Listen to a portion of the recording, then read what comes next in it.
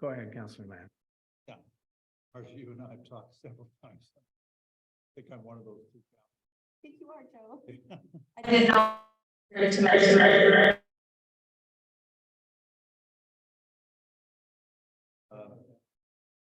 I'm not going to repeat.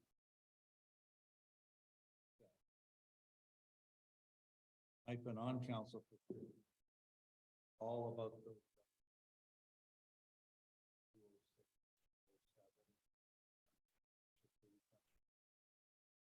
others with him.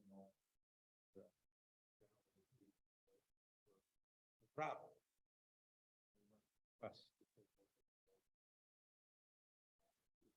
This isn't my opinion. This is not. I'm commenting. This is not a road superintendent. Oh. Oh.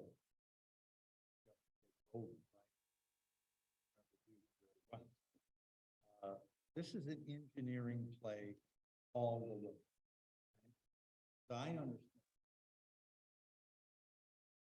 What it says, we are obligated to take. If citizens pay that road, bring it up fully. And what it was 10 years ago was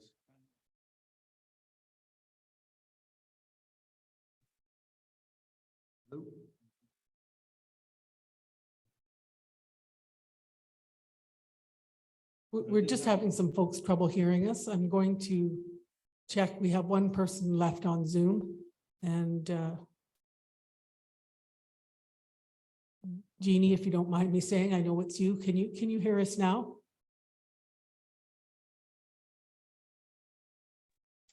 mine wasn't. Hi, I can hear you, Michelle. Okay, thank you very much. Sorry about that. Okay, Jeannie. so, yeah, I think I'm live now, so.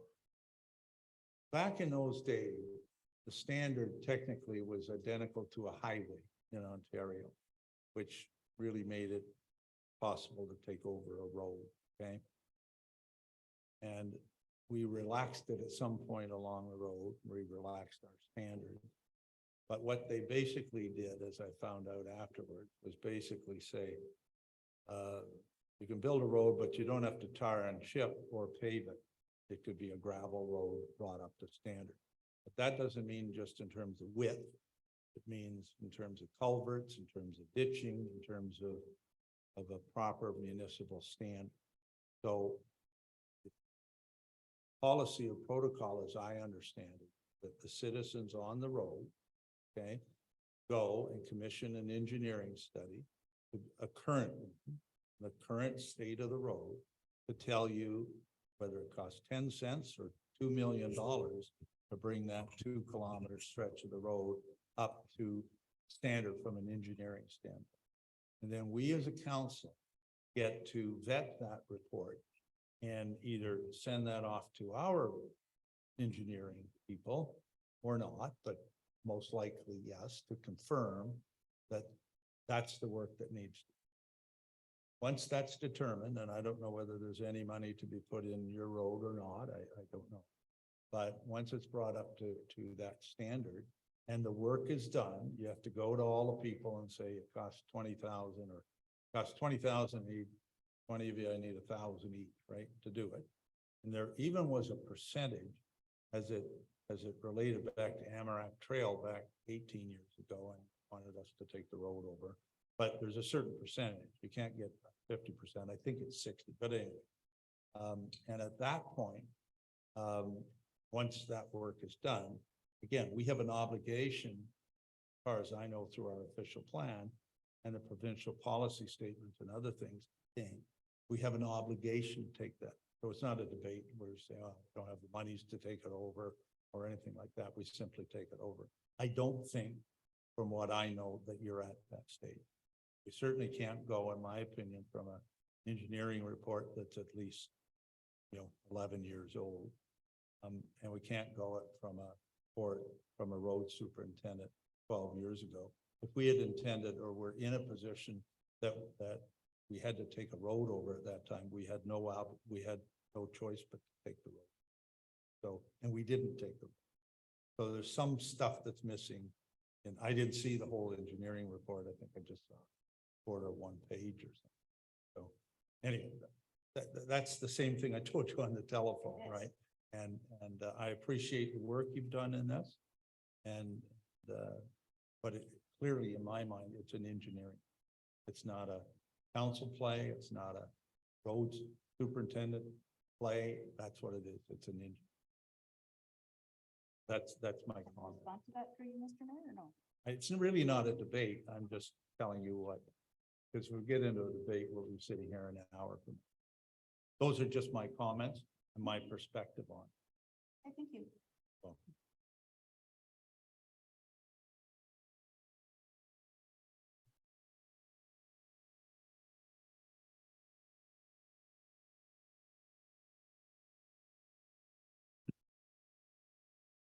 I'd just like to say thank you to Margie for all the work that you've done putting this together. You've obviously put a lot of time into this, so thanks very much.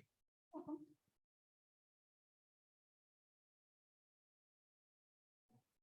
Thank you. Again, I think, thank you for the presentation. There's a lot of information. I know we did speak, I believe as well, right? So, and the one thing I think we just need to look for is, I'm going to speak to what Councillor Lamb said a little bit. And I know our current standard for a year-round road is, the tar and chip. And I think that's one of the main things, that in order for that road to receive year-round maintenance, it should be tar and chipped. And I think that's where Councillor. No, Lamb- it doesn't have to be tar and chip. Okay. Anyways, no, I appreciate your presentation. There's quite a lot of good information in there, and I have not seen the report from 2012 at all, so. Through you, Mr. Mayor, I think the point is that I'd like to move forward, and I'd like to move forward together and cooperatively. It's quite clear from my research that the report in 2012 said we're good to go.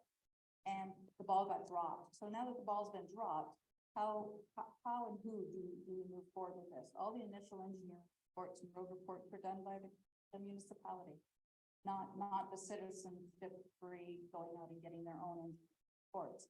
So if it had been done then, we wouldn't be here now. And now I feel we need to work together. It's clear that the tax base supports that, and in 2012 we're good to go. So not sure what.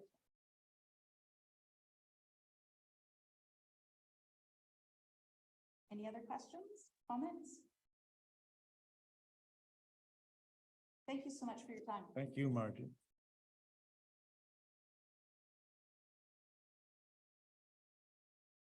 Yeah, I was actually going to make a very quick comment.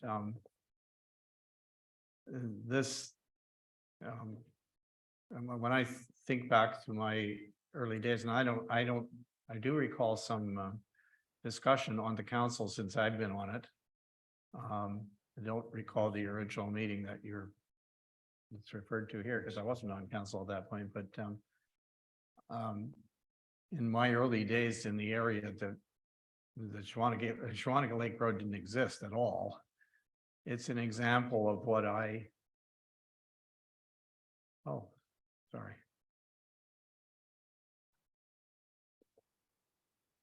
All right. My apologies. I was forgetting my camera was off. Anyway, it's an example of a forest road in effect.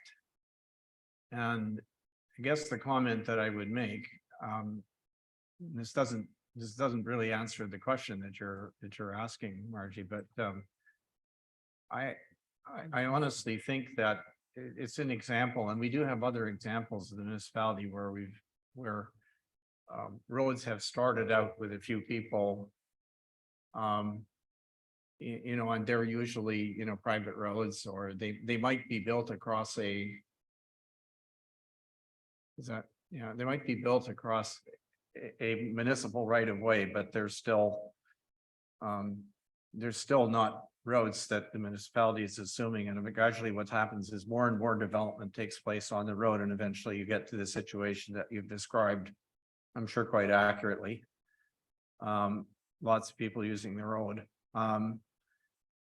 The recollection that I have of the last time this was discussed in council was that and I think our works department did agree to assist by putting some gravel on a portion of the road. But there was a place, and I recall the last time I drove down there, which was a couple of years ago. I actually drove right down to the very end. I think it's called Land's End. And I was flabbergasted. I had no idea how far it went because, you know, and as I say, from my recollection of my younger days, most of it didn't exist, but there was an area where I believe they could not get the grading equipment through because of rock that was, you know, there's a part that goes through between a couple of bridges of rock there. Now that may be beyond the point that you're asking us to assume, but I came away from that meeting with the impression that there's some dynamite involved, right? So this is not a trivial thing where you can just say, oh, well, we would just assume it. I think Councillor Lamb is correct. There's probably some significant amount of work that's involved to do this. I mean, I guess we could make some investigation to find out what really is, what the situation really is, because I don't have any up-to-date information to go on, but there is, as Councillor Lamb described to you, there is a process that we follow, and so I guess we'll in a minute, when we come out of this part of the agenda, we'll have a motion that we can decide what to do besides thanking you for your report. So if there's nothing else, I could ask for a mover and seconder for the motion that is on that the councillors have seen.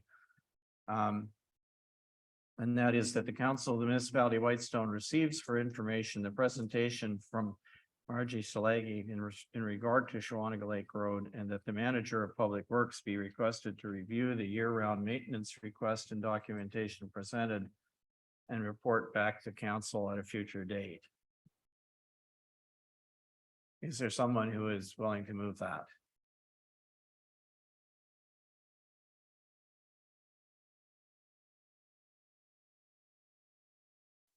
Councillor Bray moves. Is there a seconder?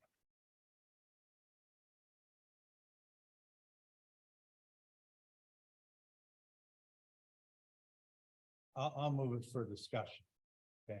So All right, thank you. Councillor Gray moves, Councillor Lamb seconds.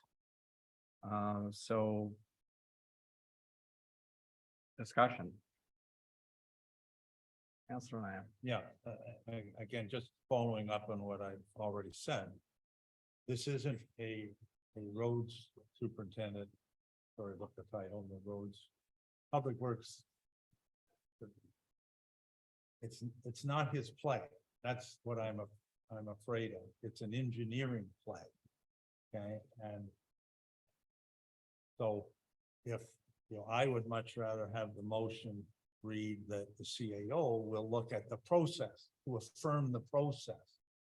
Okay, as opposed to the road manager coming back and saying, well, it's 0.5 there, and if there was that. He's not an engineer, and he shouldn't be making these determinations too much. Because all we're gonna do at the end of the day is say thanks, but we need an engineering report, and again, back to the process. So I would much rather have it say that we direct, say, the CAO and staff to bring back the proper process, in detail or whatever, all the steps that are needed to assume a role. And that's, I think, Archie's asking for at one point. Where do we go from here and what do we do? So we might as well supply that to her and to clarify for council. It was interesting because I had said the only thing we relaxed was you didn't have to pave it anymore, tar and chip it. Actually, you do need to tar and chip it. It's in our official plan. Part of the standard is tar and chip, and so I apologize to Councillor Nash for saying it doesn't have to be. So it's got to be in a shape to tar and chip. So think of Balsam Road, think of Canning Road, think of some areas on Farley's Road and whatever. And that's not Shawanaga Lake Road. And so we need to, again, I don't want to give you any false promises here. So if the motion could be adjourned or amended to say for the CAO or staff to bring back the procedure, surrounding the assuming of a road, that I'm fine with it. Otherwise, I'm not going to vote. Thank you. Well, could we amend it by just replacing the word manager of public works with staff, that staff be requested to review the maintenance request and or do you have another wording you want to suggest? You can amend it. Well, I think Council Bray is well. Councillor Bray. Yeah, I'm fine with amending it so that it reads that staff, CIO and staff bring back a report on the process. I think it's good that we do know the process so that we're clear and make sure everybody else is clear. I think that's a really good idea. Thank you, Councillor Lamb, that helps. And also perhaps maybe what we have done in the past. There are probably several ones that we had that the municipality has assumed over the 30 years that I've been around here, that probably we have at least some processes that have been in place. Thank you.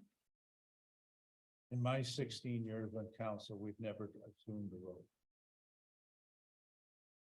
Before it was incorporated, I'm sure Yeah, Farley's was yeah, taken there might- over. I know the history behind Farley's. yeah, there might be some before that. You're right.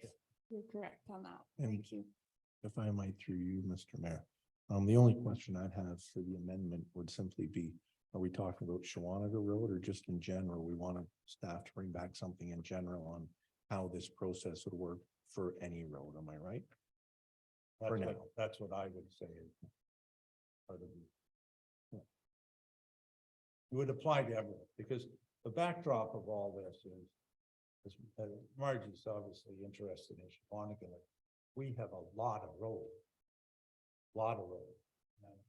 That are not assumed. We own roads. I assume we own this to. Yes. With seasonal maintenance. Yeah, I know. Yeah. Well, we have to compare it to any road they go. Assumed or unassumed. Not for what, not anyway. This isn't a debate. So. I'm sorry, but I think the ownership of the road actually is something that we do have, because I'm not convinced that the whole road is. I think it's owned by a number of different people. But And that does in fact matter Oh, to yes, us, it yeah. does. Well, Legally. I was simply asking the question, do Yeah. we own it? Yeah, no, I know. I just didn't want you to go away with the impression that it doesn't matter. That's all. Okay, so what I have right now is the motion is that, or the second part of the motion is that staff be requested to review the year-round maintenance request and documentation presented and report back to council on the process to go forward at a future date. Is that okay with that? Yeah, could I just ask one thing through you, Mr. Mayor? Now, again, when it's read, it sounds like we're talking about Shawanaga Lake Road. And I think the motion we're trying to pass is we're going to bring a report back just to let council know about every road, which of course would include Shawanaga Lake Road. Right? The process. So this isn't, we're taking in her report but what we're talking about is all roads, not Schwannick Lake Road. I think, but anyways, that's just my comment on it. Well, I could say, I guess we could say, the process to assume or to Process to assume a road. maintenance of a road, I think Yeah. is what, yeah. On the process, all right, instead of saying to go forward, let's say on the process. To Of assume, assuming a road, because there's more than maintenance, there's snow plowing. well, that let's, kind of yeah, thing. to assume a road, okay, all right. So, let me read it again and make sure the mover and seconder are good, and then if they are, we'll call a question. That the council of the municipality of Whitestone receive for information, the presentation from Margie Salegi in regard to Shawanaga Lake Road, and that staff be requested to review the year-round maintenance request and documentation presented and report back to council at a future date on the process to assume a road. That work for you? For everybody? Can I call the question? All those in favor, please indicate. All right, that looks like it's carried. Thank you. Can I just ask one thing through you, Mr. Mayor? Go ahead. I'm just remembering, I know at the last meeting, because we have via Zoom and people are on the phone, I think we have to do recorded votes going forward, am I right?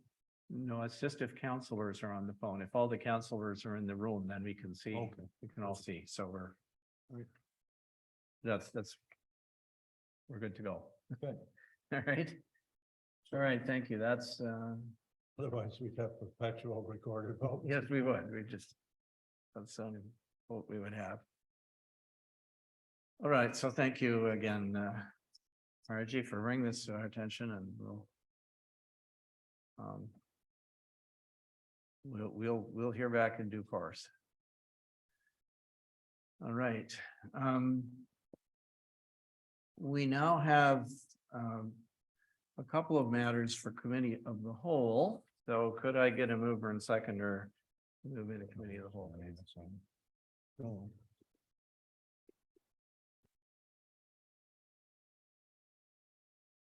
Councillor Woods is moving, seconded by Councillor Lamb. That the council of the municipality of Whitestone move into committee of the whole at, it looks like about 4:41 p.m.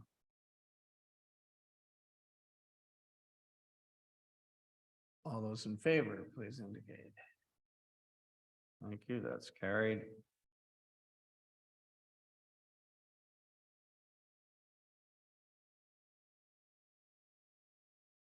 All right, next item is a planning matter. And this is an application for lifting the 3-meter reserve. That was there to prevent development of a backlot, I guess. I can use that unhappy term. In any case, who is going to speak to this? Is anybody going to speak?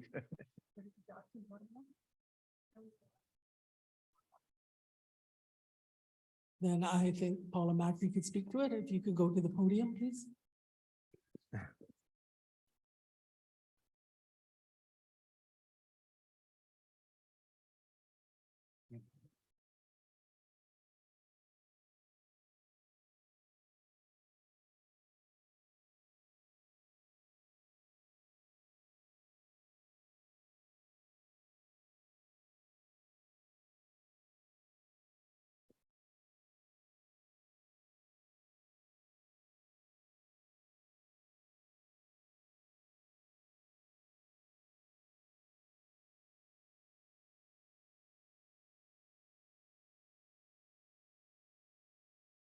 This is a matter in regards to a severance on Shaker Road. The applicant is Roger and Doris Warboys.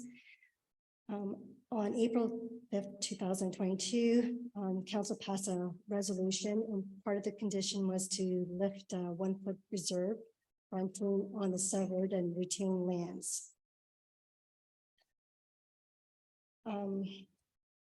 The original plan of subdivision along the shore of Limestone Lake was approved in 2001. The approval authority for the plan of subdivision was the Ministry of Municipal Affairs and Housing. As a standard condition that the ministry imposed was a 1-foot reserve on the open side to restrict the access to the back lots. The 1-foot reserve is identified as block 14 on plan 42M639, and it's shown on attachment 2. The municipality's official plan incorporates the policies to govern new rural development. The bylaw has been prepared for council's consideration to lift the 1-foot reserve, which will be registered on title, and all costs will be borne by the 4 boys. The 1-foot reserve will be added to the Shaker Road allowance, which is identified as PIN 52089-0120.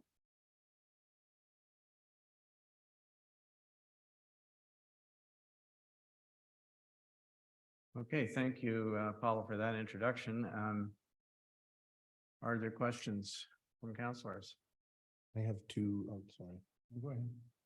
Councilor I Nash, have go ahead. 2 questions if I might, and I'm not sure if you'd know the answer to this, Paula, but here's the first one. I know it notes your proposal was made back in 2011 to eliminate the 0.3 meter reserve. Do you know what, I'm assuming it didn't pass council at that time? So can you repeat that? I didn't quite hear. Yeah, sorry.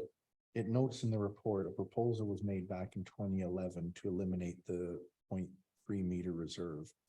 So if it was already done, was that voted against by council, I'm assuming? Is there any background as to what had happened there? And I think we have a hand up. Yep.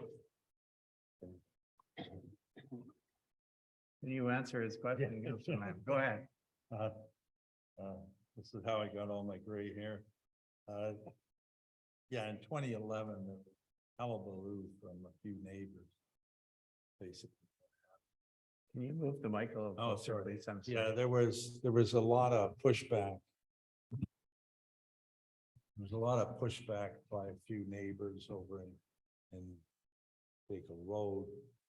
Like to walk through whatever territory or land, a whole bunch of stuff in the council at that time.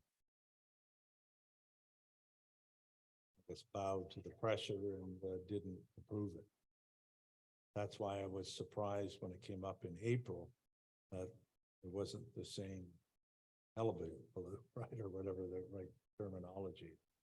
But there wasn't, and as far as I know, it was circulated and assume it was circulated and there's been no feedback. Basically, the mayor is right. This 1-foot reserve was put in certain areas to kind of stop backlot. I'm not exactly sure the reason for that, but that's what it was put in there. By taking it out, assume these people can now build on that backlot. Is that correct? Is that a correct thing? That's what they're trying to do. Perfectly, thank you.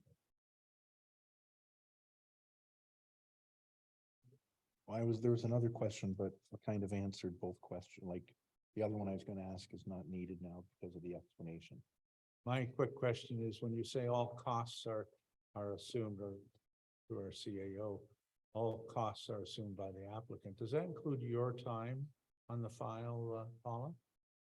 Or is this just planning by John Jackson? Or how do we determine? Do you keep a log of your time and say it's worth whatever? And or because all costs, if they're going to be all costs, they should be all costs. So the cost that's going to be incurred is the registration of the bylaw. It does not include my cost, my time, sorry. On any files that are planning files of any kind or sort, when John Jackson says it's $1,500 for that or $1,000 for that, I know his time and carefully documented, and is charged, but at no time on any file is your time. Correct. And is that, I don't expect you to know this, is that common practice in municipal? Or do municipalities charge staff time? I can speak to that. Typically, a municipality has a planning department. We have a department of one. A good one, too. A good one. The best employee in the department. Those costs are usually just part of providing a service to the municipal residents. Thank you. And Any other questions? I have one simple one. When it says payment of parkland dedication or parkland fees, is that on the entire concession? Or would that only be on that one little strip? It's the entire. The whole of the lot without the buildings. Perfect. Thank you. Sorry, I just have one question. Who owns Shakel Road? Do we know? You know? The municipality does. And it is an assumed road. Yes, it's a class 5 road. Yeah, okay. Thank you for that. You're welcome. We don't have to worry about them coming forward. Well, yeah. All right. Okay, thank you. There are no further questions. We will come back to that, the resolution that's referred to there when we get to the bylaws section of the meeting, so. Just keep it in abeyance for the next few minutes. The other item that we were going to deal with in committee of the whole is the update to our strategic plan. And you have it in your package, councillors, members of the public. This is the version, the latest version, which reflects the changes that council approved or council discussed at its last meeting on the strategic plan. And I guess what we really want to do at this point in time, again, we can have a motion when we come out of committee of the whole, but just to take any last comments that we have before this goes out for public. The hope is that it would go out for public consultation shortly. So once any remaining changes, edits have to be made, then we would put it out to everybody for a month or so and get further comments, and then it would come back to council finally for one final kick at the can in the summertime at some point. So are there comments on what we have in front of us now? Councillor Lamb. Yeah, just a way of trying to move the process along. I was talking to one counselor in the last 24 hours and said, you have many changes in the strategic plan? And I said, no, not very many at all, right? So I thought, well, how are we going to get through this so that 2 hours from now, we're not sitting here nitpicking on 1.3.2 B or something. So I'm suggesting that I mean, I've got a few, I've got maybe half a dozen changes that each counselor, and I'm willing to go first, go through what they think needs to be added or deleted in the document. And then we go to other counselors and do the same. And then we're done, rather than go through the document page by page by page. So does that make sense? Otherwise, I'm just afraid we'll get bogged down. Speed this up as quickly as we can. It's a big document, a very important document to us in my opinion. So.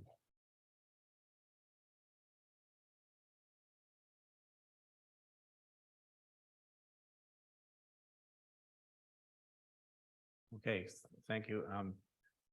If council is fine with that process, we can do that. We can just go through and take. I mean, I'm hoping that at least in the first part of the document, what I call the high level part, there isn't a lot because we've now been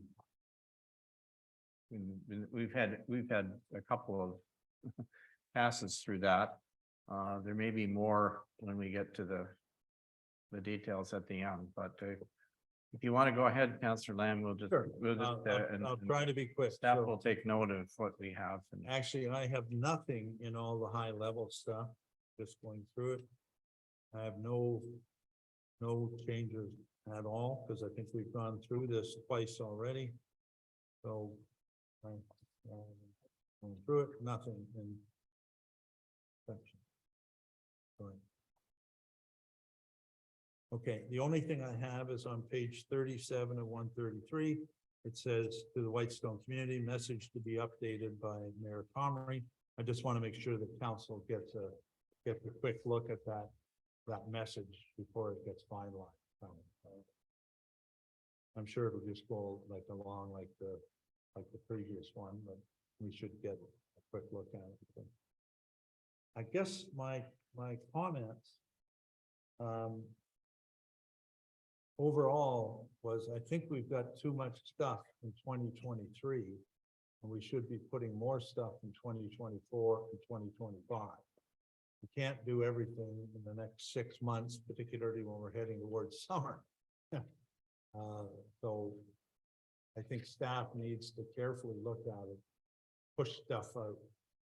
2026 is, yeah, I think it is. yes, yeah. 2026 obviously is an election year. You're not winding down, but you're cleaning all that stuff up.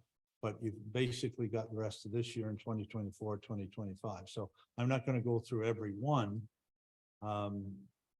that should be pushed out, but I just find there's too much stuff in 2023. So for instance, reviewing and renewing the communication policy, which I think is the very first page, I put 2024, just as an example. I don't think we should be trying to attempt that this year. We've got too many bylaws and other stuff to do.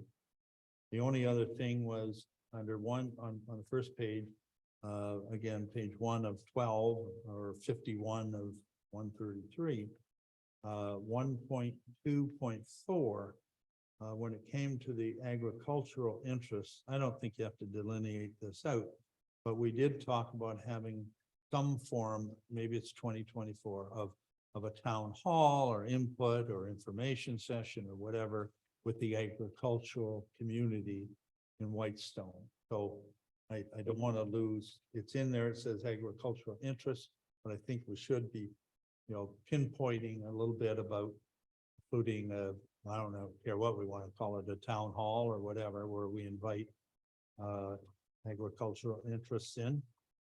The only other thing that I have is on page 52 of 133, and I can't sort of let this go. I think we should, maybe I missed it in here because trying to read it at home, it's pretty small. But the council report card, and I put this in 2024, basically this would be a survey of ratepayers as to, what they see as their priorities. And secondly, how they think council is fulfilling those priorities and sort of how we're doing. We did that back 10 years ago and it was very successful, actually. There weren't that many that participated, about 30 at that time. But, this is long before Facebook and all the different methods of communicating that are in today. So I would still like to see a specific area where we talk about a council report card and ratepayer survey of priorities. And I would say that would be 2024. The next page, review and update of the procurement policy. 53 of 133, it says timing, priority and timeline to be arranged. It's not this year, so it's either 2024, I would suggest would be the date for that.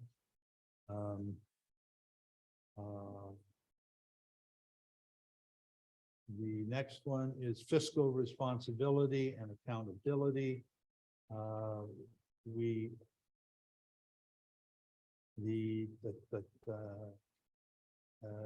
Capitalization on external sources, 2.5 capitalization or capitalize on external source of funding and grants. It says the CAO, the treasurer, the manager of public works. I thought we had taken the grant writing and all that and was giving it more to the deputy clerk, if I wasn't mistaken. Versus the treasurer, but maybe I'm wrong. So I wanted to add deputy clerk in there, if indeed that's Yes. her or his responsibility, right? If I may, Mr. Mayor, there's a bit of a joint responsibility on how we're working on a grant right now. In fact, the three of us are all participating at a different level. So it tends to be a joint effort, but I will add deputy clerk in there. You're right. Okay. They can do some of the editorial work. Good, it's at the bottom of page 55 of 133, where we talk about all the bylaws. We've got enough of them for 2023 in there. Obviously the road grant bylaw, the communication policies and the procurement policy where it says TBA, that's got to be at least 2024, maybe even one of them in 2025. I don't know, but certainly not 2023. So that would be my input, and staff can put it into a proper area. Where it says official plan, my input would be, I don't think there's going to be very much done in Q4 of 2023. I'd be doing the official plan in 2024 and 2025.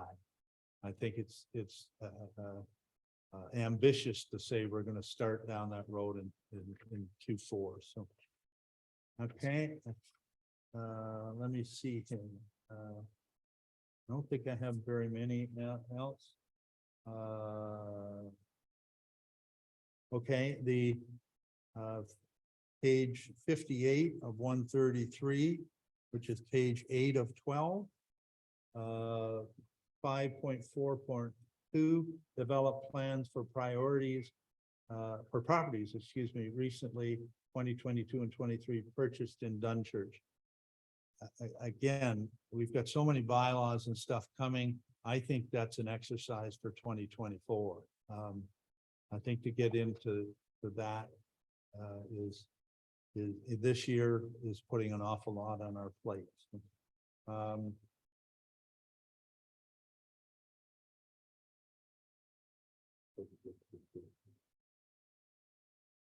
Commercial tax rate.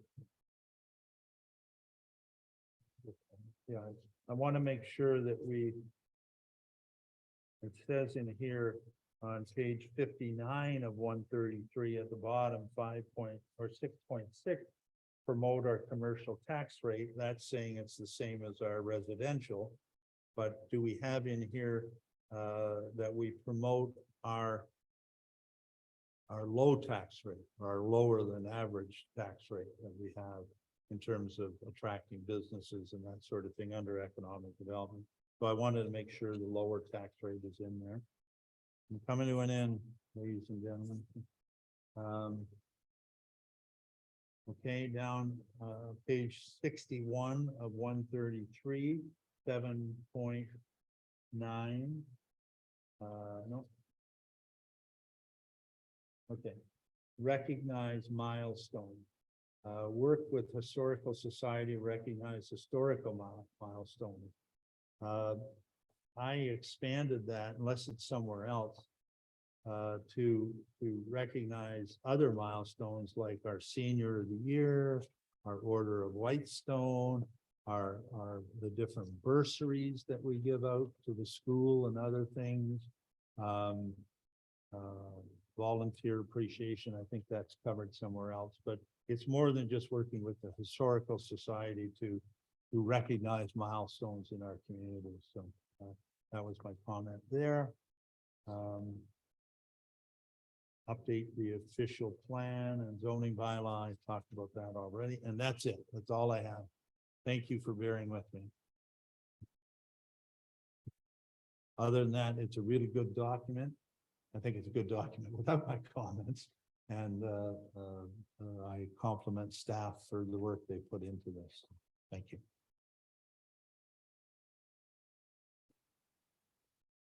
Okay, thank you, Mr. Lamb. Making some notes here. Okay. Who wants to go next? Counselor Nash? Thank you, for you, Mr. Mayor. I just have, one comment on the first section of the strategic plan, and it's under 8.4. And I think we just need to be a little careful in the wording here. This is just my opinion. Maybe we can get other councilors to comment on it. And I would propose changing item 8.4 to read. I'll let everybody get to it first. I Eight, prop- 8.4. 8.4. Okay. Lake plan. Under the lake Yeah. planning. And what I'd recommend or like to see it updated to would just be to read with guidance from professional environmental consultants, we will develop lake planning strategies, will identify the physical, environmental, and social values of our lakes and rivers. I've taken out the word and implement and opportunities to protect because we don't know what we're gonna find until we see the reports. And I think we have to be a little bit careful, although I'm on the Environmental Stewardship Committee along with Councillor Bray. The Environmental Stewardship Committee, I don't think are planners. So I don't think we should be having the committee talk or give ideas back and forth on planning related items. It's more environmentally protecting things or doing things in the environment, be it planting stuff and stuff like that. So again, I'd like to see that change to with guidance from professional environmental consultants. We will develop lake planning strategies, will identify the physical, environmental, and social values of our lakes and river systems. I think it still gets the overall idea, but we're going to make sure it's done by outside consultants. And then just going through the charts, I just have a few comments. Councillor Lamb's already said a few of them. I'll say a few of them again. But under section, the first comments I really have are under section 3 and under 3.6, page 55. So page 55, item 3.6. And as like Councillor Lamb had mentioned, I see a lot of 2023s in here. And if I flip over to page 2025, I see another one, and I counted 6 of them there. So when I'm looking at that, I'm saying we'd have to have from now until the end of the year, or one of these coming to us every single month. And I think that's going to be a lot for staff with the staffing right now. So I think we could see some of those, you know, maybe a couple of them go into 2024, we say 2023 or 2024. And on the next page, I'm going to ask a question now. On the very first line item of page 56, it says network and system technology acceptable use policy to be developed. And I'm not even sure what that is. So I'm just asking if somebody, if staff could maybe let me know. Right on page 56.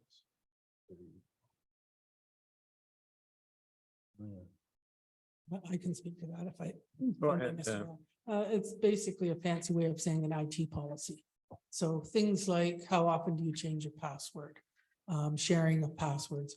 There was a policy that was brought to council a couple of years ago, maybe just before the pandemic or just at the beginning of the pandemic. It was sent back for some amendments, and then it just simply didn't find its way back to council. So we do have one that our IT folks help write, and that does need to come back because we need to implement those internal procedures. Perfect. Thanks, Michelle. That answers what I was trying to understand, what it said. IT policy makes total sense.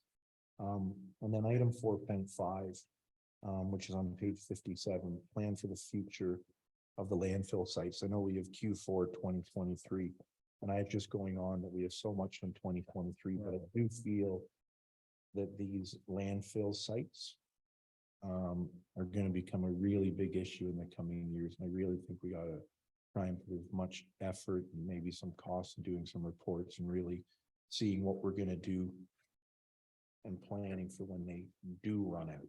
We know that it's going to happen. So I think we really need to, anyways, just want to make a point of that. And then the last section. Are you suggesting that's in 2023? Yeah, stay, no, I think it's stay, but I think I'm just emphasizing that I think it's very important. Yeah. And then under item 8, which is page 62. Item 8.1, I think Counselor Lamb had mentioned it. Under the official plan, it says 2023, 2024. I think by the time we get going, I totally agree that I think it's going to be 2024, 2025.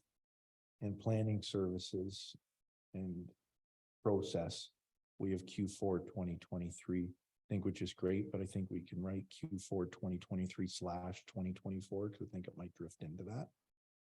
And then the last item under 8.4, again, going back to what I first said on the main summary pages for 8.4 and the descriptors.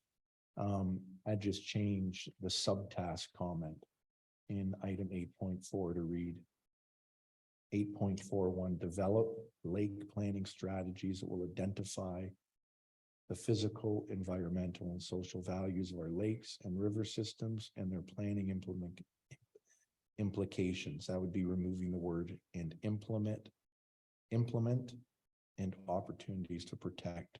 And under comments for it, I would also feel that should only read with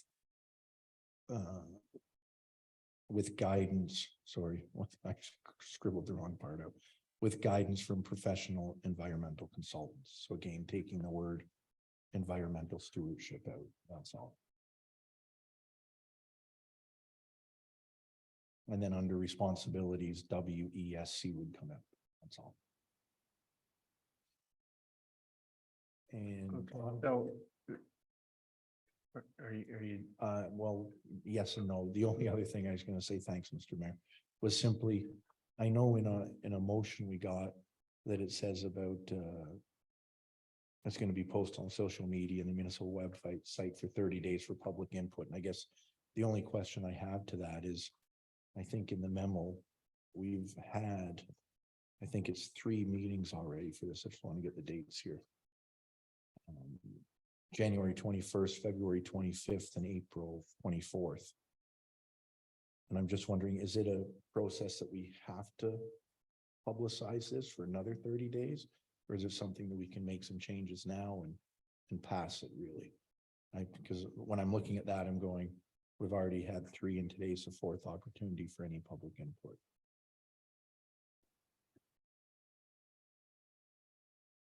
And those are okay, all my well, comments. my suggestion is based on a practice that we followed in the past. I think the argument was that we were trying to get input from the public into the strategic plan, because it's a reflection of what the future, what people want the future to look like, and what the various issues are that are of importance to people. In the last time we did this, I was looking at the dates of things, and it actually didn't get finalized. I think until December. And maybe that's, it's not that that's an argument for delaying it, but I think, I guess it's up to council, but I think there's some merit in putting it out there for comment. The bulk of, we're starting into the time of year when the population, when there's folks who are only here for the summer would be around, and they may have an opportunity to take a look at it and make comments. And so that's, I guess we were simply following the approach that we've taken in the past, and I don't know. There hasn't certainly been a lot of public input so far, but so, if council wants to, I think we still need to get the final edit done on it and everything, but if council wants to just approve it and not circulate it, I guess you could provide that direction. when we come to the resolution. I had a question, Councillor Lamb. Just while you're on that. I know where Counselor Nash is coming from. What I'd rather not see is that you take all our comments and then, you know, do another rewrite and bring it back a month from now and we say, okay, that's fine. Now we're gonna put it on social media. I think what you need to do if it's gonna go on for 30 days is obviously staff knows what the priorities are for 2023. So they're gonna be not waiting until after a public review of it. Mm. They're gonna be Yeah. way they go working on it, right?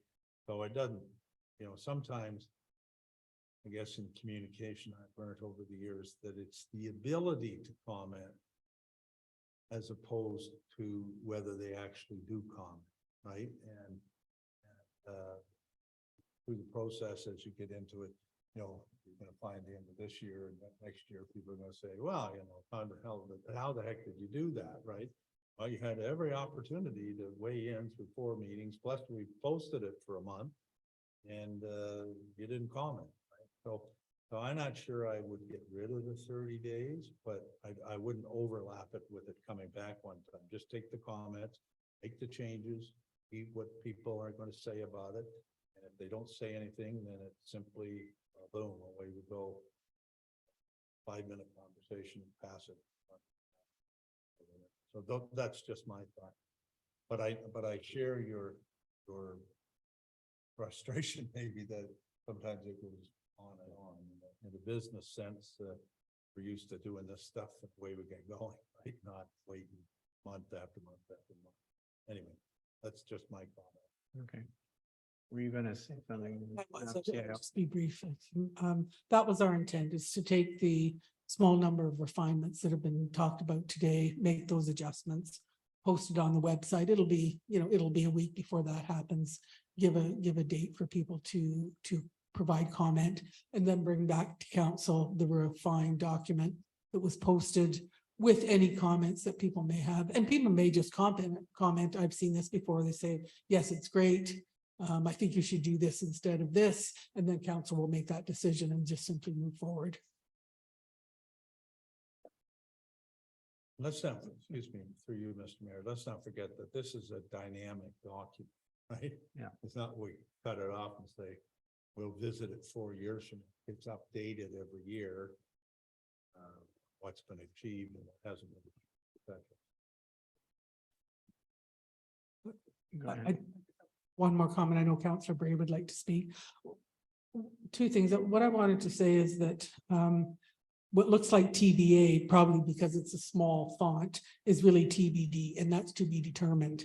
And I think in some cases that's appropriate because council is going to have some discussions early next year. What are our priorities? What's important? What has changed and what hasn't? I'm reluctant to personally put dates on anything other than what's obvious, the official plan, the things that we've talked about. And some things are ongoing, some things will just happen naturally in 2023 anyway. And when council regroups after the holidays next year and starts thinking about what's going to happen in 2024, along with budget, I think the opportunity is there. Did we accomplish everything we wanted to? And if not, we need to circle back and, you know, what's on the target for next year. So Maybe, excuse me, through you, Mr. Mayor, maybe you need to put that in as an action item in that the council will review this briefly every January. So that otherwise, I know what happens, you forget about it and 4 years later you say, what's all these TV? Because you know, so just put a line in, council will review annually, right? January each year or something, right? To determine how we're doing against it, right? Or whatever. Yeah, the original, if you recall, the original approach that we took to this was the first year we did it, we just put out the high level document. It was the thing that people were asked to comment on. And what was intended, and it did happen to some extent. The second part of it, the detailed part, was intended to be monitored frequently and we did do some looking at it, but probably not as formally as we should have. So because some things, you know, and this always happens, of course, some things will get neglected for various reasons. You can't do them, for lack of resources, or something comes up that has higher priority or whatever it is, but, you know, and other things come in that are that displace certain items, but in any case, it is important to look at the detailed part. Hopefully the high level part would hold its would sort of hold its own for the next 4 years. Anyway, we can, well, there is a resolution when we come back out of committee of the whole. I just wanted to question this, Councillor Nash's comments about the lake planning one. I guess I'm having trouble understanding what this means. It sounds to me like we are, or like he is intending to remove the involvement of the Environmental Stewardship Committee. And that's, I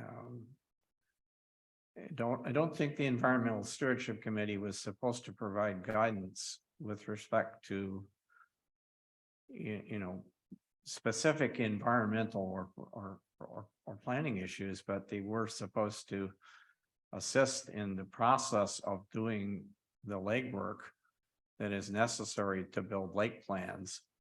And the original concept of that particular committee, and this is why we asked when it was formed, we asked every lake association to nominate somebody or try to find someone to be on the committee, was so that you know, things that were done on, you know, the one lake could be shared with others, and there would be some kind of feet on the ground to provide the perspective of the various different lakes. So I don't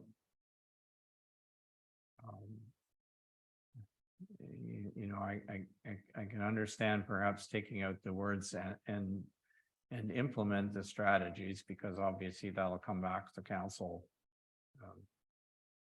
But there's, okay, is it the intention of the environment? Is it our intention that the Environmental Stewardship Committee not be involved in this at all, or what? Through you, Mr. Mayor. I think we've updated some of the wording in the environmental stewardship terms of reference at the beginning of it, and taken out that it has to do with cottage associations, lake associations. It can be anybody from anywhere in the municipality, right? They don't have to be on lakes to be part of the Environmental Stewardship Committee, but I think we really have to be careful.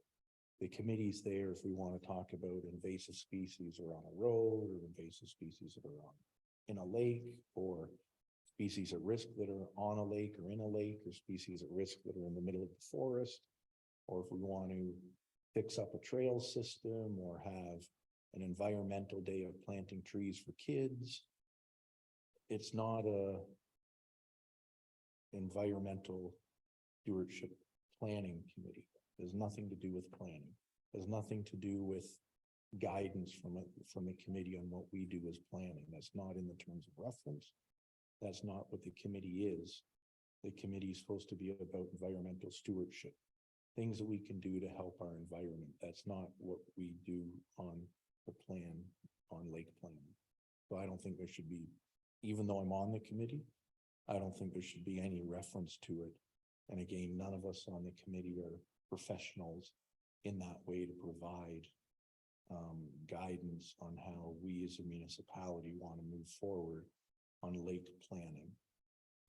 Lake planning again, that's why I suggested we take out the words implement and opportunities to protect, because lake planning is not how we're going to implement things and how we're going to protect things.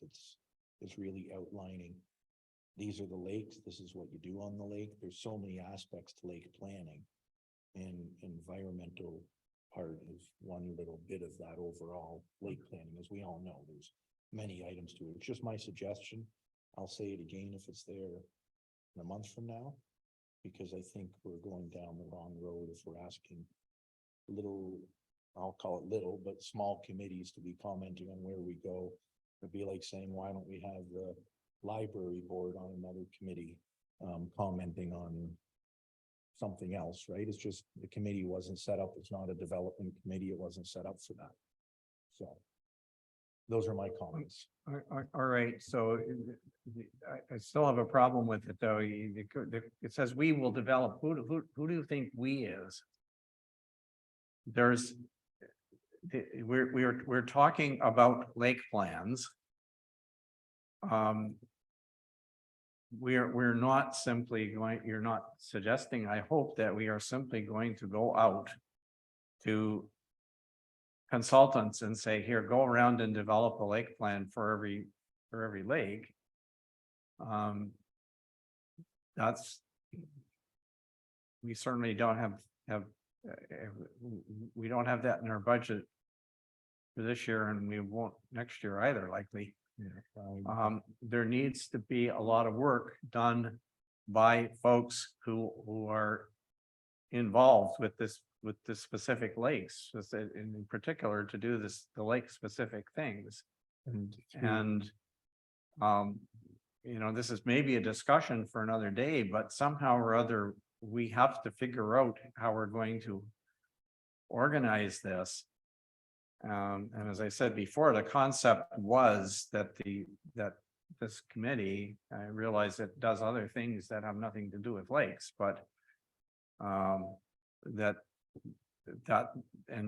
there never was any restriction on, you didn't have to be on a lake to be on the committee. That was never the rule. There were all kinds of people who weren't like we'll call them lake specific, but somehow or other, we have to figure out how this is all going to happen. And if we don't do this, are we going to do it on the floor of a council meeting, or are we going to, where's this going to come from? Otherwise, nothing will happen. I have a comment back, but I think Councillor Bray had her hand up for a while. Yeah, So okay, that- I'll let, that was- I've almost forgotten my other things, so I'll try and remember them thereafter this. Regarding the lake plans, I think that we have to realize that lake planning is a lot more involved than what we as a committee physically and our base of knowledge and expertise have. And so I think that what I think Councillor Nash is trying to say is that we really have to, having it in there, sort of relying on the Environmental Stewardship Committee is probably not what should happen. I mean, the Environmental Stewardship Committee may be there to assist in some things, but it's going to have to be somebody other than the committee and council. Someone who has the expertise is going to have to come back to us and say, what is a lake plan? What does a lake plan involve? And what is it? And how are we going to do it? And the issue is that I envision this as part of the official plan, that because we have so many lakes, we are planning for our lakes as well as everywhere else in our municipality through our official plan. And so this just goes hand in hand with the official plan, and therefore will be developed. And obviously the Environmental Stewardship Committee may have input and may want to comment on things, but and maybe they'll be able to assist with, if it is lake quality standards, in taking people out to do that work. But I don't think we have the expertise to be able to say what a lake plan should be or how we go about getting it. So I think that's more what Councillor Nash and I have spoken about in terms of where we see it going. We obviously would be part of it, but it's really part of our official plan, I think. And just through you, if I might, Mr. Mayor, just to follow up on Jan or on Councillor Bray's comment. I think when we talked about, when you said we will develop, and you'd mentioned that, I think the we is the community. It's every counselor here, it's everybody in the audience, it's everybody. It's not the stewardship committee, it's not the library committee, it's not Councillor Nash, it's everybody. And you're gonna get a team of professional consultants together. Somebody's gonna do, well, I'll get to that in a minute, but they're gonna do reports.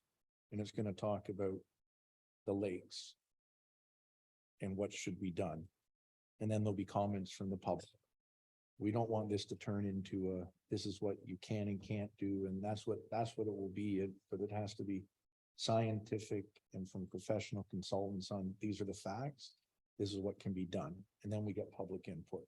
And I know I did have a conversation, we're kind of going off topic, but a conversation with the CAO about suggesting that it might be worth our while to have a plan or do a presentation to council or to the council and public on, here's the outlines of what a lake plan is. This is what we need to do. This is what it might cost. This is what it might cost per lakes, and come to all of council, be very transparent on this is what it is. It's not coming to the stewardship committee, but coming to council to say, this is what a lake plan is. These are the 15 topics in it. This is what it might cost for a small, medium, and large lake. These are the timelines. And I think that might come at some point to us.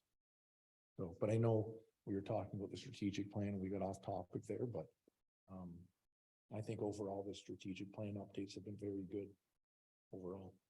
And so it looks like it's been a lot of work. So. Okay, I understand your argument, I guess. The only, again, my concern is that there is a great deal of legwork to be done in a lake plan.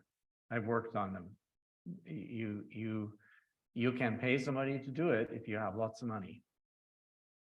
But we have lots of volunteers who could be engaged to do things. And I mean, I guess we don't have to get into this in this high level thing. I just I'm concerned that we're saying we're going to do something and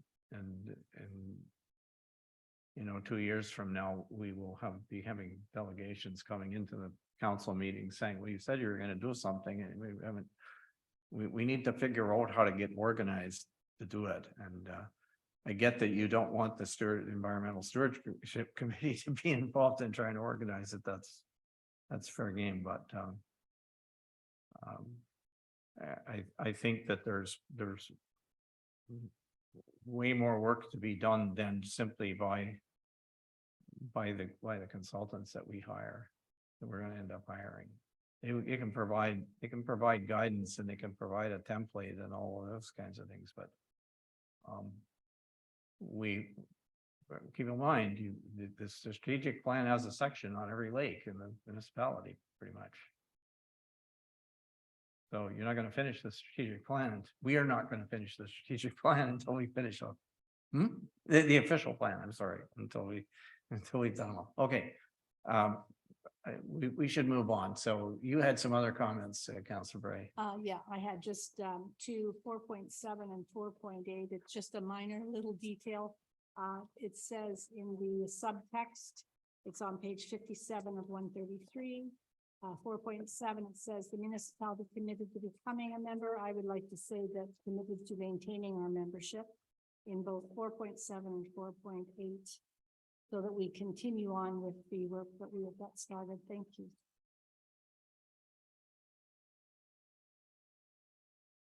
I'm sorry, are you talking about the high level part, or are you talking, what page are you on? No, I'm talking about page 57 of 133. It's in the action plan, 4.7 and 4.8. Okay.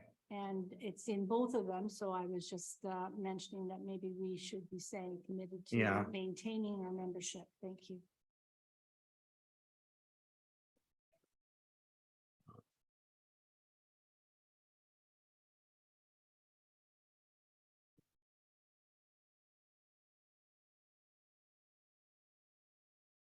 Okay. Do you have other ones? No? Councillor Woods, do you have any?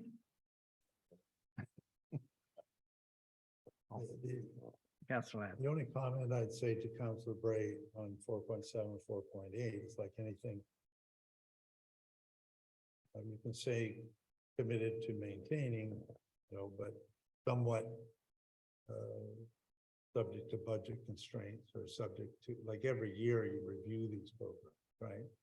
So I don't want this to trump everything. Doesn't matter if next year it comes back at 30 grand price cap, could be ridiculous. And we say, well, we're committed, we gotta do that. Be honest, I kind of understand ice cap, but I really don't. I know we got a big award. I'm not against it. I know we cut the funding back a bit this year. So I'm not in any way wanting to say we should get out of ice cap. But again, I don't know what's coming down the line. What's step 3, right? And I as a council would like to be able to at least have that on the table for debate before we just say, well, we can't even debate it. Committed to it in the official or in the strategic plan. So as long as it says subject to budgets or whatever, then just want to be upfront with my perspective on it. And again, don't read it, then I'm against. Do you, Mr. Mayor? And may I Go ahead, comment? yes. Can I comment? Yeah, I understand your concern, Councillor Lamb. I also understand that we are just entering into one of the worst climate dry times that we've had in a long time. We are in a serious situation of forest fire danger, and that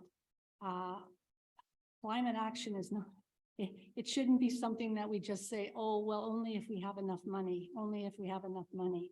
I mean, we could say that for almost anything that is in our budget for some of the things, only if we had enough money.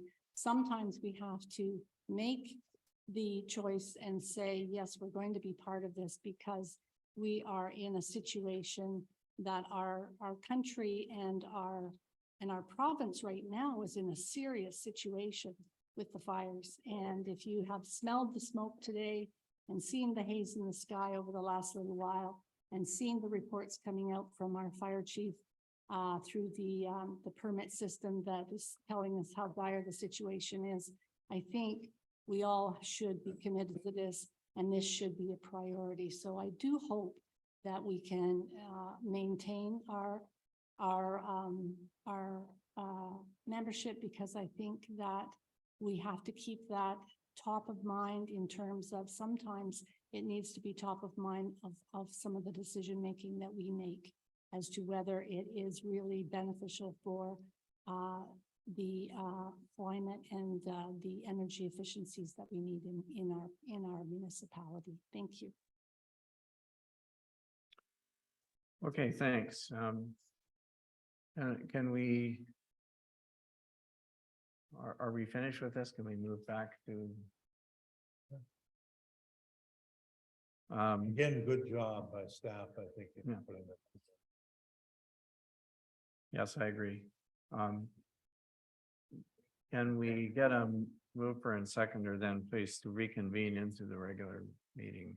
Moved by Councillor Wood, seconded by Councillor Nash. The council of Municipality Whitestone reconvene into the regular meeting at, it looks like 5:38 p.m. All those in favor? Okay, thank you. That's carried.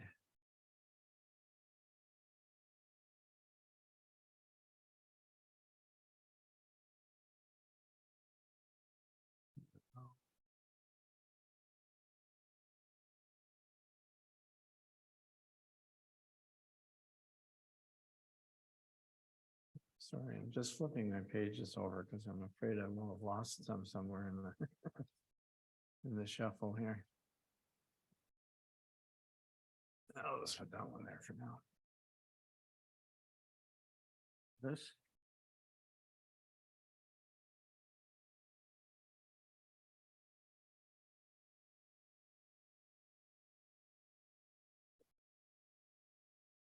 All right, matters arising from the committee of the whole, strategic plan. That the council of the municipality of Whitestone requests staff to update the strategic plan and action item priorities as discussed, and that the updated strategic plan and the action items / priorities be posted on social media and the municipal website for 30 days, seeking public input and comment. Mover and seconder for that? I'll move. Counselor Nash, seconded by Counselor Bray. Any discussion? All those in favor? Thank you, that's carried.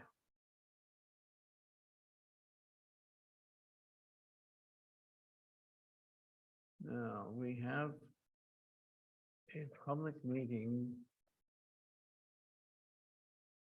This is related to the renaming, is it? Of a road. No? Fees and bylaw. All right, there are two items. So can we need a motion to move into to adjourn to a public meeting? Counselor Bray moves, seconded by Counselor Lamb. And it's 5:40 p.m. All those in favor?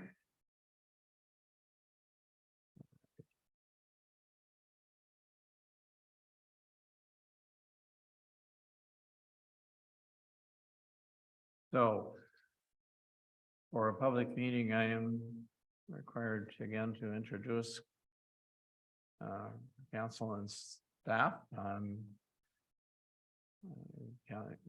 Councilor Woods, Counselor Bray, Mayor Comrie, Counselor Lamb, Counselor Nash. We have our CAO, clerk Michelle Hendry, and our planning assistant, Paula Macri, and our fire chief, Bob Whitman. And I guess we have our manager of public works is on Zoom. And I see that we have 3 other people on Zoom as well. So, does anyone have a pecuniary interest to disclose in relation to anything that's the next 2 items? Okay, there being none. Undeclared. Please address any comments through the chairperson, that's me, and state your name before speaking. If you're on Zoom. So we do have 2 items. The first one is an update to the fees and charges bylaw. And there are really just a couple of minor items there, but I will ask the clerk, first of all, if there have been any letters or correspondence received. Oh, thank you, Mr. Mayor. None received. Do you wish to introduce this one, CAO? I will be very brief. I think the memo provides the background. This came to council on January 24th. Originally, with some recommended updates. There was a bit of a misunderstanding with regard to the application fee. Our recommendation was $200.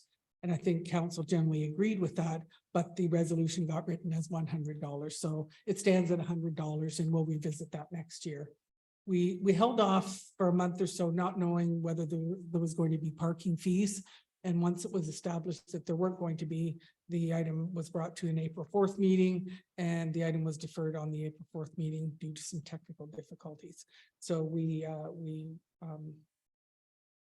put out the notices again, and here we are on June sixth, almost 5 months after council agreed to make the updates to the fees and charges bylaw. And as the mayor said, there's just a few items, yard waste and brush, $20. Demolition fee is reduced to $100, and printing fees for drawings from the building department is $10 a page. Thank you, Mr. Mayor. Okay, thank you. Are there any questions or comments from the public? And that's the public on Zoom in this case.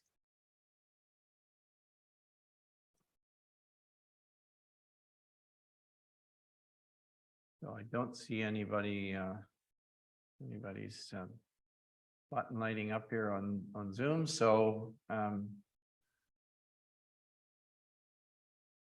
I will assume for the record that there were no questions or comments. We can then, I think, move on to item B. I just have. Oh, sorry, Councilor Lamb, go ahead. Yeah, where in here, I got Schedule D. I'm trying to get where the entrance permit is in here. What number is that? It isn't included because it didn't change. So the entrance permit Oh, fee I was see. $100. We recommended 200, but the resolution said 100. So Okay. there was there's no reason to go back. That'll be addressed next year. Why do I remember putting an entrance in some years ago. And why do I remember paying $500 for an entrance permit that you get this back, right? At the end of the, they come out and inspect it and say, yeah, it's good to go, and you get your money back. But I didn't think it was $100. Is that all it was? Well, the administration fee is $100. So you don't get that. Which is non-refundable, but there is a damage deposit, which was 500. I think it's 750 now. Paul is nodding. Okay. And, Yeah. everything is installed appropriately. You get Okay, your money so back. this is non-refundable, the $750 is. That's correct. Okay, thank you. That's all I wanted to clarify. Thank you. Councilor Woods. Thanks, Mr. Mayor. Just one quick one. I don't know how I've missed it this many times, so I'll take the blame for it. The styrofoam and other foams, small household quantities free, large quantities $10. We had that when we were putting it in our bins. And now we no longer put it in bins, we put it back in the ground. So should we still be charging for a garbage can full of foam when we're not allowed to recycle it or put it in our bins? Just a question.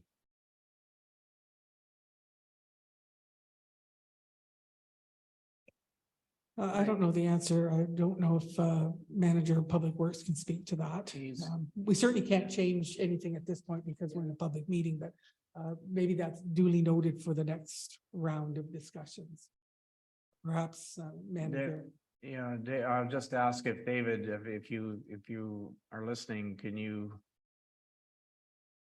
do you have any background you can give us on what I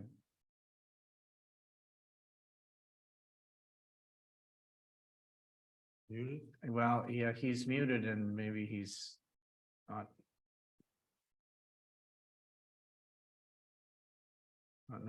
close to his computer. I don't know. We should probably make a note of it just in case. I would be sort of interested in the answer as to what we think the future of this is. Some people are doing something with it, right? But and we potentially could have large quantities of it that would end up I don't know, other than the fact that it occupies space, I guess, in the landfill. Could I suggest, Mr. Mayor, that you leave that with myself Yeah, and the manager sure. of public works, and we'll report back. Okay. Councilor Nash. Yeah, thank you. I guess I have two questions and comments really on Schedule D. So page 67. I'm gonna do what I think the easier one is first. Item 16, it says building without a permit. And if you look across, it says fees doubled based on calculated fees. That all makes sense, but it says at the chief building officer's discretion. So does that mean if somebody builds without a permit, sometimes they'll charge a double fee and sometimes he won't?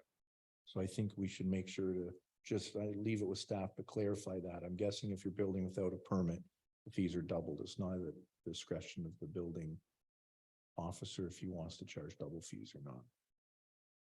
I can speak to that. Go if I ahead. may, Mr. Mayor. My understanding is that, as always, our building official tries to be helpful. So sometimes you come across someone who genuinely, or perhaps not, has built a small cabin or something not insignificant, but something without a building permit. It's brought to their attention, they immediately resolve the issue and get a building permit. In that case, they're compliant. And that's the idea, is that we want the building to be safe. If someone has chosen to be difficult or refused, then the building official has that discretion. That's what it's intended for. That makes total sense. And then my larger question was, I'm reading under item 1 and 2, residential and accessory, residential seasonal or accessory buildings. And I know I'm confused on it, but I think many people reading it would be confused. When I quickly read this, it says, single story finished, calculation for construction value, $140 per square foot. So if I said I had a 100 square foot building, it would be $1,400. And for the permit, and if I was going to build 1,000 square foot cottage, it would be $14,000 for my building permit.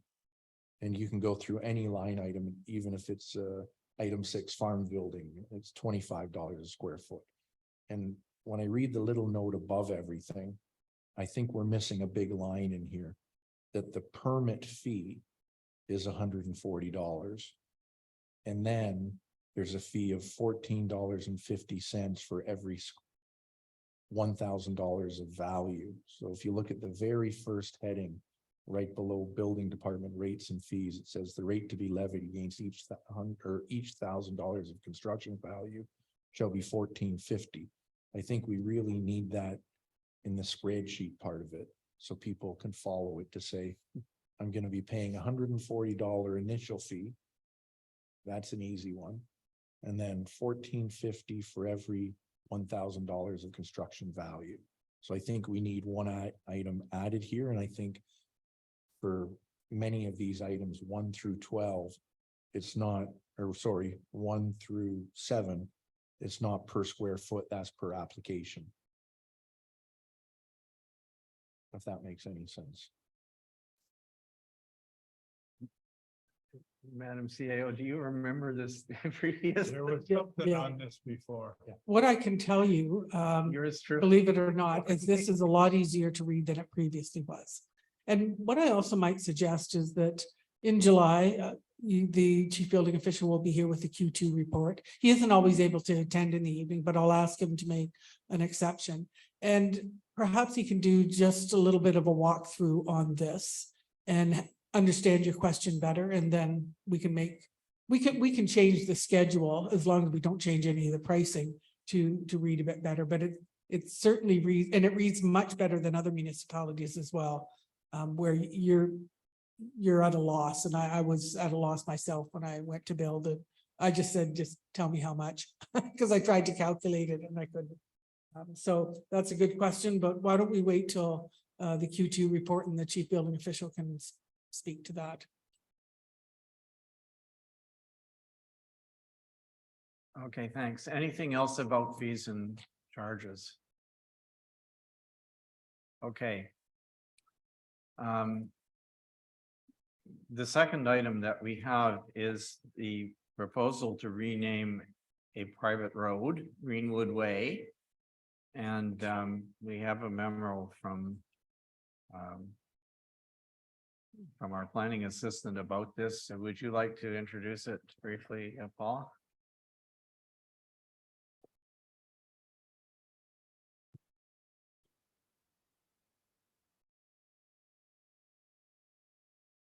This matters in regards to a severance. The applicant Ted and Karen Greenwood.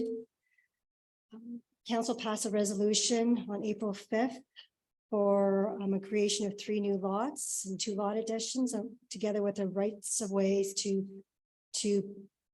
proposed lots. The right of way Oops.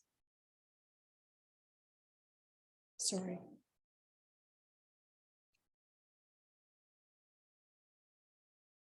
Sorry about that. So the right of way to the proposed lots, Ted Greenwood has submitted a letter to the municipality to name that right of way Greenwood Way.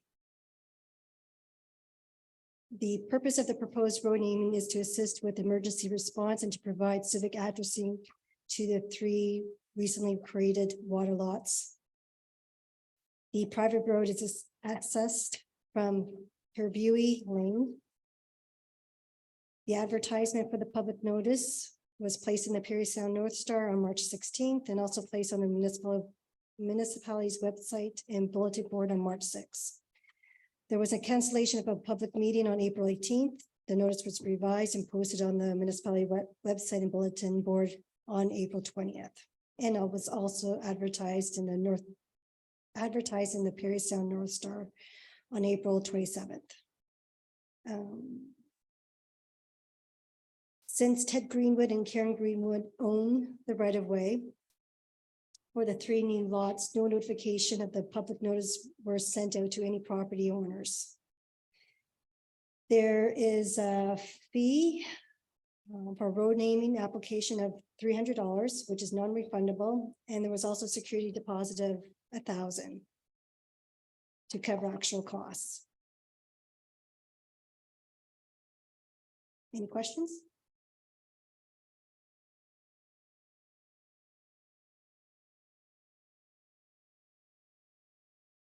Go ahead. Are there any questions? Yeah, Councillor if I- Nash. If I might through you, Mr. Mayor. My question was more on, I think it was a good report and everything and good presentation. My only question is, I know we've talked about, I'm just trying to find it here. The fee would be $300 for non-refundable administration fee and $1,000 security deposit. And the only question I'd have is I was reading on page 71 of our package. It says naming, renaming existing road protocols. And I know that's where it says at the very end of it, fees, out-of-pocket expenses. And from what I understand here is this was a new application for lot severances from last year, the year before, and there is no road here now. So this isn't naming or renaming of an existing road, which should come with a whole bunch of fees. To me, this would be, naming a new road. And in this case, whatever you pay for a 911 sign is what would be paid, because they're not going through the fact of renaming an existing road or naming an existing road. This is a brand new road that's being created. So I think we have to make sure we're following our policies in a little way. I read it in a way that I don't think there would be a fee other than the 911 fee. No, that, I might comment through you, Mr. Mayor. There is an existing code. Is there? There's a road allowance that goes right down to the lake, at the end of Harvey Huey Lane. It goes right to the lake, right between 2 big houses. But off to the right, spurs a road that's been there for ever since they put the road in 12 years ago. That I guess we're calling Greenwood Way. It exists already. It's not a new one or gonna build one or exists. Okay. And there's never been a name on it.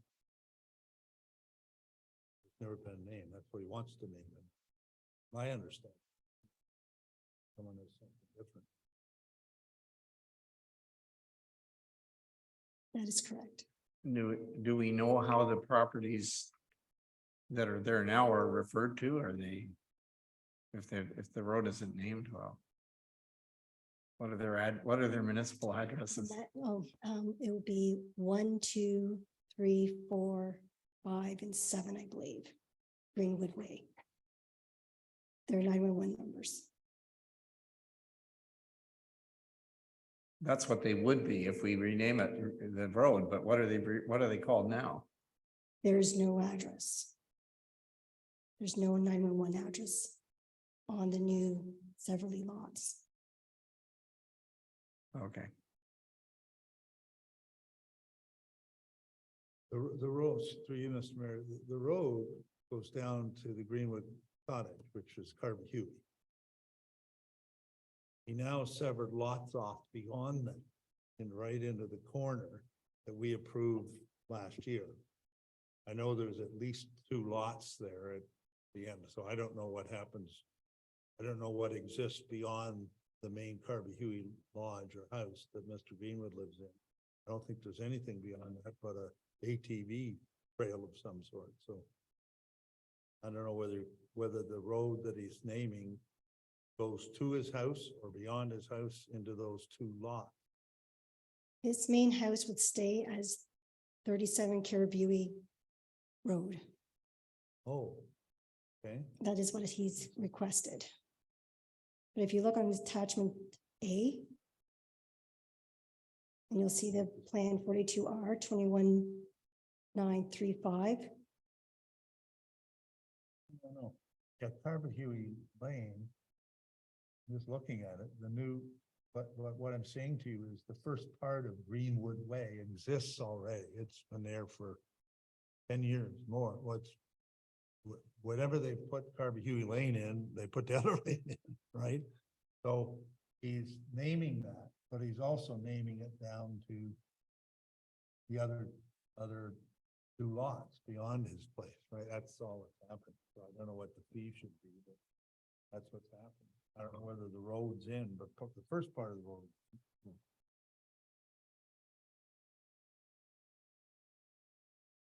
So I guess the question was, is there clarity around what the fee is that he has to pay for this?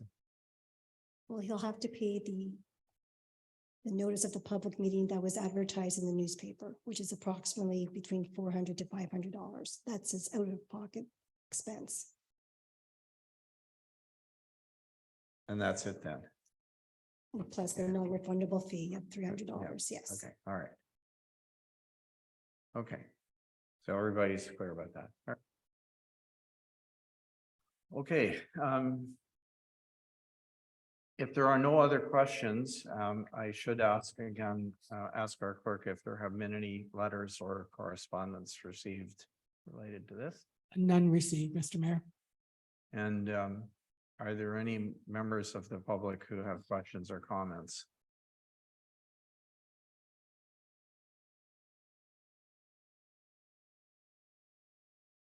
I'm not hearing anything from our participants on Zoom. So if there is nothing further on this particular item, then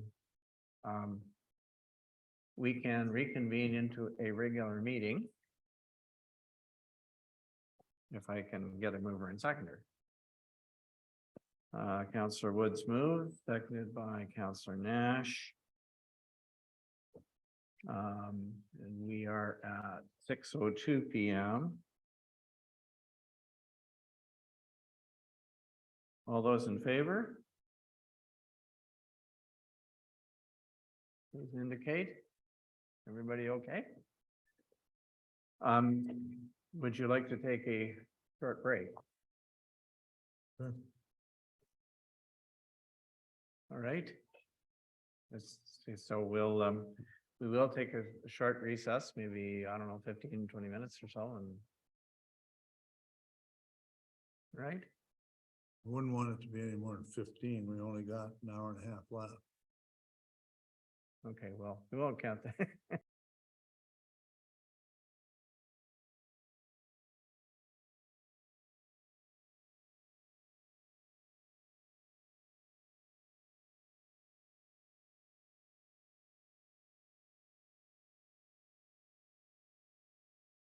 Okay, ladies and gentlemen, thank you. I would like to call us back to order, please.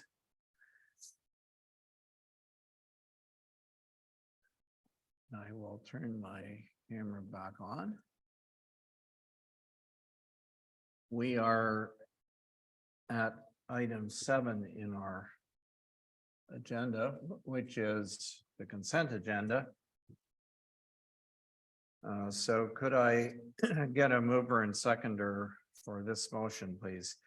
Whereas the Council of the Municipality of Whitestone has reviewed the consent agenda consisting of 7.1 council and committee meeting minutes, and those are for the regular council meeting on Tuesday, May 16th, and the special council meeting on Friday, May 19th. And unfinished business, which is listed on page 4 of the agenda package. Now therefore be it resolved that the Council of the Municipality of Whitestone does hereby approve the following. The regular council meeting minutes of May 16th, 2023, and the special council meeting minutes of May 19th, 2023. And that the Council of the Municipality of Whitestone receives for information the unfinished business listing contained in the consent agenda dated June 6th, 2023. Can I get a mover and seconder, please? Councillor Nash moves, seconded by Councillor Woods. Any discussion? All those in favor, please indicate. Thank you. That motion is carried.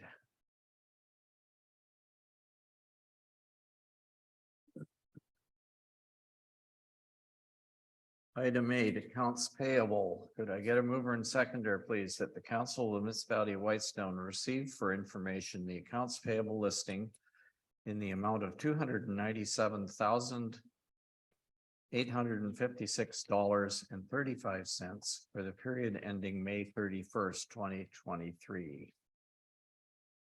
So Lamb moves, seconded by I'll take Councillor Bray. Any discussion? Councillor Lamb. Yeah, thank you.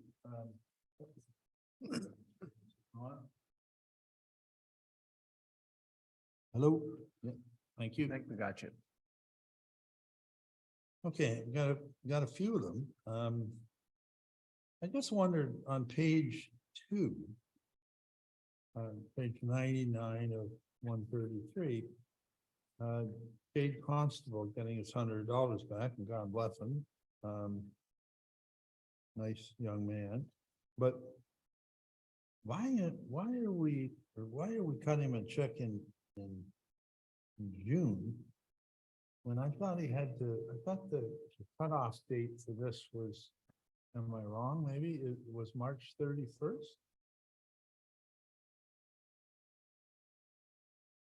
Madam CAO, you wish to comment? Yeah, he met the deadline Yeah, no, I'm by not- one day. I'm just wondering why 2 months later or whatever, I don't know, we had all April, all of May, like in the 2.5 months, we're now cutting a $100 check.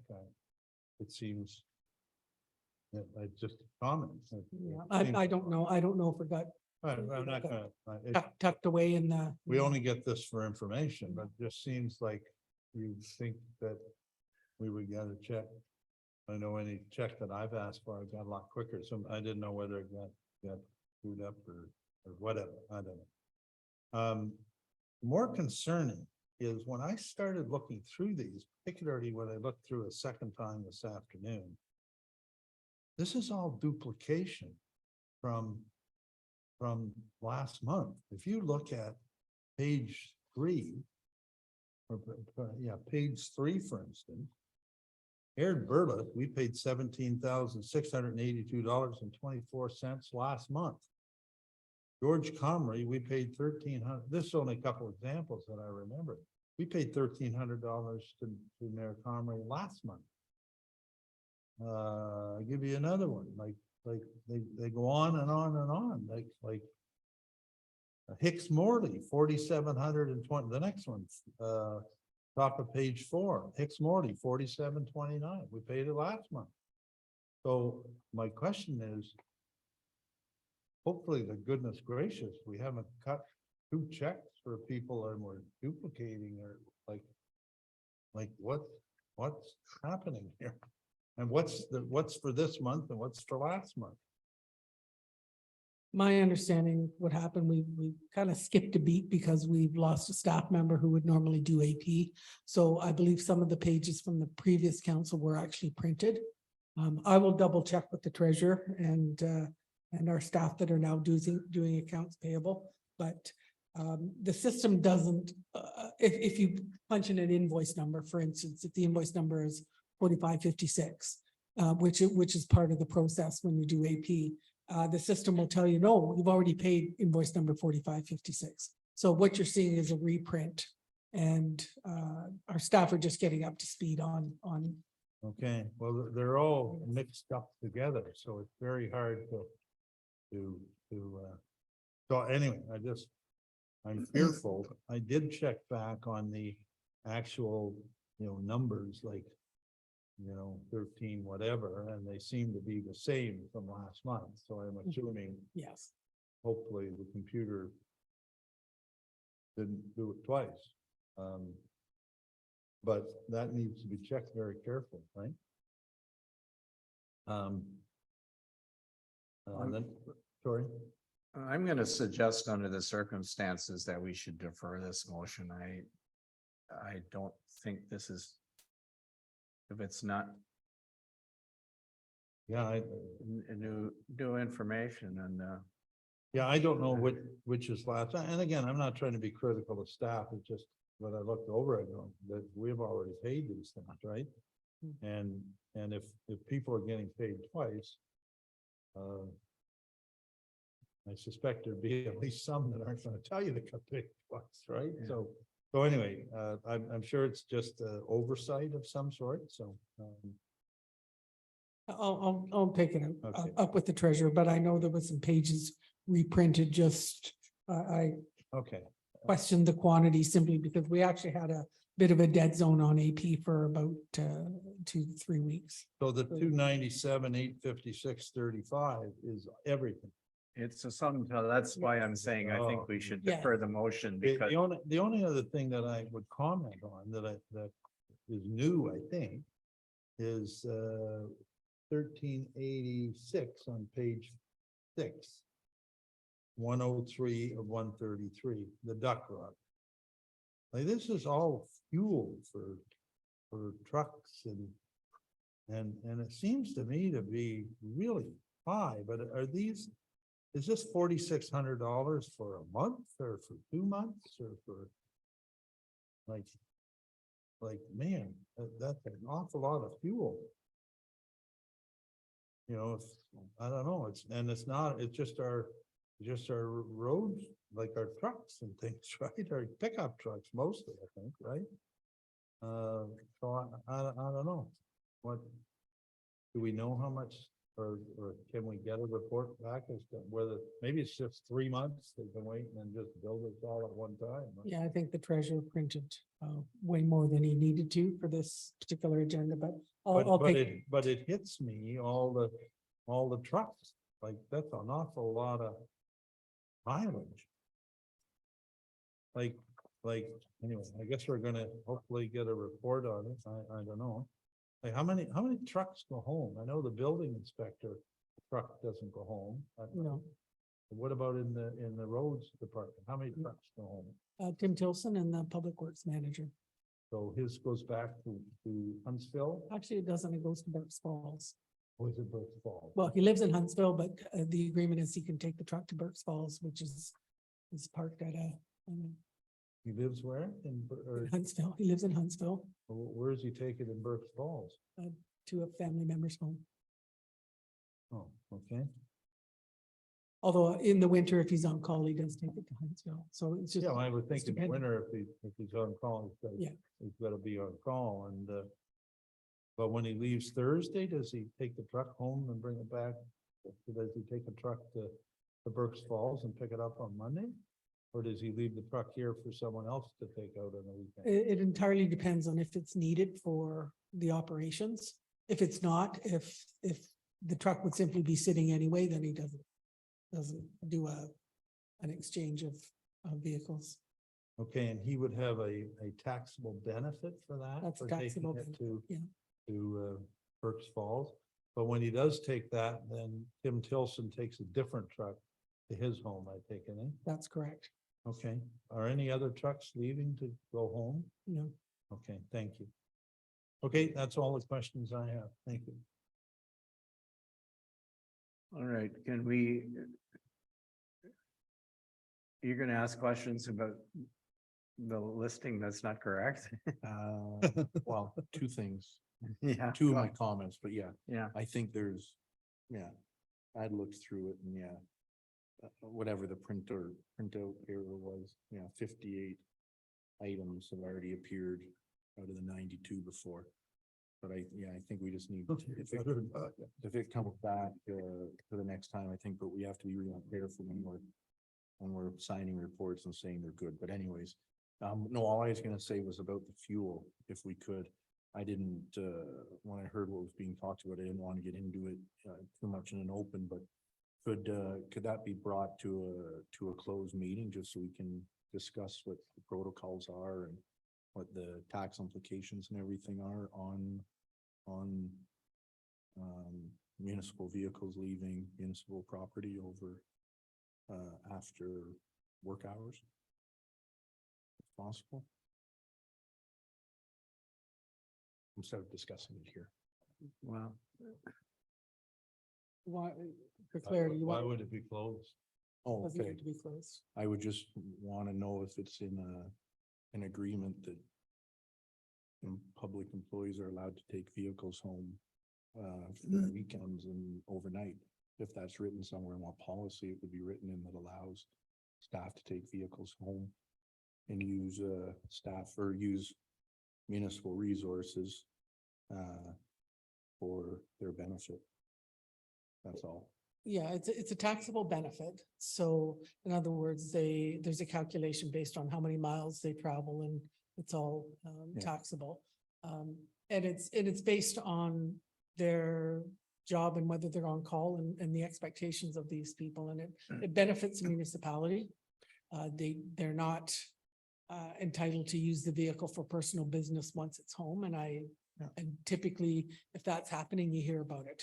Yeah. We'd know if that was happening, Yeah. but it's a benefit for the municipality and I've been in engineering and public works for most of my career and, you know, this is That's- what gets done. yeah, So there's, standard practice. Well, you know, trees are down, these folks are on call, they jump in their vehicle, they've got all their equipment and off they go. yeah, but our works manager can't do any work. So it's different. And I work in that industry and I don't know anybody that takes a vehicle home at night, to be honest, from a public company, many from private. So if it could be brought, if you could let us know what the taxable allowances that were issued for the two people that we're talking about would be great. Because I think that's very important to the council to know. This is why I thought it should be closed. But if it's an open setting, then so be it. I just, through you, No, there's nothing that the That- municipality has to shy away from in No. terms of how we treat our employees and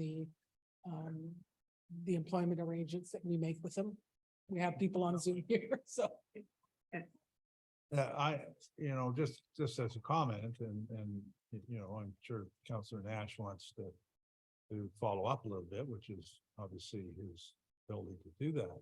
But in terms of what I know over my 15 years, I think all the road superintendents have taken They a have. vehicle home, right? I Yeah. don't think it's suddenly, I didn't know where I was going when I looked at this. I was just looking at the gas, right? And then first, my inquisitive mind took me to the next Yeah. question, but it is not unusual. I think Tom Stoneman was in Mhm. Beaglin, I think, or down there, that area, and he used to take a truck home, I think. Oh, yeah, yeah. Anyway, that's just a comment, but, anyway, thank you. Okay, But the point is, I will speak to our treasurer because he signed this report. And I think he, as is fairly obvious, he included accounts from a previous agenda. So we'll get this sorted out on the 20th of June. Okay, thank you. so we do have a motion on the floor and I guess I would like if the mover and seconder would agree that we will defer it, to defer instead of approving this, because we can't really approve it, so. I agree. All those in favor of deferring this until we get a revised report, thank you very much, that's carried. Okay, staff reports. 9.1 is a memorandum related to the boat caches at Bolger Lake. Bolger Landing Shore Road Allowance, it says. That the council, can I get a mover and seconder, please? That the council of the municipality of Whitestone receives the memorandum use of Bolger Landing Shore Road Allowance for information, and that staff continue to work with the Magnetawan Pioneer Association with respect to the removal of the existing docks, the removal of the storage boxes, and the cleanup of derelict boats. Like to move that. Mr. Mayor. Counselor Nash is moving, seconded by Counselor Woods. Any discussion on this one? Did you want Manager to Creaser is on the comment, line. Madam CAO? Yeah, go No, ahead. Manager Dave Creaser is on the Zoom call, and he was at the meeting, so perhaps he'd like to speak to it. Oh, there he is. Good evening. Yeah, get a little louder, can you? Sorry, through you, Mr. Mayor, I apologize. Can you hear me now? Yes, thank you. Okay, excellent. This is just meant to be an update on these items from Bolger Landing, these issues. There's a meeting, I understand, coming up in June that they're discussing this topic with the landowners. So the discussion we had in the meeting is being presented to the landowners over this meeting as well. There was some questions as to if the docks could stay in for a few more years until they receive end of life, and if that should be 3 years or 5 years. There's that request that was brought forward, but everything else I believe has been addressed with the derelict boats and the storage of the boats as well. And we're looking for an update from council to see if there's any other items that was concerning council.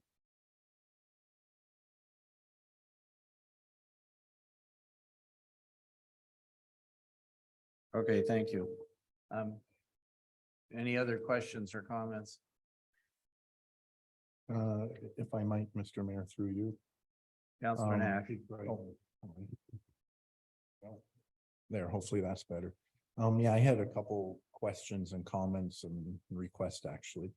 I know in the report, well, that part's not important, but I know the boat launch access point out of Bolger. You know, it's been a topic along with a lot of other boat launches and access points throughout the municipality. And the comments I'm about to say now, this isn't just about Bolger. I want to make sure everybody knows it's about boat launches and lake access points in general, everything I'm saying now. But what I would like to see, and I know the works manager has spoken with the MPA, which we'd asked for, and the MPA is going to be having another meeting, but I think we keep seeing stuff come back. And what I'd like to do tonight, if possible, is come up with a resolution that we can to move forward on it, give some direction. And it's really the municipality that's making the recommendations or directions. We've heard the input, or staff has heard the input from the MPA. So I think we should be able to move forward and make an informed decision at this time on items out of Bolger, but in general.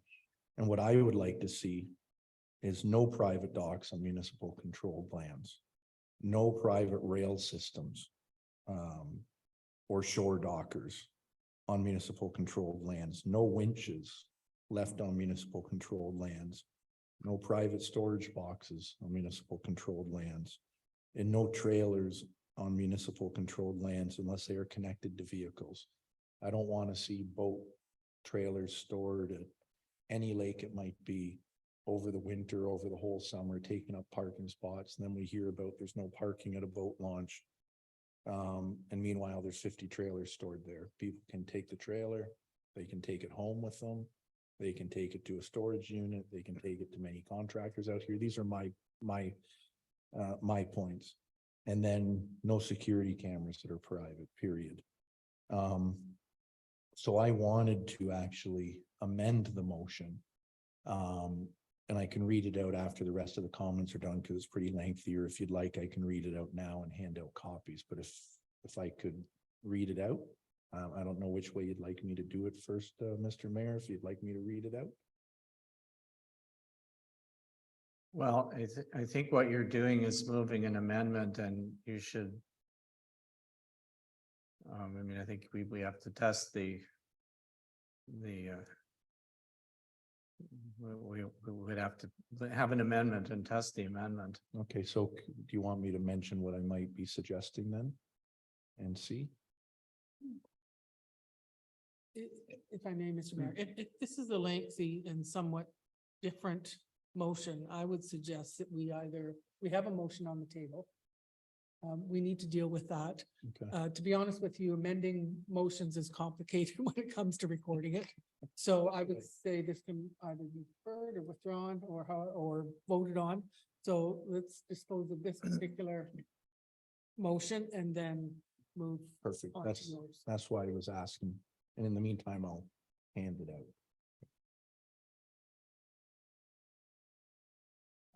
Okay, yeah, I don't know if there are other comments regarding this, but Councilor Brady, you have something? Yes, Mr. Mayor, I just wanted to ask, Mr. Creaser a question if I could. Go ahead, please. Mr. Creaser, I was just wondering, how many of those docks are there that they're asking to keep? I may not have heard you. I've been informed that there's 2 or 3 docks. I wasn't given a firm number, and I haven't been out there to see them. So 2 to 3 floating docks, I'm told. That they put out from the shore where their boat is pulled up now, is that? That's what I'm told. I am to receive some pictures, but I have not received them yet. And once I receive them, I will share them with council. Thank you. Through you, Mr. Mayor, to answer your question, I might be able to help Councillor Bray. I'm gonna say there's maybe approximately 5 docks. I could be wrong, but I know on one of the docks you could park a full-size party boat and a full-size bass boat. These are docks that people don't pull their boats on shore. They dock to the docks on our property. They're kind of around the corner, around the bay out of sight.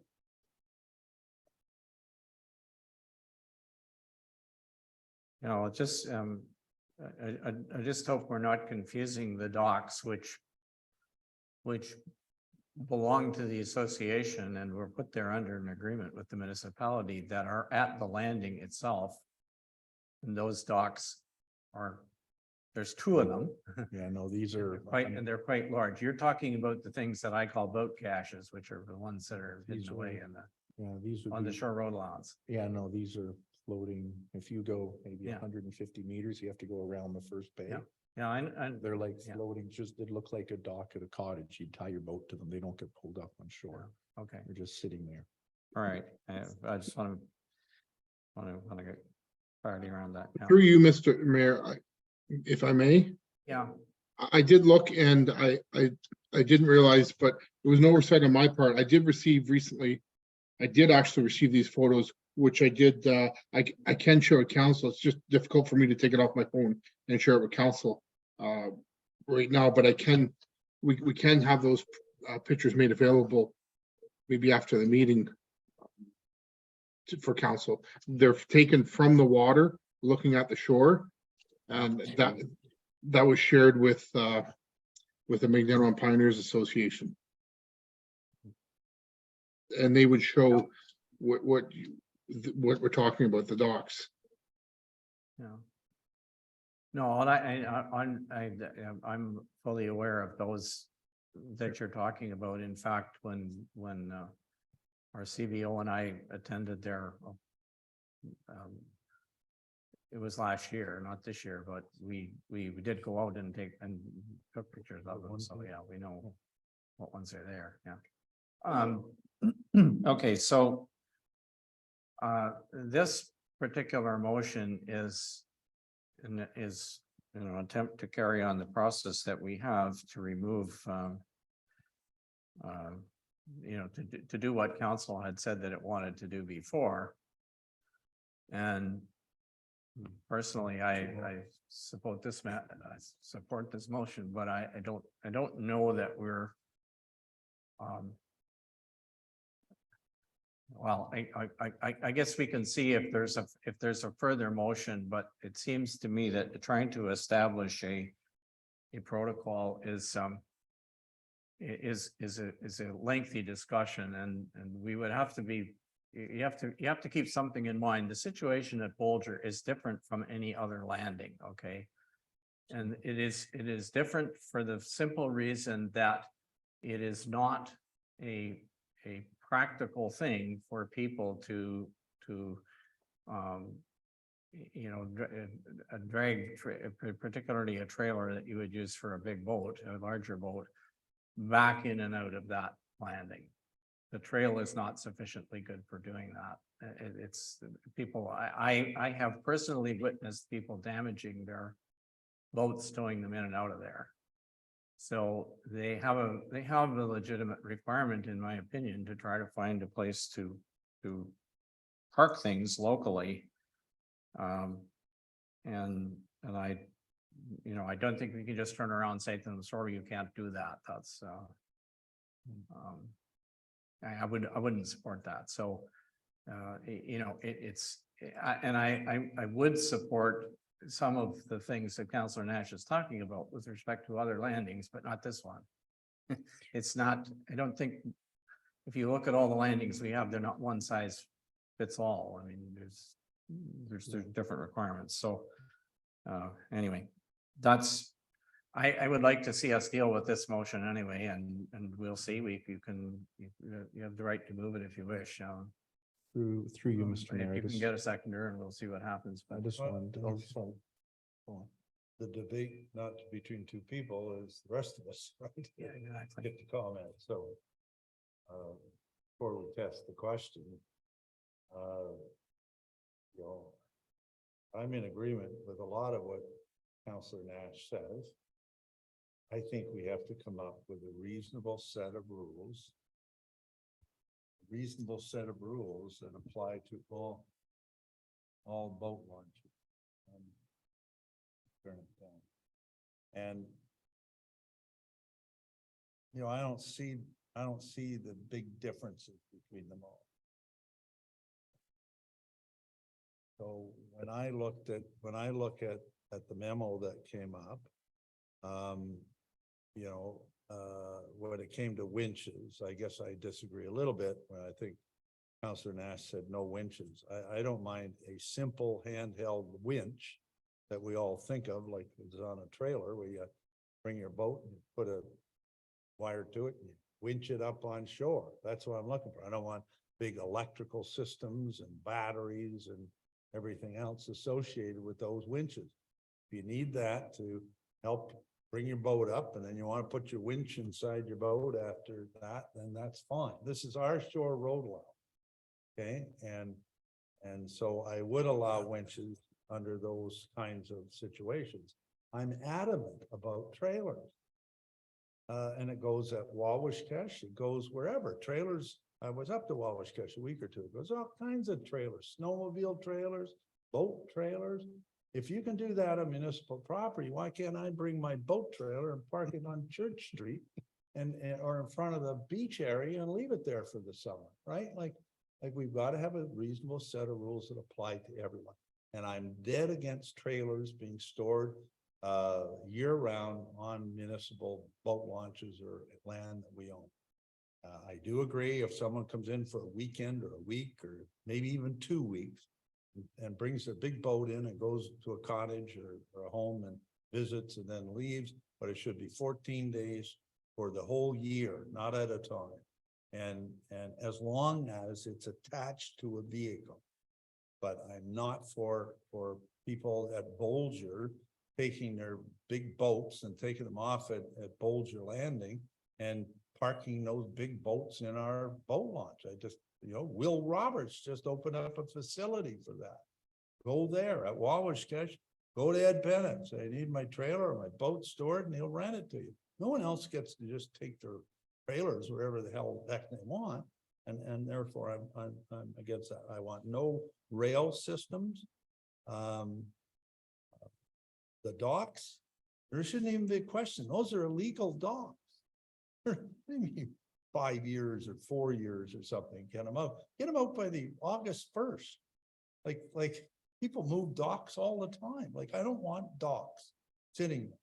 And so give them till, I mean, you gotta be reasonable. Like you get 2 months to move your dock, move it to your cottage, move it wherever you want, but I don't want docks there. A camera is not going on, as far as I'm concerned, on municipal land, nor is it ever going to be condoned again to have a camera spying or looking at people. I'm not going to condone it. Those are my general comments on the thing.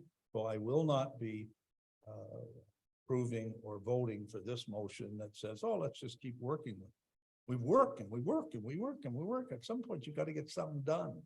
And I think we've reached the point of getting something done and saying, here's the rules that we set, not only for that landing, but for all the land. The only exception that I can see of, again, is a little bit of couple spots each for the 12 people that have deeded access at the end of Farley's. That's a special exception. Other than that, all these rules should apply to all our land. So that's my position. Thank you.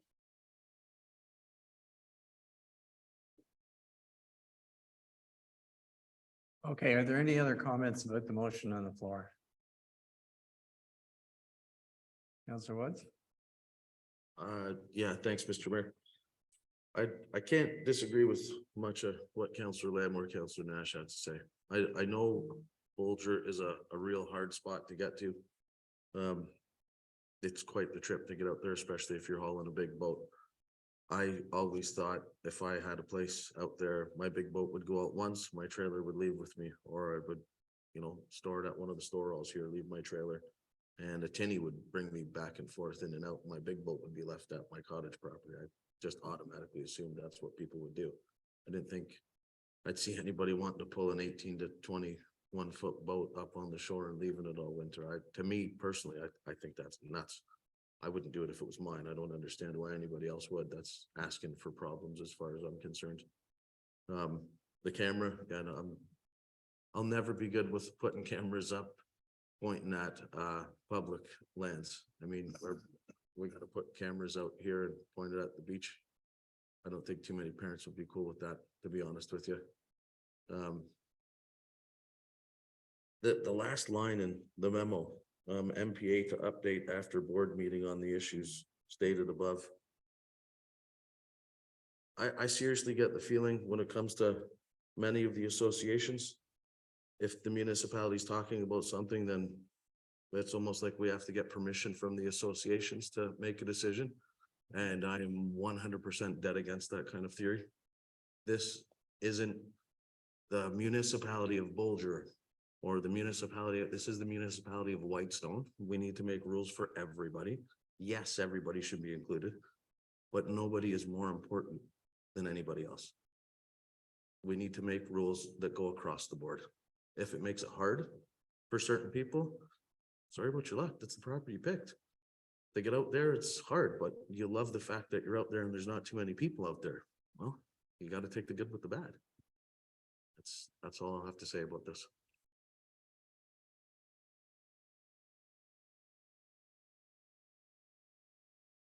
I think that any Councillor Brady, did you have any comment or?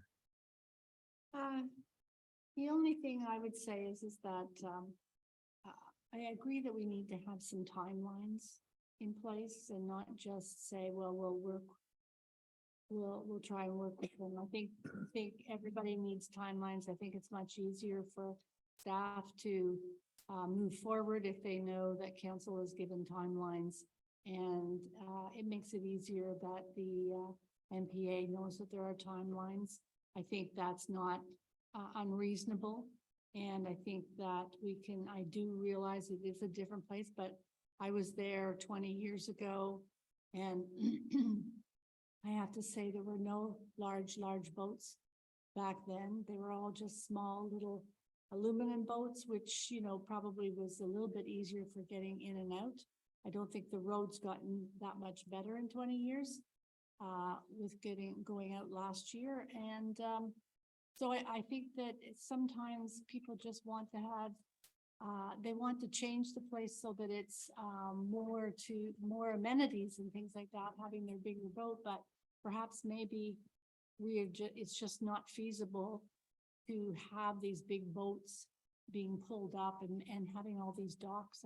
I do worry about the docks. I do worry about our liability as well, with these docks attached and some of the issues that could happen. Anyways, my comment would be that we need to have some timelines. So, and I think it would make it easier for Public Works to be able to to ask them to meet those timelines. Thank you.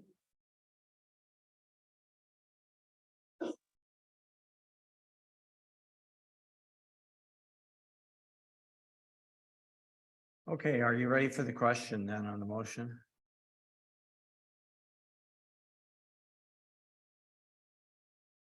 I think I'm gonna ask for a recorded vote, Madam Clerk.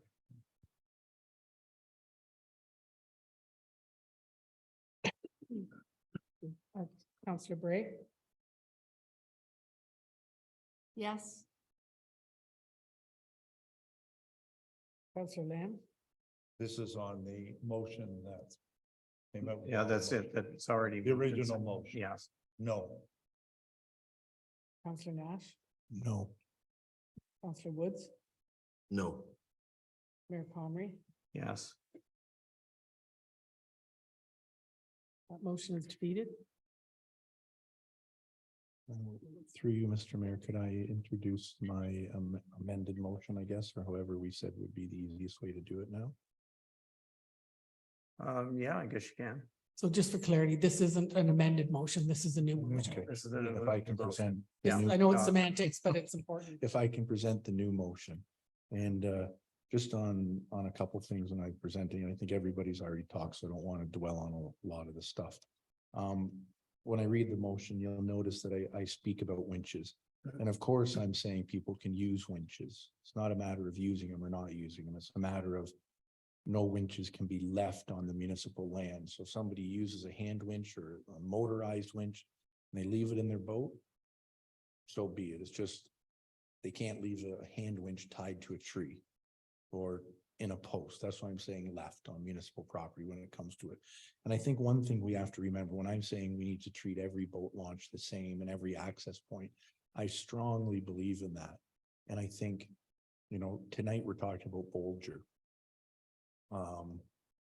But 30 years ago, people didn't take out party boats or pontoon boats or bass boats.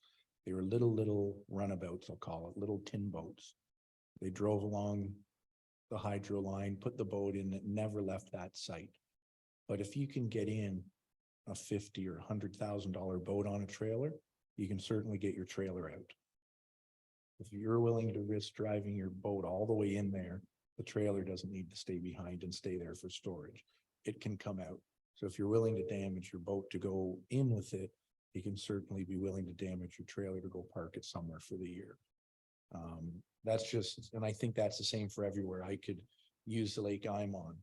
I could only imagine what would happen if somebody parked 2 pontoon boat trailers in the parking lot for 4 months and said, I'm allowed to, can't do anything.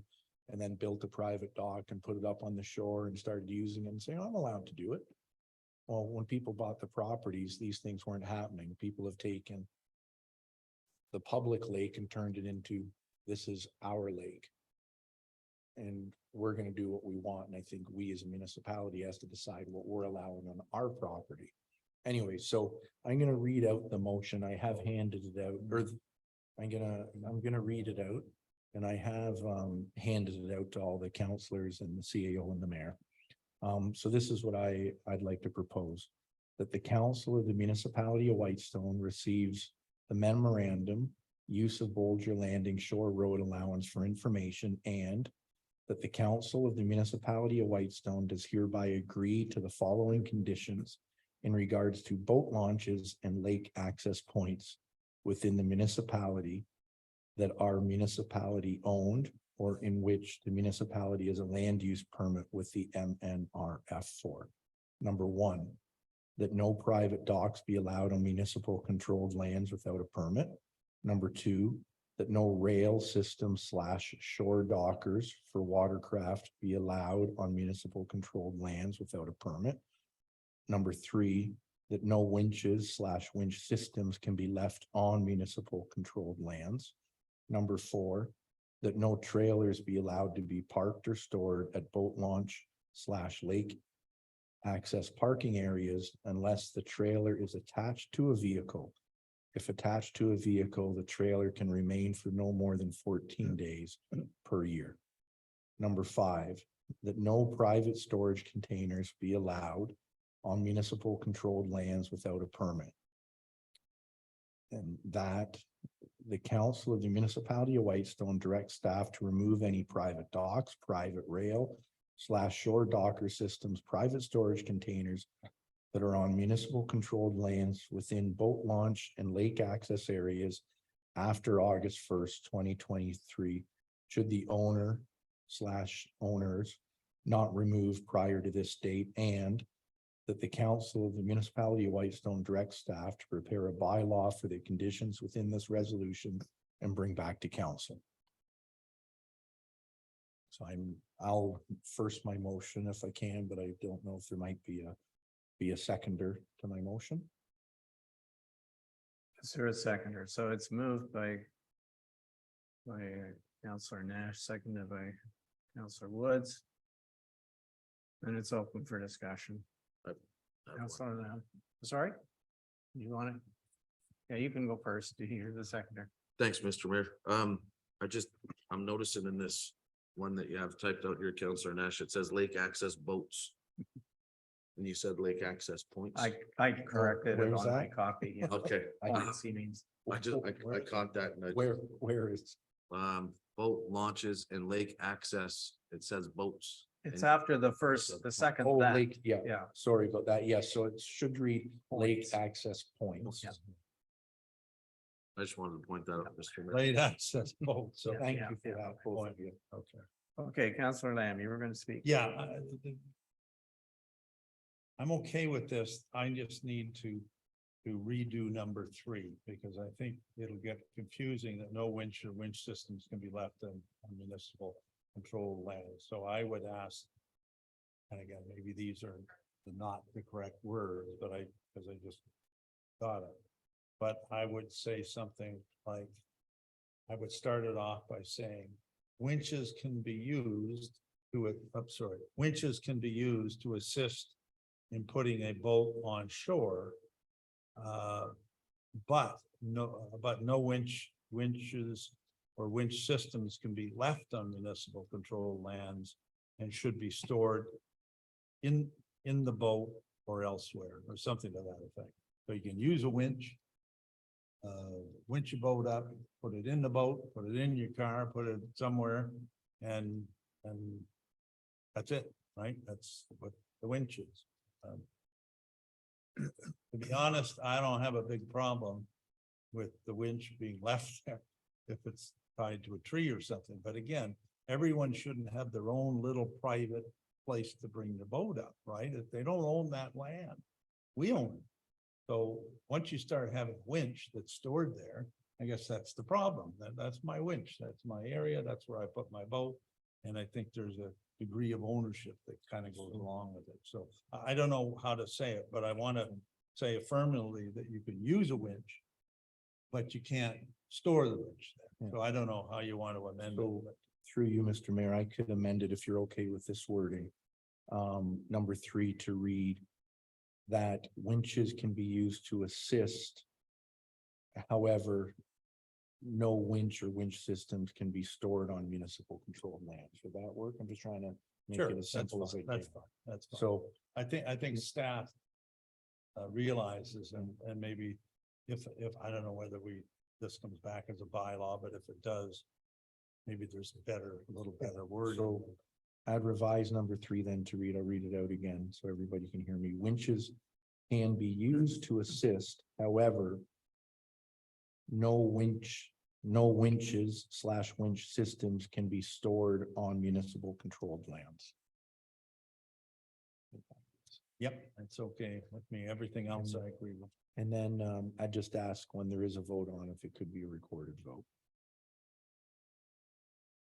Sure, okay. Yeah, Counselor Woods. Thanks, Mr. Mayor. The winches one, I think I might have come up with something. That no winches / wind systems can be left or permanently affixed on municipal lands. I think that takes care of it, no? That no winches / winch systems can be left on or permanently affixed on municipally controlled lands. Yeah, and as you're the seconder, I'm perfectly fine with your proposal. All right. So Okay, that might be better, yeah. I think that's. Well, what does permanently mean? Can temporarily leave it? Say it again. It can't be permanently affixed, right? So I haven't permanently done, I'm taking it out in October. But read what you had again. Please. That no winches / winch systems can be left or permanently affixed on municipally controlled lands. The word left, I think, is referring to can't leave them there or permanently attached. I'm fine with that amendment. I don't know. Versus what was your amendment? I'm sorry, Mr. Mayor. Winches can be used to assist, however, no winch or winch systems can be stored on municipal property. I think they're one and the same. But that says you can use a win, like I like your wording better than that. Nothing against Councilor Woods, but I think it's clearer. But Okay, so can we do a vote then on what I propose then? And just carry on. If not, we'll be going back. and Well, forth. I mean, I guess. You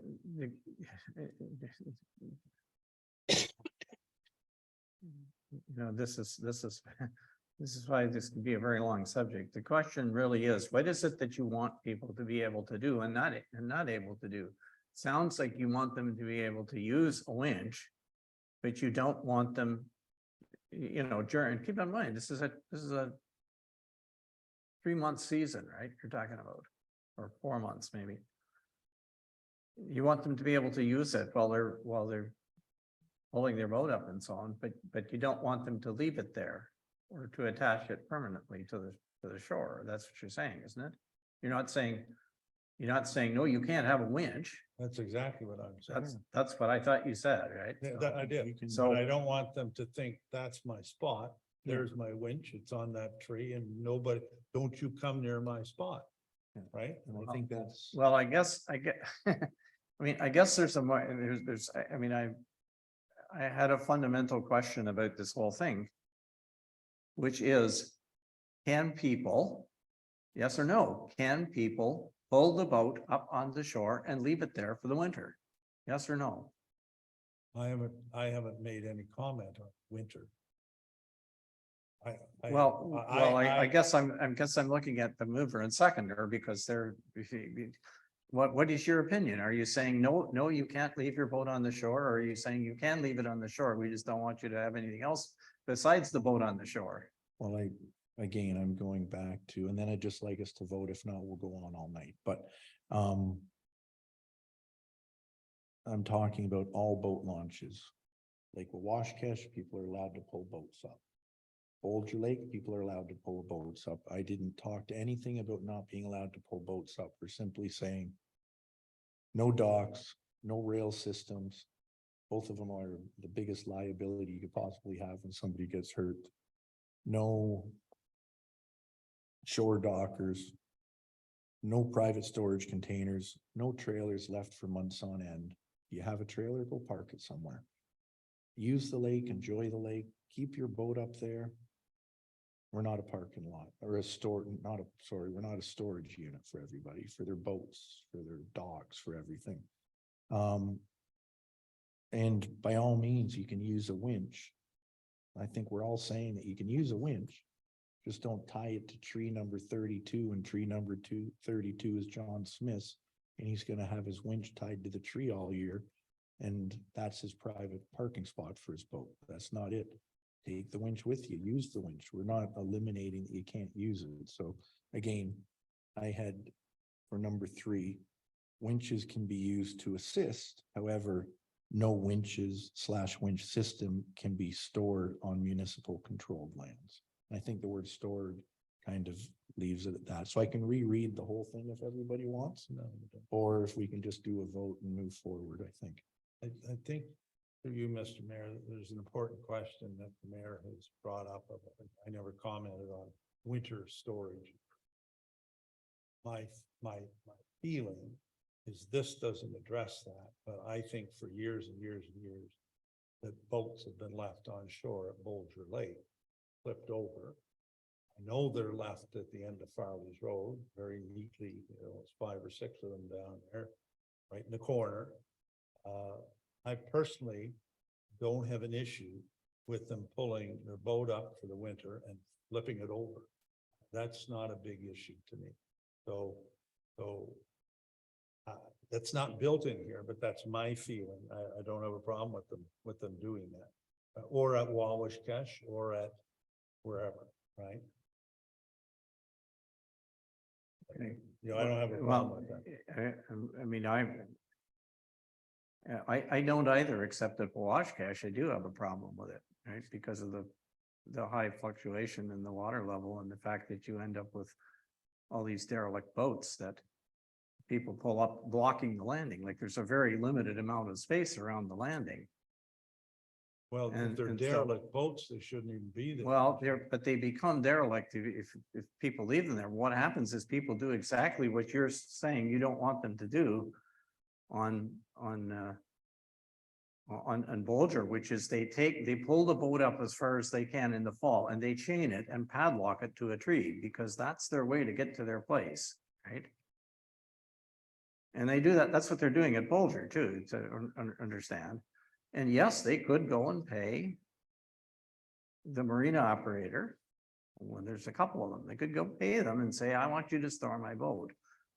But these are people who are trying to get, buy on a budget, and they're not doing it with expensive boats, trust me.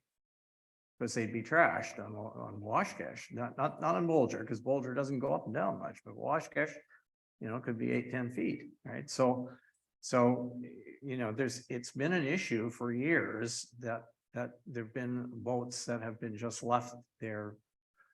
They're permanently all year.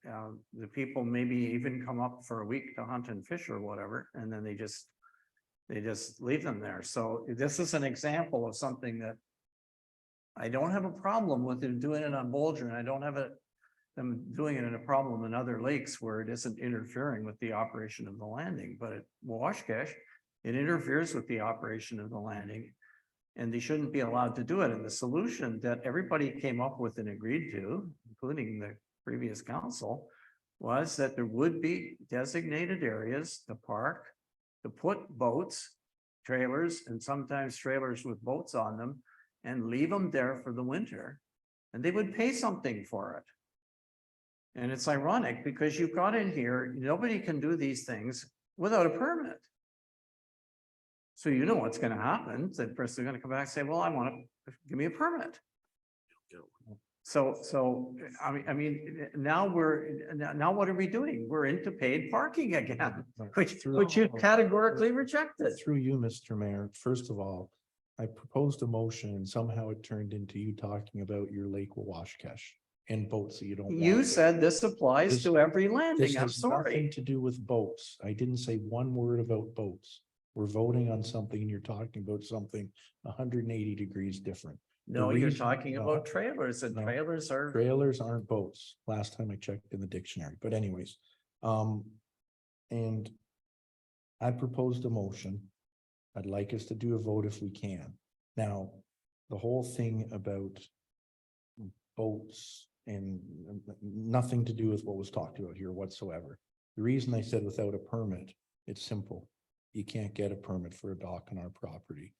You can't get a permit for a storage container on our property unless we pass a bylaw. We are not passing a bylaw for it. So it's just saying unless you get a permit, maybe our staff has a permit for our own docks. So that would be okay. That's why you use the word for permits. Maybe there's some special circumstance. I'd gladly take out the word without a permit and just say no parking on municipal controlled lands. And then somebody's gonna come along and say, but I have my shoreline across the lake and I want a permit, and you say I can't do it. Because it's no permits. By adding the word permit, you're alleviating all those problems that people might see in the future. We know as a municipality, the building inspector will know, you don't give a permit for somebody to put their dock in front of the Dunchurch Community Center and charge them $100. It's just there, it's just words. So anyways, I'd ask if we can just move forward to the vote if possible. okay, well, I'll let Counselor, I have two more questions I have to ask you.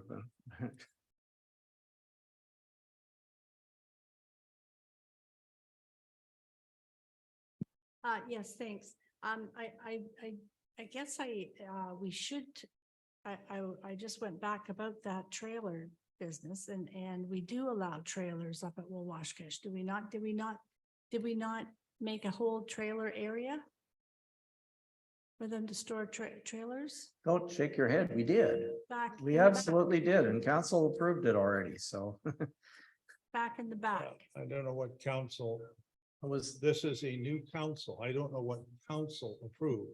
When I went up to Wawashkish a week and a half ago, there's all kinds of trailers up in the top parking lot on the right, okay?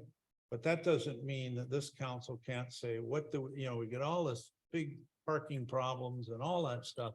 I was up there on a long weekend, believe me, there's no parking problem up there in terms of number of spaces, okay? But there are trailers there. There's also two big snowmobile trailers sitting there that have been there. I suspect they're there all year. That's ridiculous. If I can take my boat or and park it on Farley's Road for the summer, I've got 3 trailers around my property. It applies to everybody.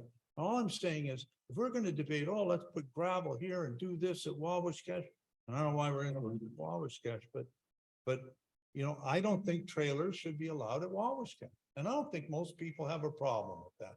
There's all kinds, Ed Bennett's got areas to store trailers. Go ask Ed for $100, $200 or whatever it is. You don't have the God-given right to have a place for your trailer all year on municipal property. It doesn't make no sense. Sorry, Councilor Bray.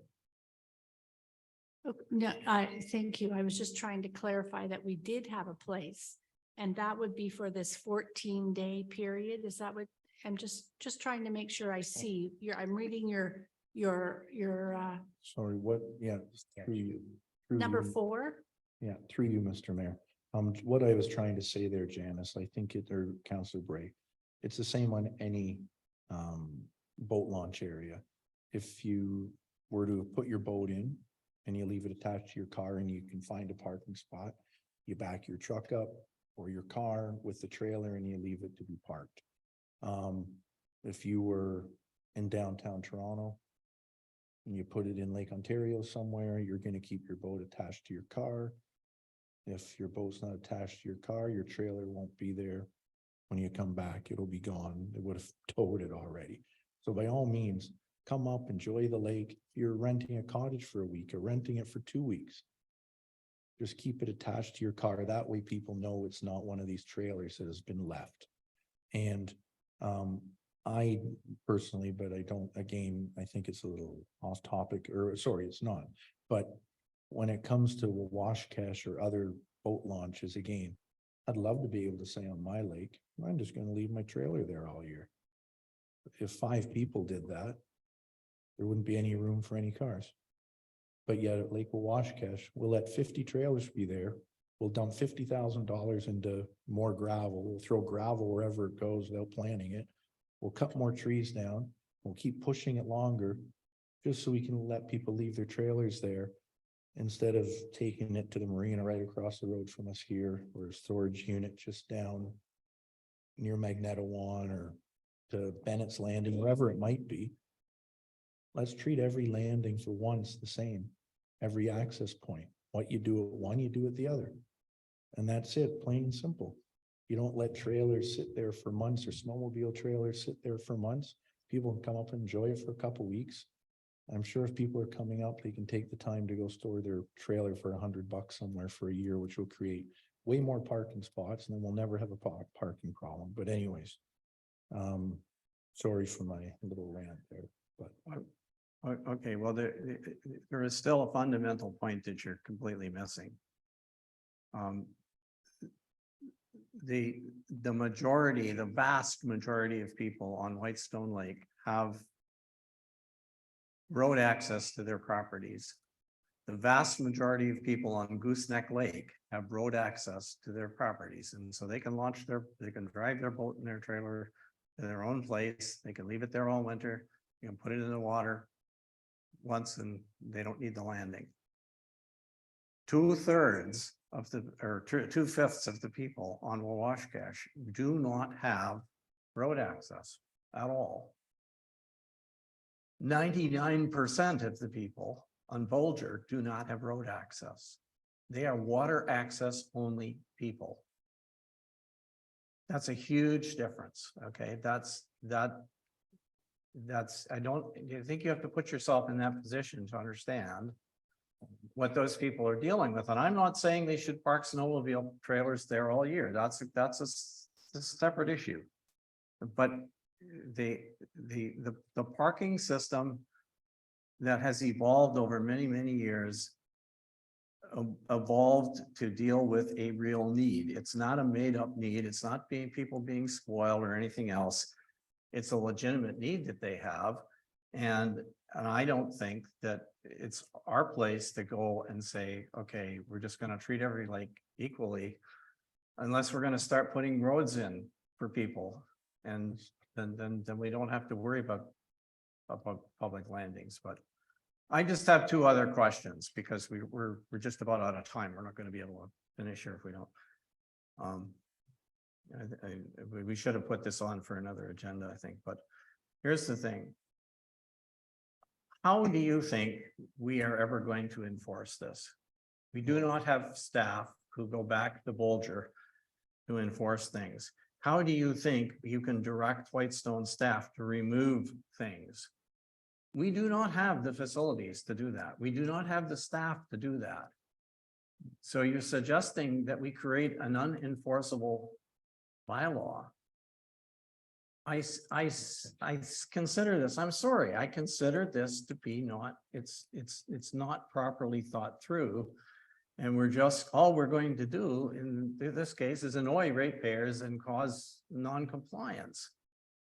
It doesn't seem to me to be useful. I don't know why.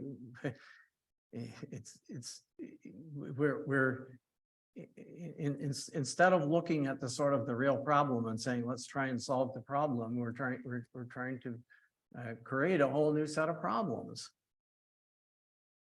There's no possible way I could support this. I'm sorry, it's just not. Mr. Mayor, I'm really gonna have to disagree with everything you just said there. Using that analogy, we should throw out the Ontario Building Code, our building permit process, our dock permits, our fire safety permits. Just because they're out there, if we don't have a bylaw officer that wants to go out there, good, get one that does. Plain and simple. If there's serious problems going on, if there was a fire out there, we would send our fire department out there. If somebody built a house that fell down, we would send our building inspector. That's why so many things in all of these places have been going so wrong for so many years, because everybody turns a blind eye to what I call the special groups. That's nuts. Most of those properties out there, everybody used the rail to get to Bolger when the trains went through. The rest of them flew in because there was never a road. You dragged whatever tinny or canoe in there and left it there. So now because people want to drag $100,000 boat or $50,000 boat, we should accommodate everybody and then forget about the rules when it comes to that area? That's nuts.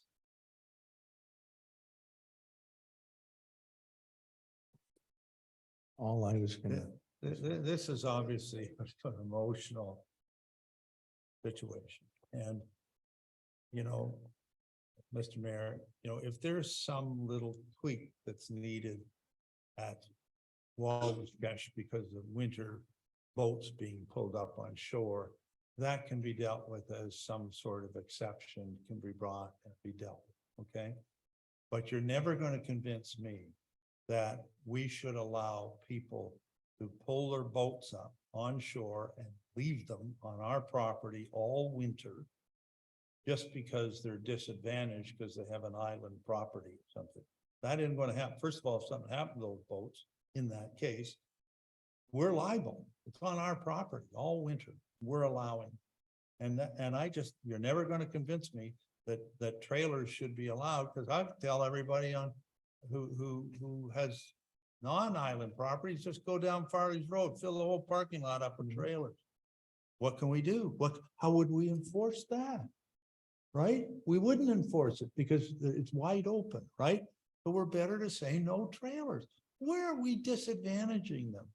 We're telling them at Bolger, you can pull your boat up, you can use a winch, you can store it there all winter, and that's all. But you can't take your boat and put it in the parking lot all summer. Or you can't do that. That's reasonable. That's what I call reasonable, not over the top, right? And if we have to make little exceptions like we do at Farley's, then we'll do that. But let's not, get into, oh, we're gonna, that dock's there. Let's leave it for 5 years. We'll leave a dock for 5 years when all it takes is someone to float it out and take it over to their cottage somewhere. That's ridiculous. Or we're gonna allow a camera, or these are all reasonable things that we're doing. And we're debating them. There's a motion on the table. I think they're reasonable. I'm gonna support it. I suggest we vote on it. Yes, please. Well, we're at a curfew, so we're gonna have to wrap this up. No, we're at 3.5 hours, aren't we? No, I'm just saying, we're gonna have to deal with this and Yeah. we'll get a curfew Well- motion or we're done here. We're gonna vote on this first? or what? yeah, if we Yeah, can. we'll vote on this. And I think just before we're voting, you were asking about enforcement. At the end of it, it said that staff will bring back a bylaw. That's brought back so it can be enforced better. That's the whole reason for that. That's why that line was there. Just so everybody's aware, but I don't need a comment, don't want a comment. That's what it's there for, that will allow that to be done. So, of course, I'll be supporting my own motion. As amended. All right, do you want to call the roll for the motion? Yeah. I would just, Oh, sorry, did you have something else you want to say? Oh, thank you, Mr. Mayor. Just for clarity, there was a couple of refinements a few minutes ago back on number 3 related to winches. Yeah, one. So I think for clarity for me, although I could listen to the audio, I need to know which one it is that's Yeah. we're voting on. Or you are So- voting on. The one I had said was number 3. So everything as I read, with the exception of number 3 as amended. Winches can be used to assist. However, no winches/winch systems can be stored on municipal controlled lands. So again, winches can be used to assist. Mhm. However, no winches/winch systems can be stored on municipal controlled lands. Thank you. That said, Counselor Bray, Yes. Counselor Lamb, Yes. Counselor Nash, Yes, Counselor Woods, Yes. Mayor Conry, No. that motion carries. Okay, if we're gonna continue, we have to do a curfew.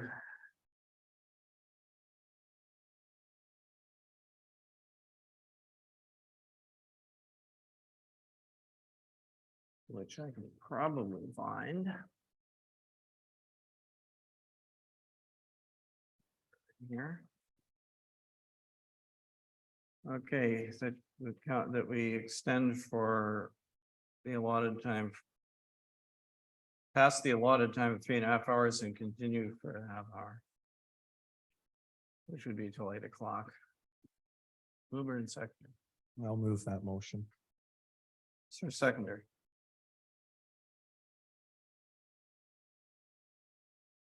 All those in favor? Sorry, before the motion, could I just make a comment? I don't know why you're frowning at me, Mr. Mayor, when I'm asking to make a comment. Could you please? We tell don't me- usually have a comment on a, Well, are we not allowed to? well. Sure, if you wanna, Okay, if so, it's all I. you wanna run out of time. Well, this will be easy, so we won't run out of time. I'm gonna revise the motion, not to say 30 minutes, but to say until we're done our agenda items. You can't do that. That's Yes, we it's in can. Procedure bylaw. Well, I'll go to the procedure bylaws. We do every time you say we can't do this, Mr. Mayor. And under section. Don't know why I have to do this every meeting. After under section 21.1, a procedural require suspension of rules, a procedure required by this bylaw may be suspended with the consent of the majority of council members. So it asks if we have a majority of council members and simply say, we're going to extend the meeting until we're done the thing. So And simple. then you have to suspend the procedure bylaw. Well, let's Okay, do it. so let's do it then. Ha ha ha. I don't know why you're You- laughing at Well, me. because you didn't, the motion that I read you was to simply extend the 3.5 hour time. That was after you frowned at me and told me that I shouldn't be doing it. So I'd ask that we suspend the motion to the procedural bylaw. To allow. Like, gosh. Everything has to be so complicated. Well, I didn't make it complicated. I thought we were doing fine, but, well, maybe we should have a recorded vote. I don't know. Could I make a suggestion, Mr. Mayor? Let's that- do it a half hour and then see where we sit after a half hour, because we can always then extend it for another half. That's our typical process. I was gonna suggest you might want to make it 60 minutes instead of 30 minutes. I'm not sure you'll need that for the completion of the meeting, but that's also an option. Yeah, 60 would be fine, but we still have to suspend the But procedure. you still have to suspend the procedure. bylaw.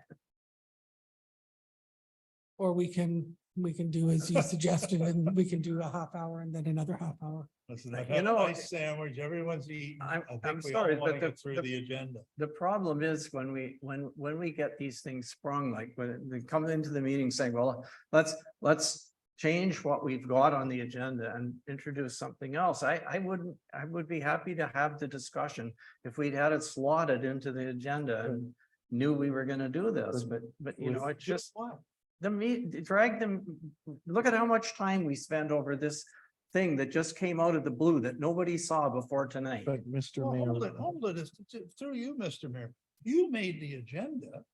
And you put on, what are we supposed to do? Just gulp and say thanks? Thanks, Mr. Mayor, we pass it? I didn't make it's just that when somebody wants to introduce a new large topic, it would be nice if we could schedule it. Well, That's all. Hold on. Mr. Mayor, I thought you were talking about the Bolger Lake thing. We had a robust conversation on it, as we should. And 4 people on council decided this is the way they want to go. I'm sorry it took longer than you thought. But you put it on the agenda. We're not, and we debated and came to a decision. I'm staying here, I'll tell you, as far as I'm concerned, until we finish our business tonight. And I think we can do it in 60 minutes. I have several things under councillor comments that I want to bring up that are important. And through you, Mr. Mayor, I think alluding to what Councillor Lamb said. This was an item that was already on the agenda. I don't see why we don't get the resolutions or the motions until the day of, so we literally have hours. You know, it would help if we got everything in a timely fashion. Hold on. So we could say we're gonna make an adjustment. We don't see them. But it's okay for you to add an AMO thing on, but it's not okay for me to present a new motion. Can you please tell me how that one works? Well, there's a deadline associated with something associated with that. That's why we either, if we don't do it tonight, we don't do it. So, but why did he add it? You're saying you shouldn't be adding things, but it's okay for the mayor to add it because I'm sure the mayor wants to go to the AMO conference. Well, it's because there is I don't know in advance what the deadlines are, and sometimes they're short, right? Anyways, let's, Like, look, Okay, let's- can we just uh, can we just move on? I mean, we're gonna spend what is the emotion? You want to suspend, you want to suspend the procedure bylaw and continue until we're finished? Is that what you want to do? I think that would be the easiest if it was. All right, so that's the motion then. All those in favor of the motion? The motion is that we suspend the procedure bylaw and continue until we finish. And you said. Are you good with that? And you want a recorded vote, Mr. Mayor? Well, I don't, I just want to get. I mean, I would like to get home sometime Mr. before midnight. if Mr. Mayor, possible. you already asked for recorded vote. You have to do a recorded vote. Let's follow the rules for once, okay? Please do a recorded vote. If not, I'm asking for it. You already asked for one. You Okay, can't fine, ask so them do a to- recorded vote.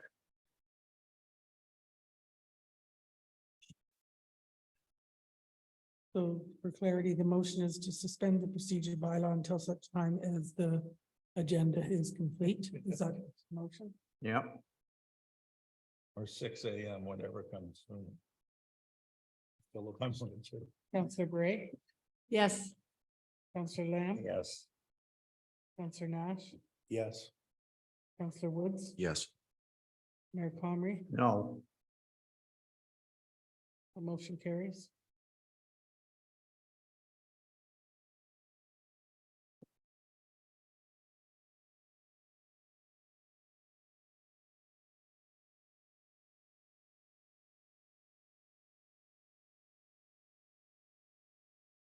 Okay. all right, we are at staff reports. Which I think, am I right? I believe we're at bylaws, Mr. Mayor. Oh, no, we're done, we are done now. Sorry about that. We're at bylaws. I thought there was another report, but it's.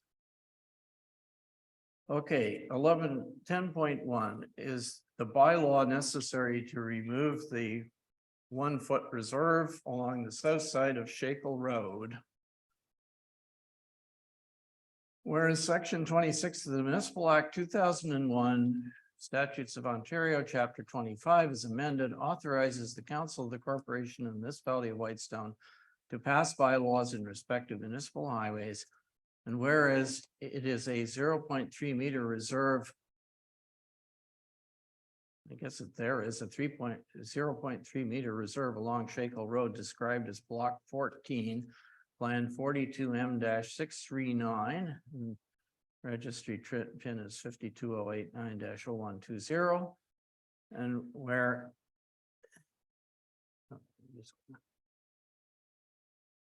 Fix this here.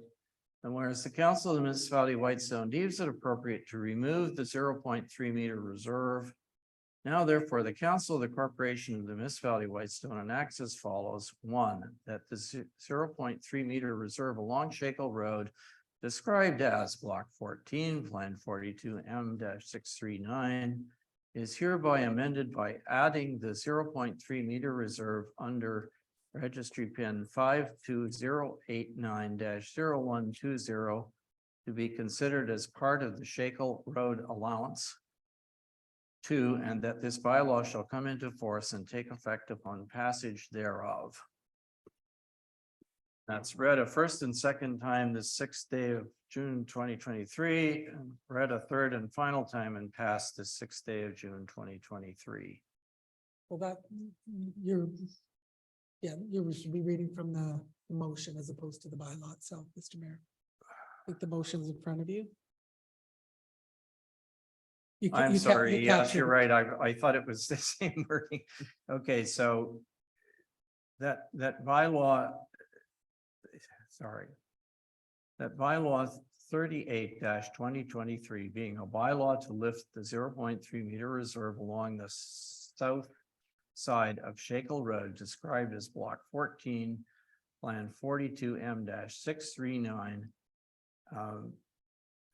As part of the road allowance be read a first and second time this 6th day of June 2023 and further read a third time passed and properly signed and sealed this 6th day of June 2023 and numbered 38-2023.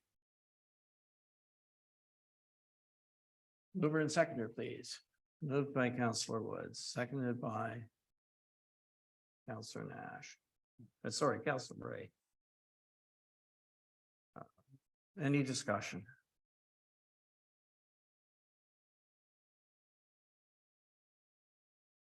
I think we should call the roll because it's a bylaw. We should probably call it for the bylaw.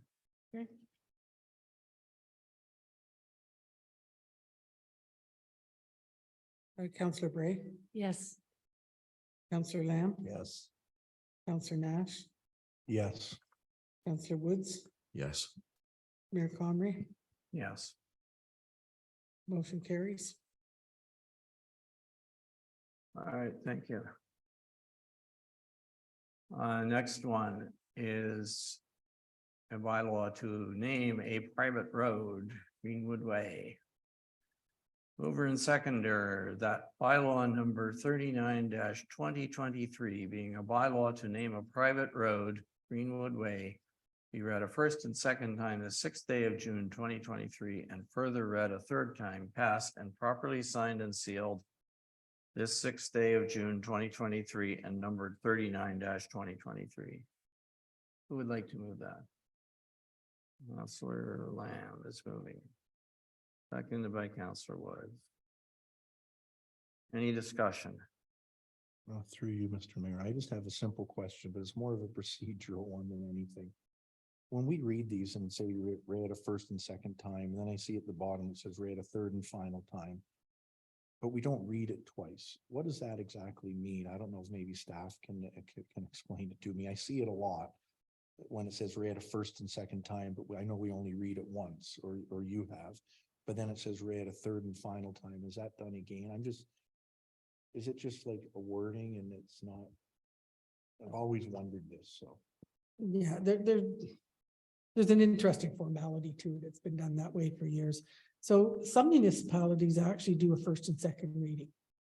For really important and substantial bylaws. You see that on zoning bylaws or, issues that are maybe a bit controversial. And then it comes back for a third reading after refinements or more information is received. So you separate the first and second reading from the third reading. And if a member of council wanted to just do a first and second reading, they would make note of that. It's a parliamentary tradition which is followed in the House of Commons of Canada and the Legislature of Ontario, and the readings are actually, bills are all read 3 times. Well, not always, but usually separately. So to allow for things for going to committee in between and so on. And so this is just a convenience to avoid us having to keep reading the same thing over and over again, or Okay. dragging it out over multiple meetings. Okay, that explains it. Thank And you. sometimes that happens in the Ontario legislature. If you listen carefully, you'll see what they do there when they're in a real hurry to do something. Item number 3. I don't believe we voted on that. Oh, sorry. So we have a mover. You're right. Councillor We Lamb. didn't vote on it. My apologies. Go ahead. Are you requesting recorded vote? Yes. Thank you. Councillor Bray, Yes. Councillor Lamb, Yes. Councillor Nash, Yes. Councillor Woods, Yes. Mayor Comrie, Yes. motion carries. Okay. Thank you. And finally, we have the fees and charges, the amendments to the fees and charges bylaw. So the motion is that bylaw number 40-2023, being a bylaw to amend bylaw number 09-2022, being a bylaw to establish fees and charges for services provided by the municipality of Whitestown, be read a first and second time, the 6th day of June, 2023, and further read a third time, passed and properly signed and sealed the 6th day of June, 2023, and numbered 40-2023. Would like to move that. I see Councillor Woods moving, seconded by Councillor Bray. Any discussion?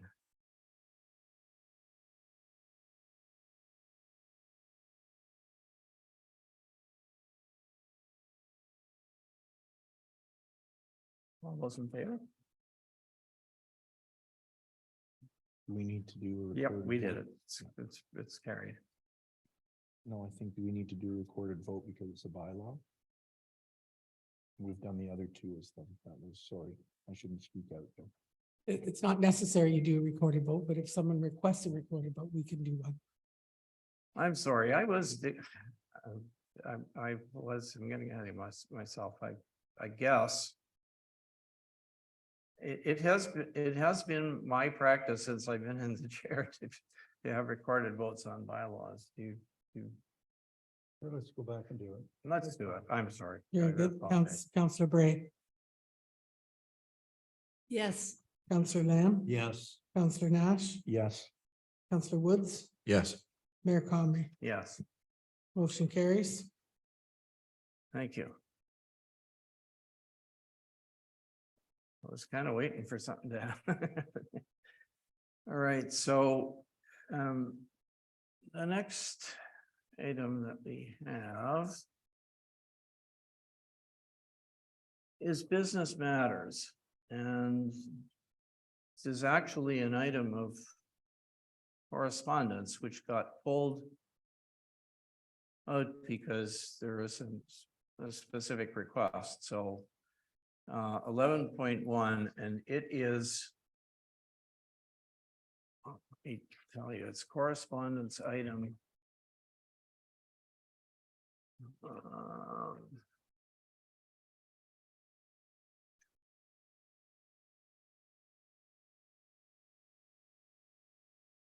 I don't see it here. It's not in course.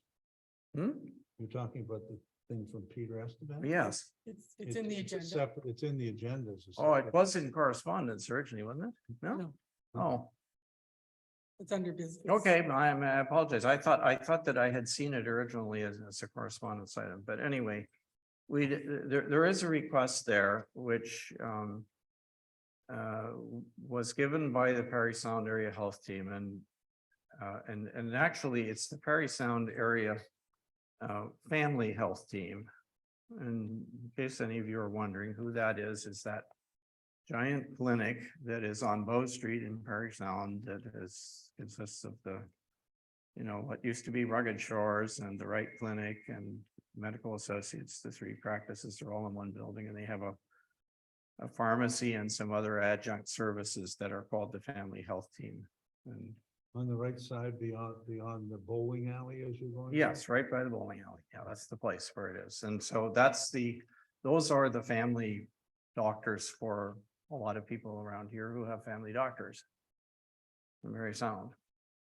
Anyway, the Council of the Municipality of Whitestown requests staff to provide a letter of support on behalf of council for the Perry Sound Family Health Team. And it's an expression of interest application substantially in the form requested by Peter Estran, Executive Director, Perry Sound Family Health Team, to Ontario Health Northeast Region by June 9th, 2023. And you'll see that he has a suggested format for the letter of support.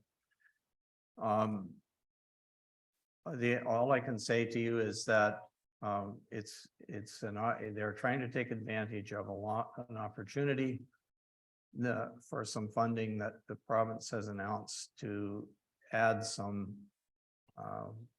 nurse practitioners and other and other health resources like a dietitian and some others to help alleviate the shortage of primary care resources in Westbury Sound, basically. And so they're asking for our support for this.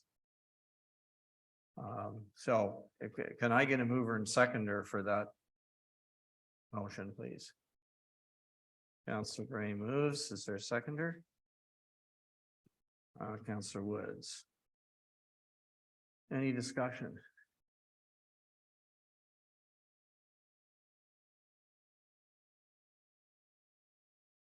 All right, if there's no discussion, all those in favor? The motion. All right, thank you. That motion's carried. Okay, number 11.2 is Munisoft protocols for electronic funds transfers, and there is a report from the CAO. I'll get the motion on the floor, and then Michelle, if you want to comment, that the Council of the Municipality of Whitestone approves the following protocols for payments made through the electronic funds transfer process. Payments made by the Municipality of Whitestone through Munisoft electronic funds transfer process shall be made utilizing two-member login authentication, which shall include two of the following senior staff, CAO clerk, treasurer, deputy treasurer. Is there a mover and seconder for that? I'll move that, Mr. Mayor.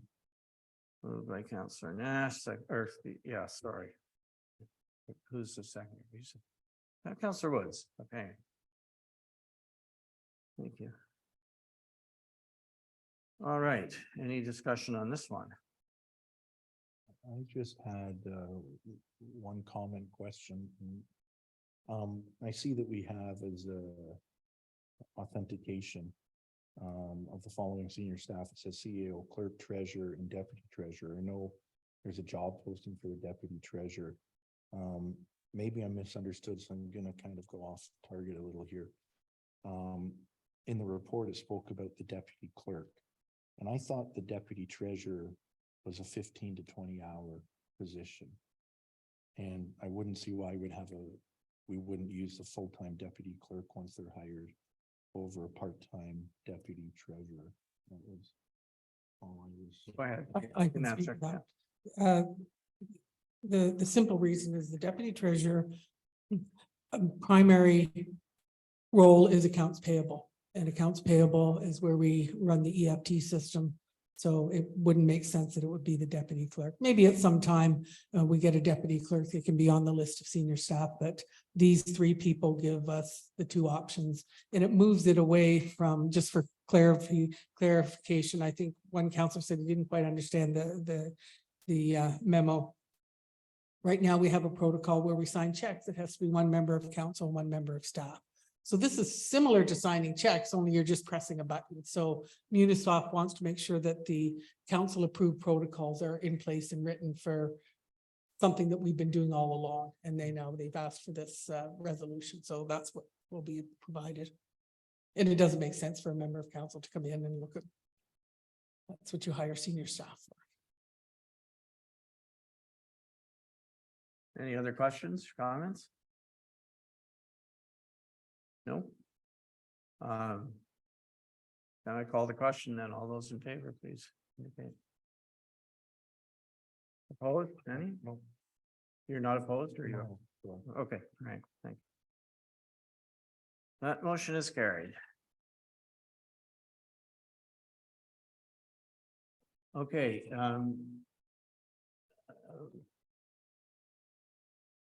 11.3 is an oral update on the swim program. Thank you, Mr. Mayor. It's unfortunate, once again this year, well, same as last year, we've been unable to find a swim instructor. And I worked hard behind the scenes. I know that I've had some family members had some private lessons from kids, so I reached out to those. Well, when I say kids, I mean, under 20 and the young folks that are, in high school age. Looking for someone that would be interested. I did have someone in mind. They were very interested. They decided to take a job a little bit closer to home, but she was very interested in working for 3 weeks and enjoyed the swimming lessons and the children. But it didn't work out for Whitestone. you know, I think we just keep trying. More and more kids are going back to the training programs now, and the town of Perry Sound did put on a training program to try to coordinate with surrounding municipalities. Has it worked? And we just haven't had any luck this year, other than a couple of applications that of people that weren't qualified, and the one that I told you about.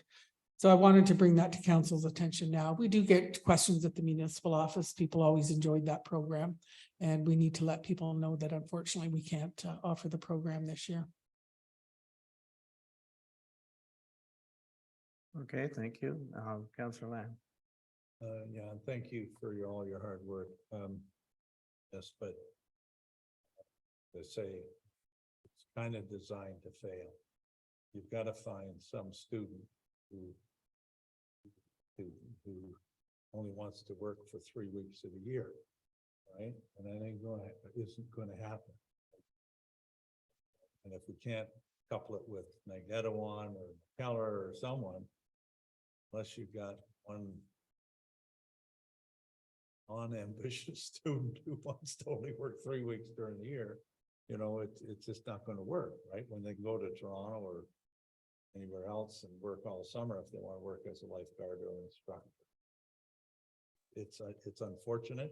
You know, we go back to the wheel at least the last 2 years or several times and keep coming up with the same answers. So something's got to change. And it isn't just that more people are coming through the system.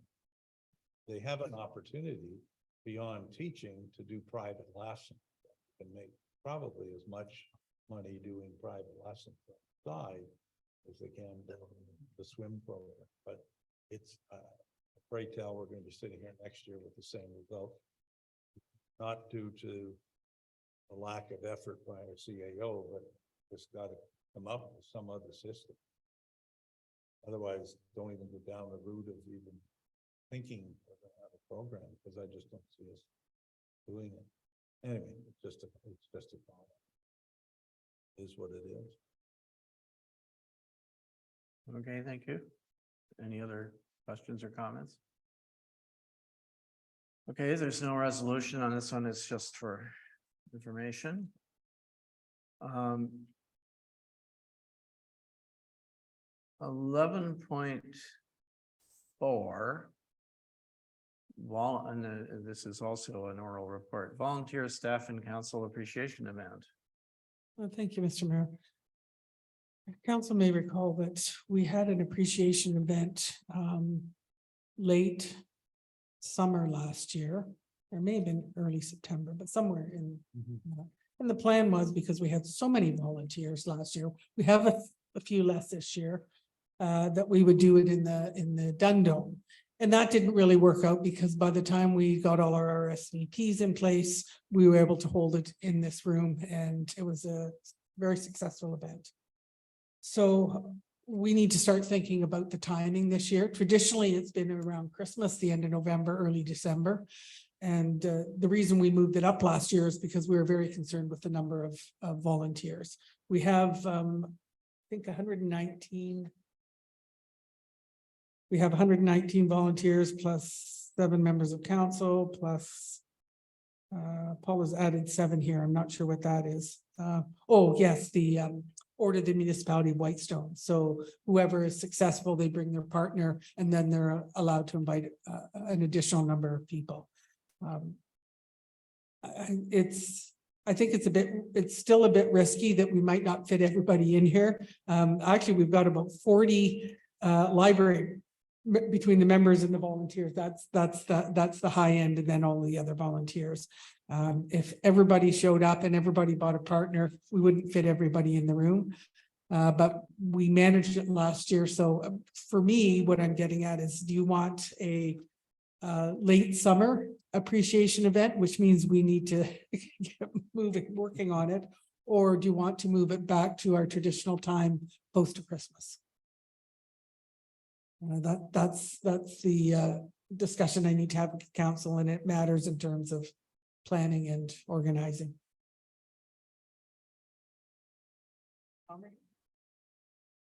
Councillor Lamb. Yeah, Personally, I think it works better in November. Sort of pre-Christmas, but it's far enough away from Christmas that it doesn't affect in. Whatever, I think last year was an exception. I think it was well run last year, and we had it in here, but again, I'm attending no matter when it is, but I just think you're gonna get more people. Well, I don't know whether you get more people in the venue. You get more, there aren't a lot of seasonal people on the committees, are there?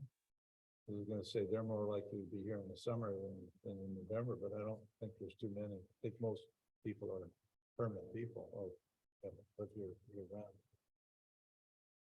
But I prefer November, but I'm easy on the other two, so it doesn't matter. Not a hill to die on. Any other comments? Okay, if that's the case, I'll make the decision. Thank you. So we'll either choose November 25th or December 2nd. We'll look at the calendar here to see what's going on.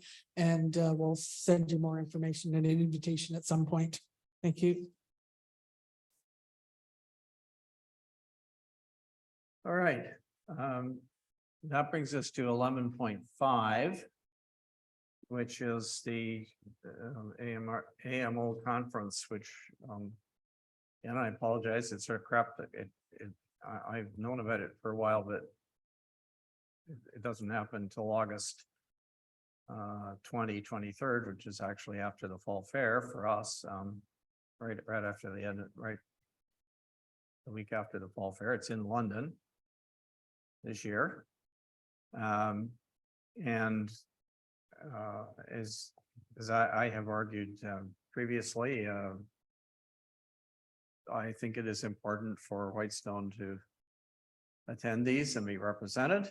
And I guess what sort of brought it to my attention, I thought we probably would have another meeting before it happened, but the deadline, I just got something this week that said, oh, the deadline to request a delegation is June 9th. And we have in the past requested delegations for a variety of things. As you will know, there was I did give you, I think the last time the subject came up, I gave you a report that talked about the various things that we've that we have raised in delegations at past meetings. So anyway, this is the opportunity for council to decide if they want someone to go. I'm certainly willing to go. I think they're useful. But maybe there are others who want to go, and we can specify as far as delegations are concerned. There has been some discussion that there may be a delegation related to the related to the mega school. There are, I think, other West Parry Sound municipalities that have that as an issue. Another issue that has been raised by a number of municipalities is the kind of mess that exists with our, I think that's an accurate description, with our integrity commissioner protocols. There's the province, well, the current government, as you know, inherited this legislation. And there have been a number of reports about the various problems that have existed with it. If you look at Steve Pakin's, the agenda, you'll see some. He took a couple of meetings to look at some of the things, and 2 years ago now, the current government did some consultation with people and said, oh, we're going to fix it, but they haven't. And as a result, you get there are problems at the extreme at the extremes. So there are some there will be delegations for sure about that, because that's a hot topic in. It's not simply it's not a West Parry Sound thing, it's a province-wide thing, but there might be other things that Whitestone would want to raise that are specific to Whitestone, delegation can be a request for special funding for something that you want to do that you, Councillor Lamb mentioned the earlier, the one that, accompanied the flooding of the Bunny Trail in 2015.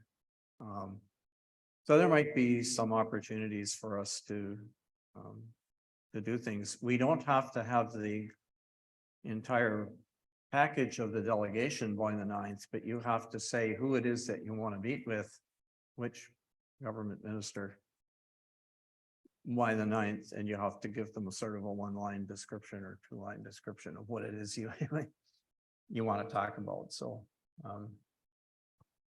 anyway, I'll open it up for discussion. Through you, Mr. Mayor, if I might. I guess I had a couple procedural questions first. I'm looking at our agenda and I see 11 and it has 11.4. But I believe what we're talking about is 11.5. Am I correct? What is it? We added Yeah. it when we approved the agenda. Okay, and I guess my question is, why were we able to add it to the agenda when you wouldn't allow other people to add things to the agenda? So I'd like you to answer that you don't allow other people to add things to the agenda, but it's okay for you to add it. Well, Councillor Nash, as you saw, I did not prevent you from adding it to the agenda, and I didn't prevent you from bringing it.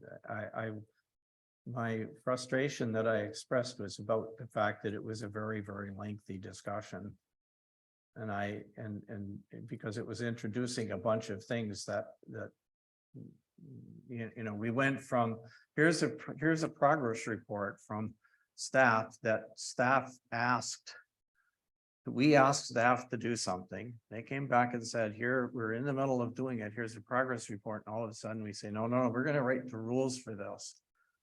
And, I mean, but look, it is what it is. I don't want to spend the rest of tonight rehashing that. No, You got what you wanted. You got it added to the agenda. You got your motion passed. I think we should move on to discuss this particular motion. It's, I think for clarification, Mr. Mayor, through you, I wasn't talking about adding my new motion, which of course you're allowed to do if one gets defeated. I'm talking about 2 or 3 other occasions since I've been a counselor. I've tried to get things added to the agenda and I've been told no. And that's come from you most of the time. but the difference between, well, I think you just answered your question. Right, there is. The original, what happened this evening, if you wanted to bring up a subject that was not anywhere on the agenda, then what you would need to do is you would need to say, I have an issue I want to raise under councillor items as a notice that you want to talk about it at a future meeting, and it would get added.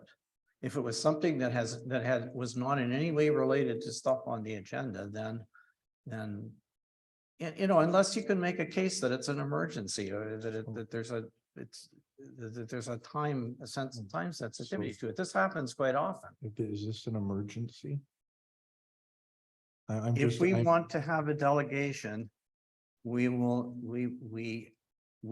not going to get it done. That's this coming Friday is the deadline. So that's all.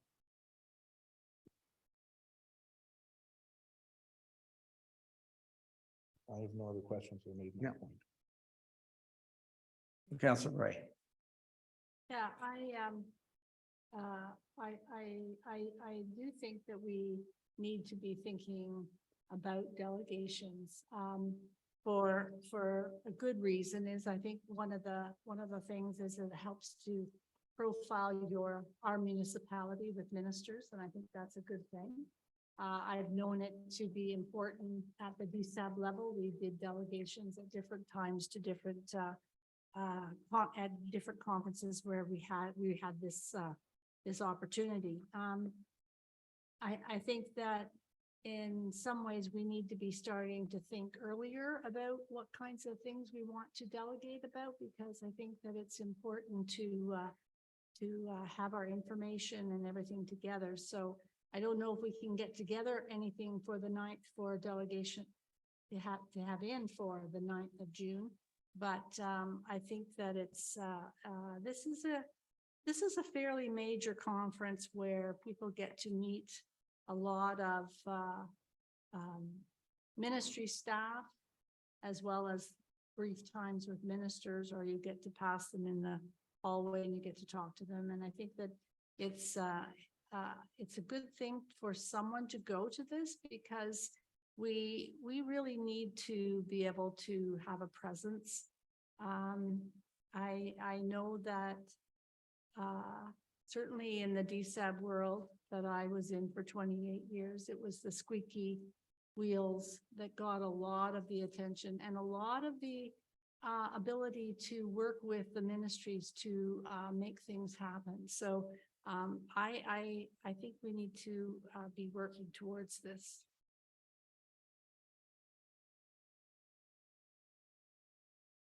Councillor Lamb. Yeah,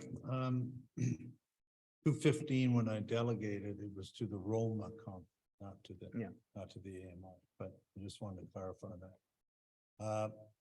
I did not vote for this last year.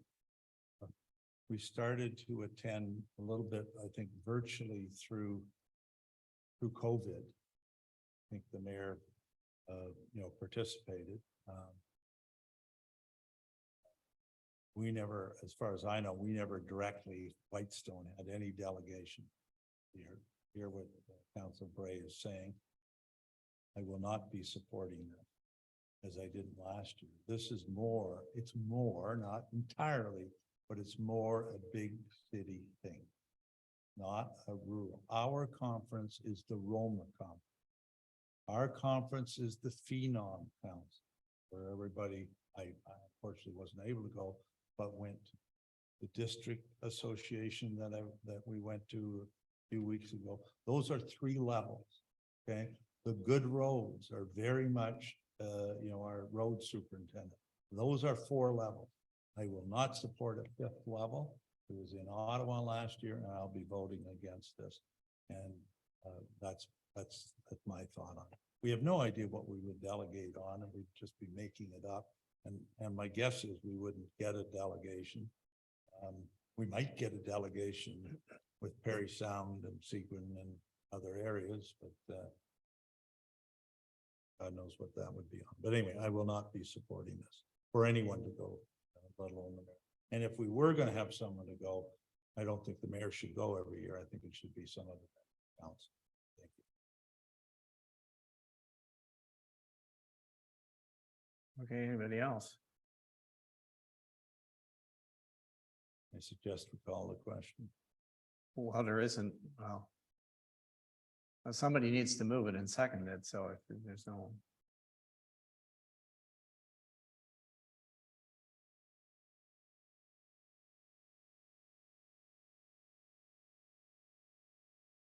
It dies on the vines. Hmm? I guess it dies on the vine, and if no one's gonna make the motion. Hmm? Well, I mean, if you move it, I can second it, but it seems to me it's, well, anyway. Well, how do you know everyone's gonna vote? Councilor Woods hasn't said a word. And Councilor Nash just asked them. Okay, make your motion, what, I guess, I mean, we have to decide if anybody's gonna go, anybody wants to go, I suppose, is that. You're the only one that said you're willing to go. I'm willing to go. Someone else. Are there any staff that are interested in going? Because I know it is always a good opportunity for staff to participate in some really good workshops. I've been to AMO numerous times, but not while I've been with the municipality of Whitestone, although I think I went to AMO virtually, did I? Yes, you did. I did virtually, yes. And we did make motions we didn't have delegations. If you look back at the motion, at the memo that I gave you, I guess it was. I think it was before the Roma meeting, actually, but I did give you a summary of the various things that we had. That we had participated in at previous meetings. From my recollection anyway, but. You know, you can see the one pager there shows you the sorts of things. There's people talking about. You know, things. You know, municipal liability and risk management, cybersecurity, knowledge exchange, rollout of Ontario's broadband. You know, things like. Opportunities for energy innovation, things of that sort, you know, so there are some things there that you always learn something when you go there. But anyway, look, Did you have a actual motion or? well, sorry, the motion was that the following members of council and staff be approved to attend the AMO conference on August 23rd, 2023. And that the following delegations be requested. And you can. You can insert your name unless someone else here wants to. Well, I'll insert my name, it certainly is, but it's just, if there's someone else who wants to, I don't be. All right.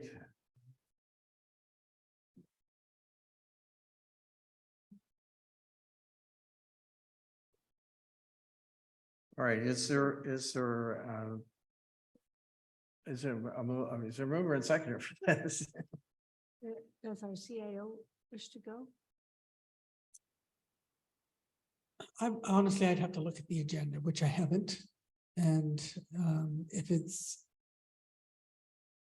for the purposes of today's motion, I don't think my name needs to be there. I'll have a look at the agenda. If there's items on there that I think I could be helpful with council, bringing back information to council, I'll come back to council another time if side of council wishes me to attend or not. Excuse me. So I'll move. Okay, moved by Councilor Bray, is there a second? Delegations though, or are we leaving that blank?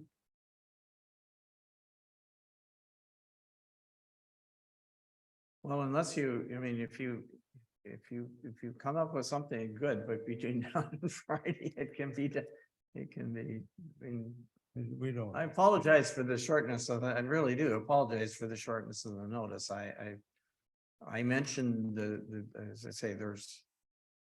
You know, there may be things that others are doing that we would want to participate in, but there's something. My preference is always to, by the way, if we ask for a delegation, we get one usually. It's sometimes. If we don't have any idea what we're gonna delegate on, then. We're not gonna look silly and ask Yeah. for delegation or we'll make it up. You know, like, we don't know what. No, we're no, gonna delegate yeah, on. you have to come up with something Yeah. substantial and you have to figure out who you want to talk to, but Well, I think you were gonna second it, Mr. Mayor. weren't you? I'll second it, sure. Good, let's call the vote and move on. All right.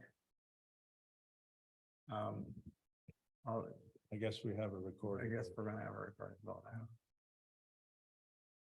All right, Councillor Bray, Yes. Councillor Lamb, No, Councillor Nash, no, Councillor Woods, No. Mayor Comrie. yes. That motion is defeated. Okay, correspondence. There are A to H items.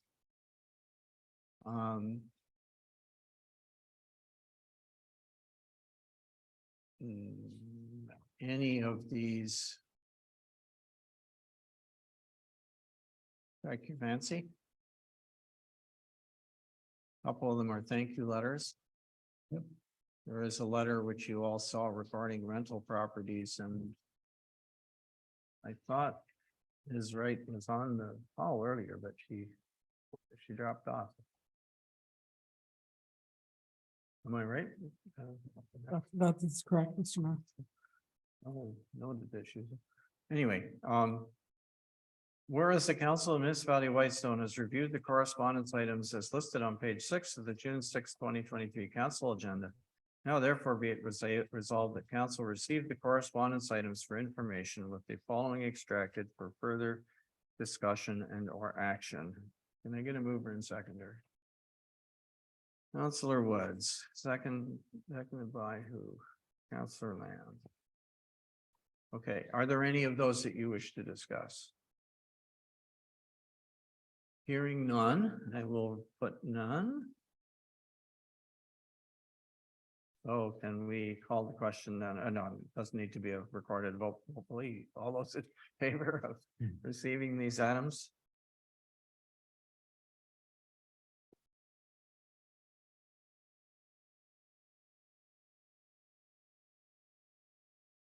And the next thing that, wait a minute. Are there any councillor items? Councillor Lamb, you had some? Yeah, I have several, so I'm glad that we extended curfew, so. I've been talking to the CAO a little bit on gravel and work that we're doing at our boat launches. And he had suggested in an email that once our public works manager finishes all the work on the boat launches, that he bring a report back to council as to what he put where and what's completed, et cetera. So I just wanted to request that report formally when and if that work is done.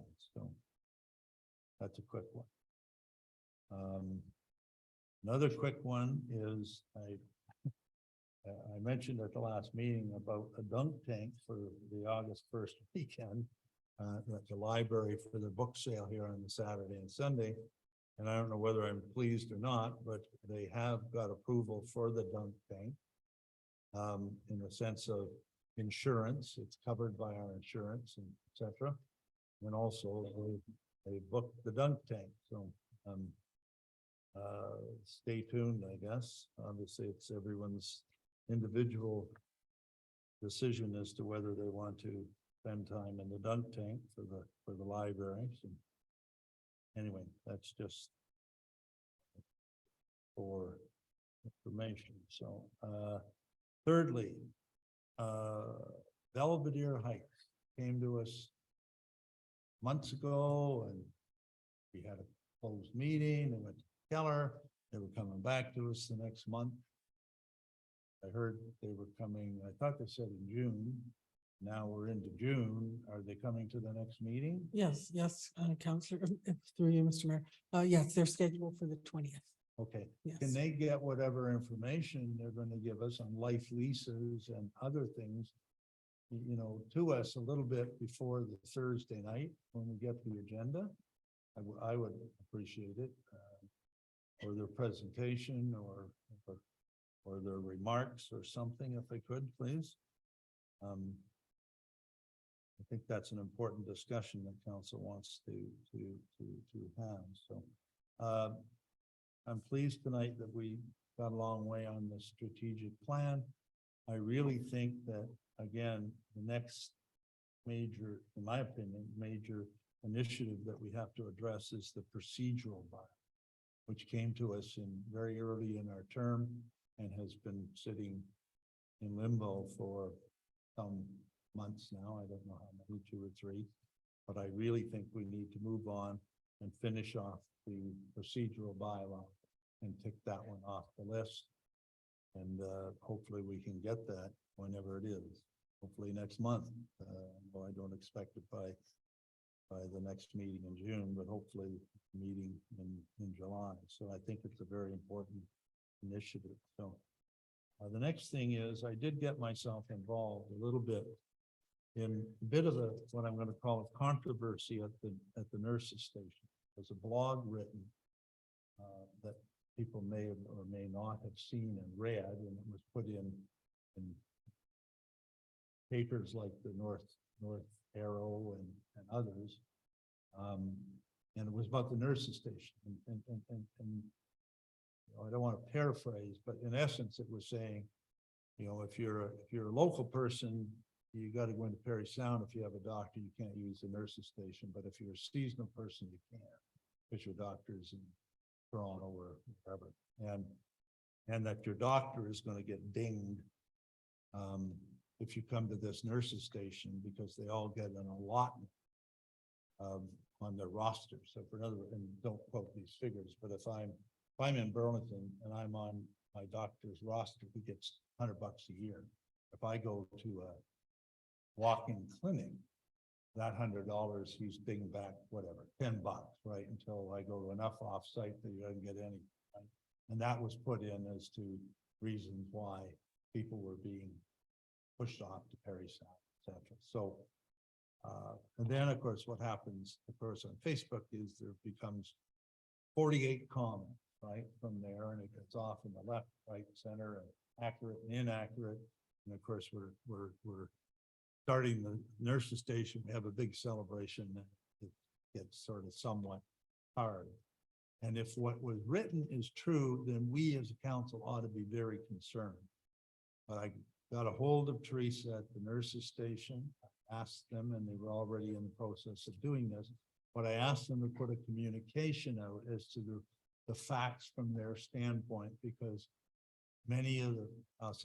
some of the facts in there were inaccurate from their standpoint. So I think that communication has gone out, but I'm not 100% sure. But hopefully it will tamp down a lot of issues that may be real or not. And again, it's not my job to weigh in one side or the other, but indeed it did affect our community, at least for those people that follow social media, Facebook page. So I just wanted to make a comment.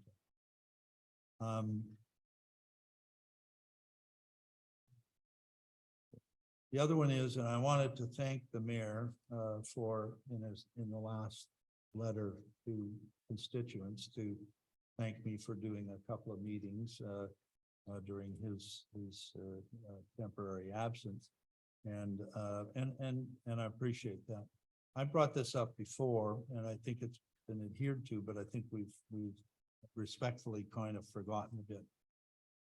I think that Mr. Mayor, when you're in public, such as the nurse's station thing here, or the Lions Club thing, which I wasn't there up at Halls Road, or any public event, that I really think that you should acknowledge your council members who are present in the audience at that meeting. And I say that in a very friendly way. I think oftentimes when you're making remarks, it can slip your mind, but just as you did tonight and introduced everyone in here, I really would ask you to consider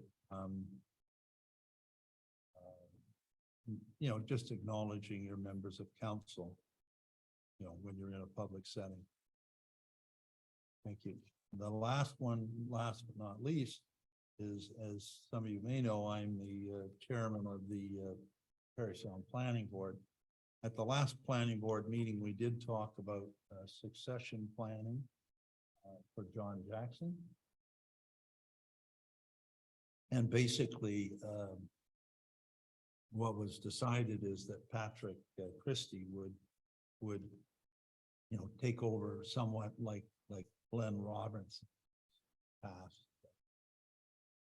People remember Glenn during his tenure, and that we would go out for a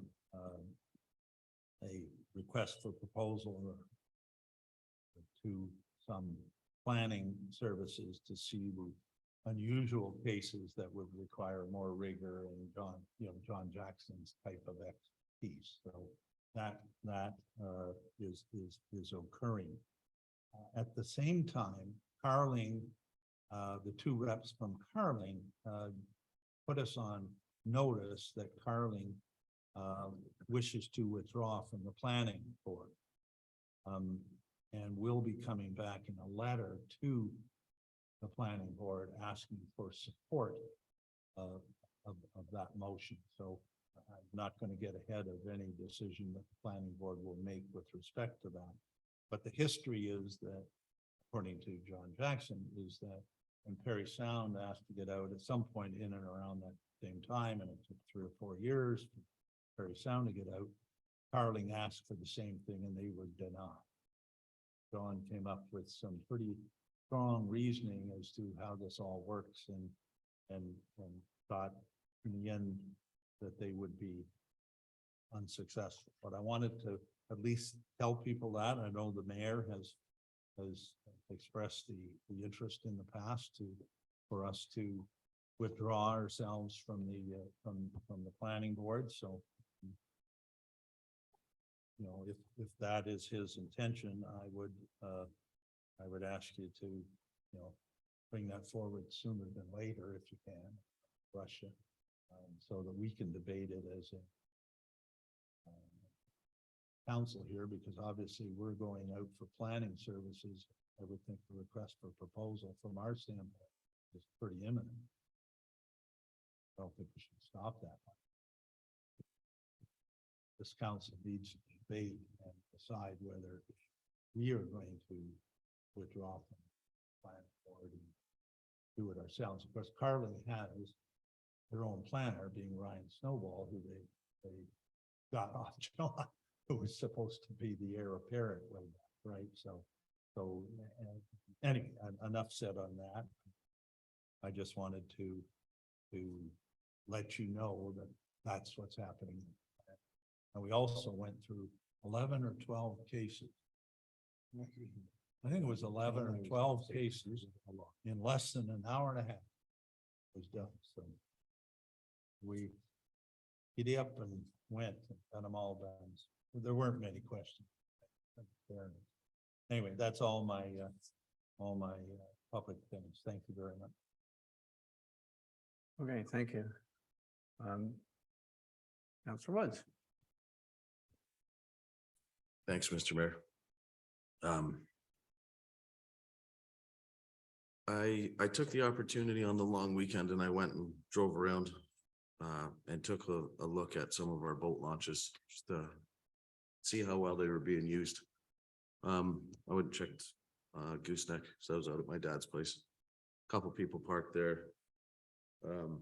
Dock looks great. There's the swim ladder there. I know a lot of people appreciate it, especially a lot of the people that go dive off the dock and go for a quick swim. Everything looked clean, great. Drove up to Wawashkesh.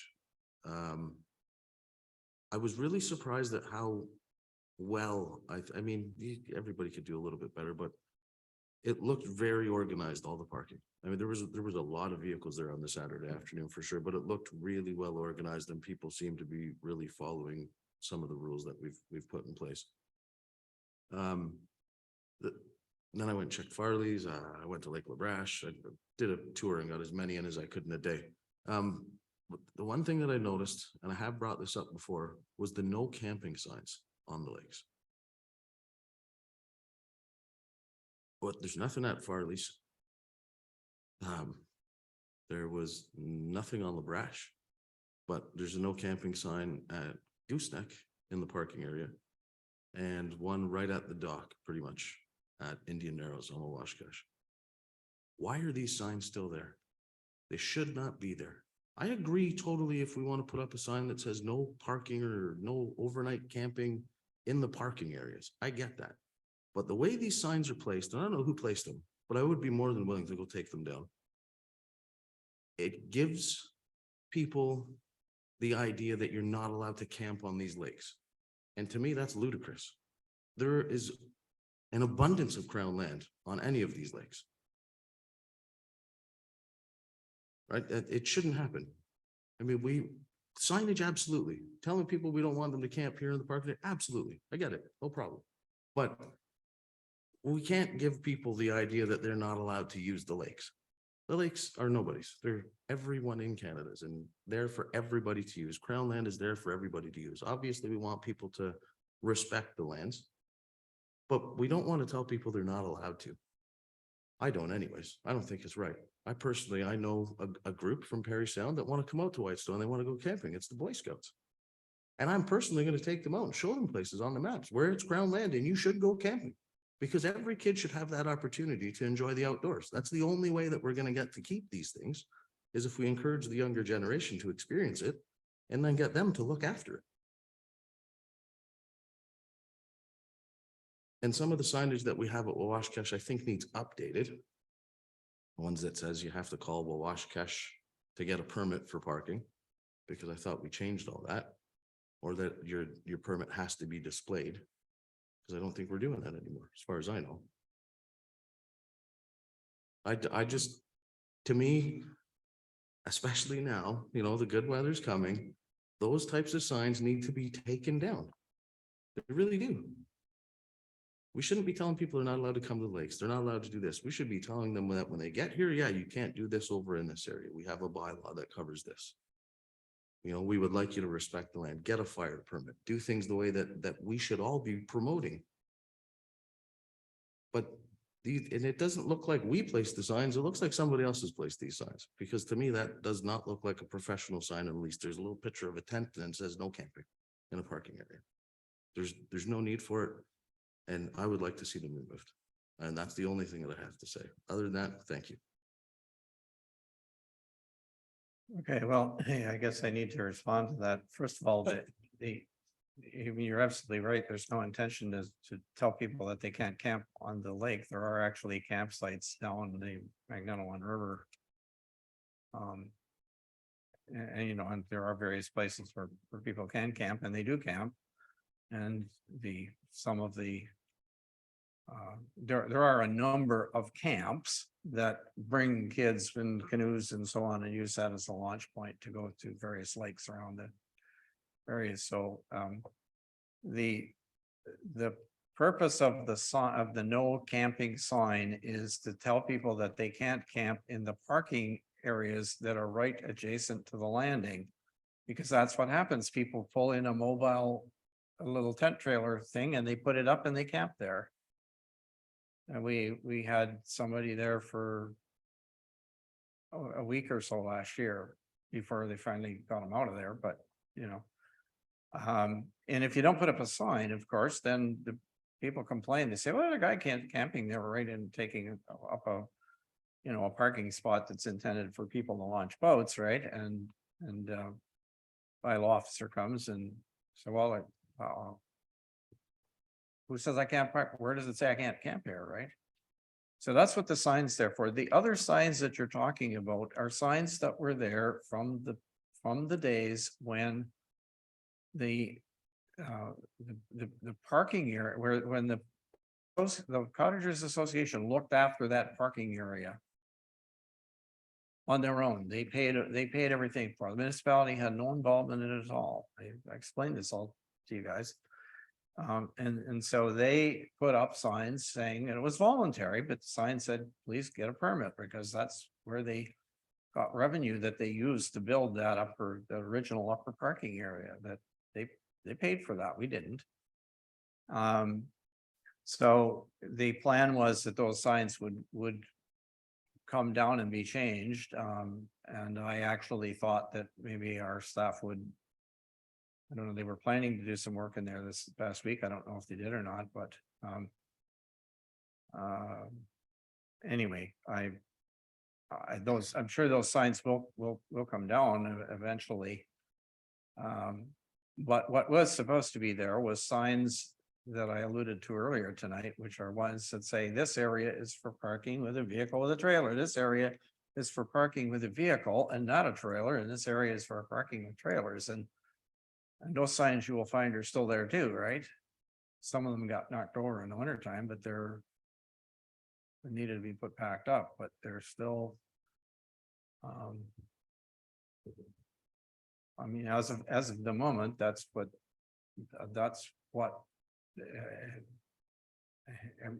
everybody was instructed to do, right? So. Yeah, and I'll agree with you, Mr. Mayor, that where there's signs that said, vehicles with trailers up the one side of the Indiana Narrows Road, it works. Yeah. I seen everybody parking where they should have been parking. I drove up and down multiple times. I took some pictures. I got some videos.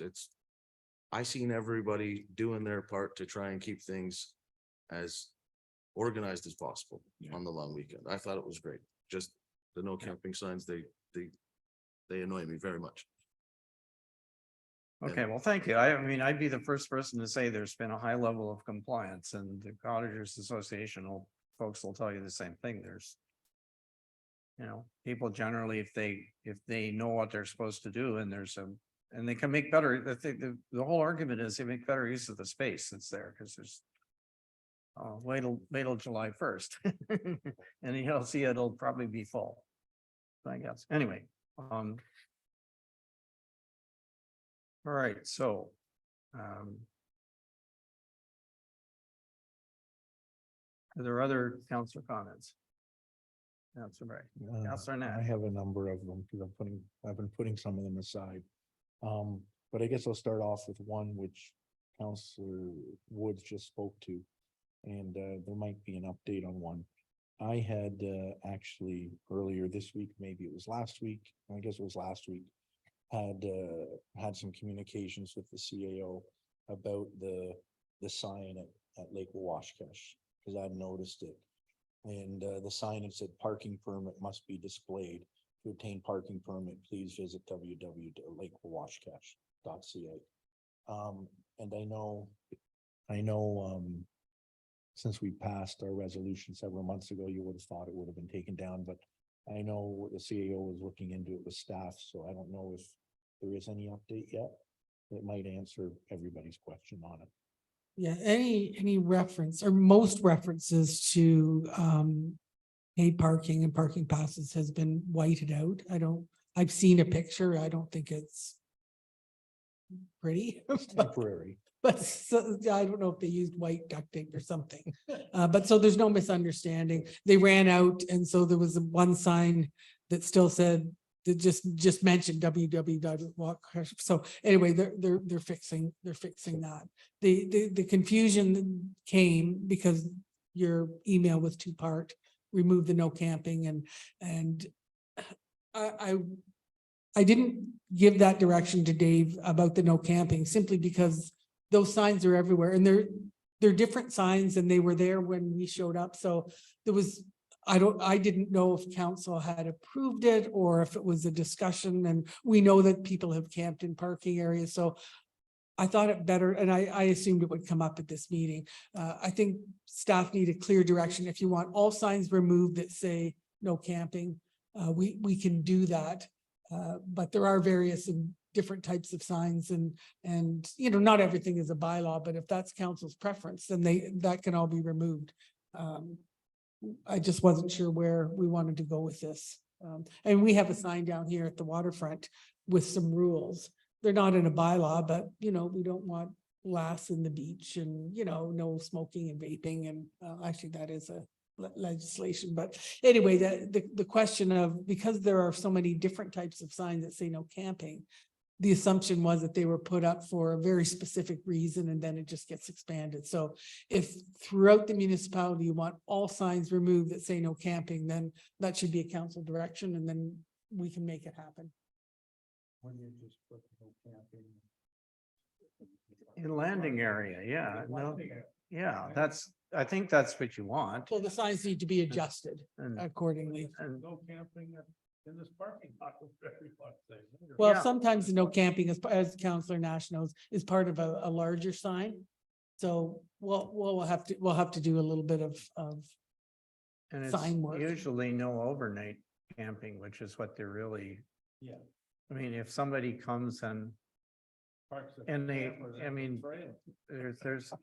a little, I mean, sometimes people will try to.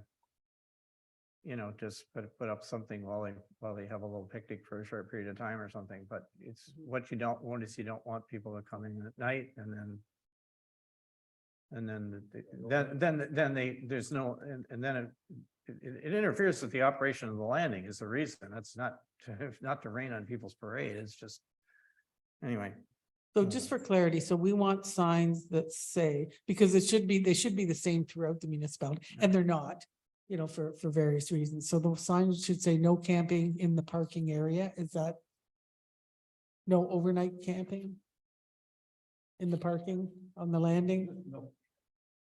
Like no camping at boat launch or parking. And I have no problem with that wording, but the one it was my next comment, but we're already talking about it. So the next comment came to, if we do have these no camping signs, let's use Lake Washkesh as an example. It says no camping in the parking lot. Do we have like I know we said, I think it was said through you, Mr. Merrill, it took 4 or 5 days or a week or whatever it was to get the person out of there. Do we have a bylaw that says people can't camp in a parking lot? And how do we make them leave? Unless we have that bylaw. So I'm just curious, is there a bylaw to enforce things? Earlier tonight, there was a big problem about how we enforce things.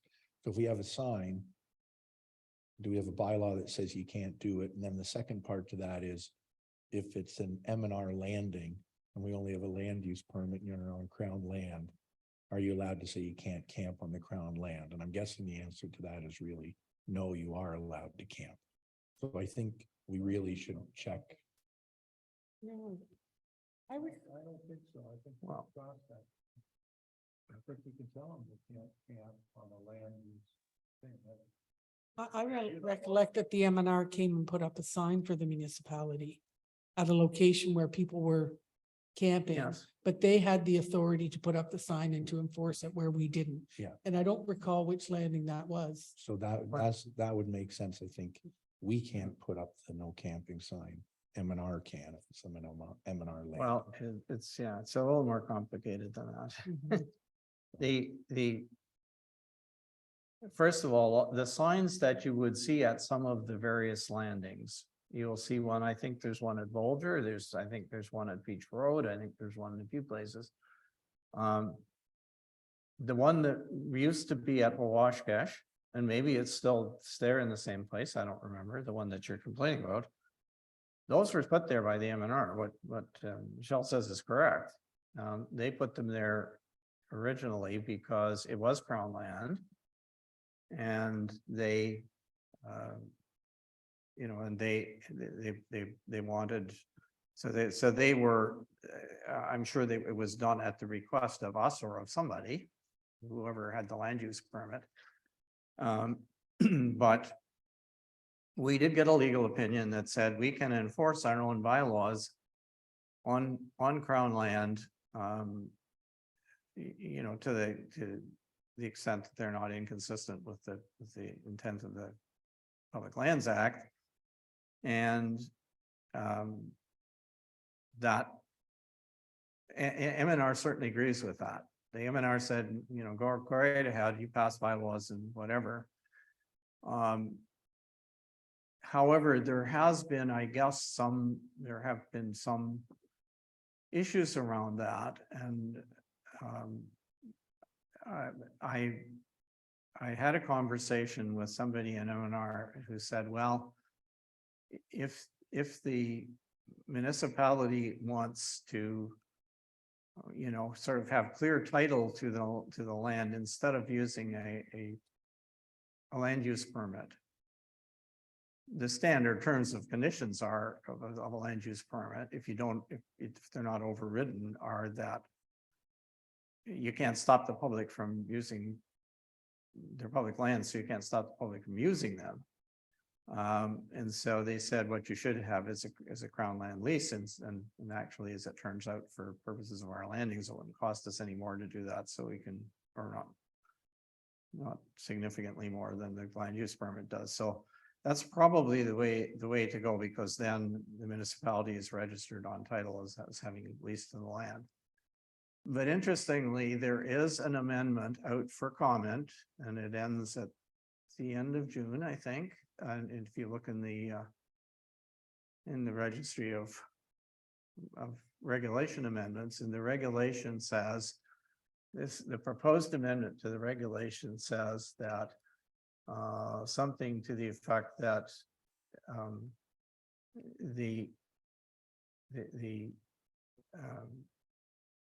the public's right under the Public Lands Act is abridged if or is negated if the land use permit or whatever is given for a specific use. So for example, you could get a land use permit for a piece of land, of crown land. And maybe your purpose is to run a sawmill on it or something, right? Do you want the public to be camping on your sawmill, at your sawmill? No, you don't. You don't want them anywhere near it. So if they give you a land use permit or a lease or whatever for a particular purpose, then the sort of default right that is in the Public Lands Act would go away. And so I think that this problem is going to get resolved without us having to do anything, but I guess I'm sort of watching to see what happens to this amendment. So it's an amendment to a reg under the Public Lands Act, and it's in the environmental registry thing for comment right now, but the comment period ends at the end of June, I'm pretty sure. So, anyway. I'm sorry that it's a great big long answer to a simple question, but we have taken the position for a while with some support from legal opinions that, you know, if we want to do something, we should. There's nothing to stop us from going ahead and saying, just because it's public land, that you cannot do certain things on it that are inconsistent with our use of that land. Okay, thank you, Mr. Mayor. And it was okay, it was a long answer, no problem at all. But I think the one thing that we have to remember in the answer in the legal opinion was, as long as it's in keeping with the Public Lands Act. And when a legal letter says, as long as it's in keeping with the Public Lands Act, would mean that I could go and park a car at the public landing for 21 days, and I could go camping there and you guys couldn't do anything. Because under the Public Lands Act, you can go camping. So I think when we read a big legal opinion and they say as long as it's in keeping with something, we just have to be very careful on that. And for the sign at Washkesh, it wasn't an M&R sign. It was a big 4x8 municipality of Whitestone sign, big capital letters, no camping. So anyways, but moving on to my next questions. I wanted to thank the Works Department for having the temporary speed sign. I don't know if anybody's seen it. I communicated with David Creaser, and he ended up putting it on the bunny trail for a trial basis. They built a nice little contraption that sits on a little trailer, and the speed radar trap is sitting on the bunny trail. I don't know if it's there for a few days or a few weeks, but it's great to see it out and about. And until we get the permit for 520, hopefully they can move it around in some spots, and maybe people will think second if they're driving 100 kilometers an hour in a 60 zone or whatever. I also wanted to thank staff at the same time for updating the little information sign on the bunny trail. I know so often myself or Councillor Woods brings it up, but it's been nicely updated recently until I think the end of July. So that's great. And I thank staff for that. And then another one is just a question or comment that'll have to come back.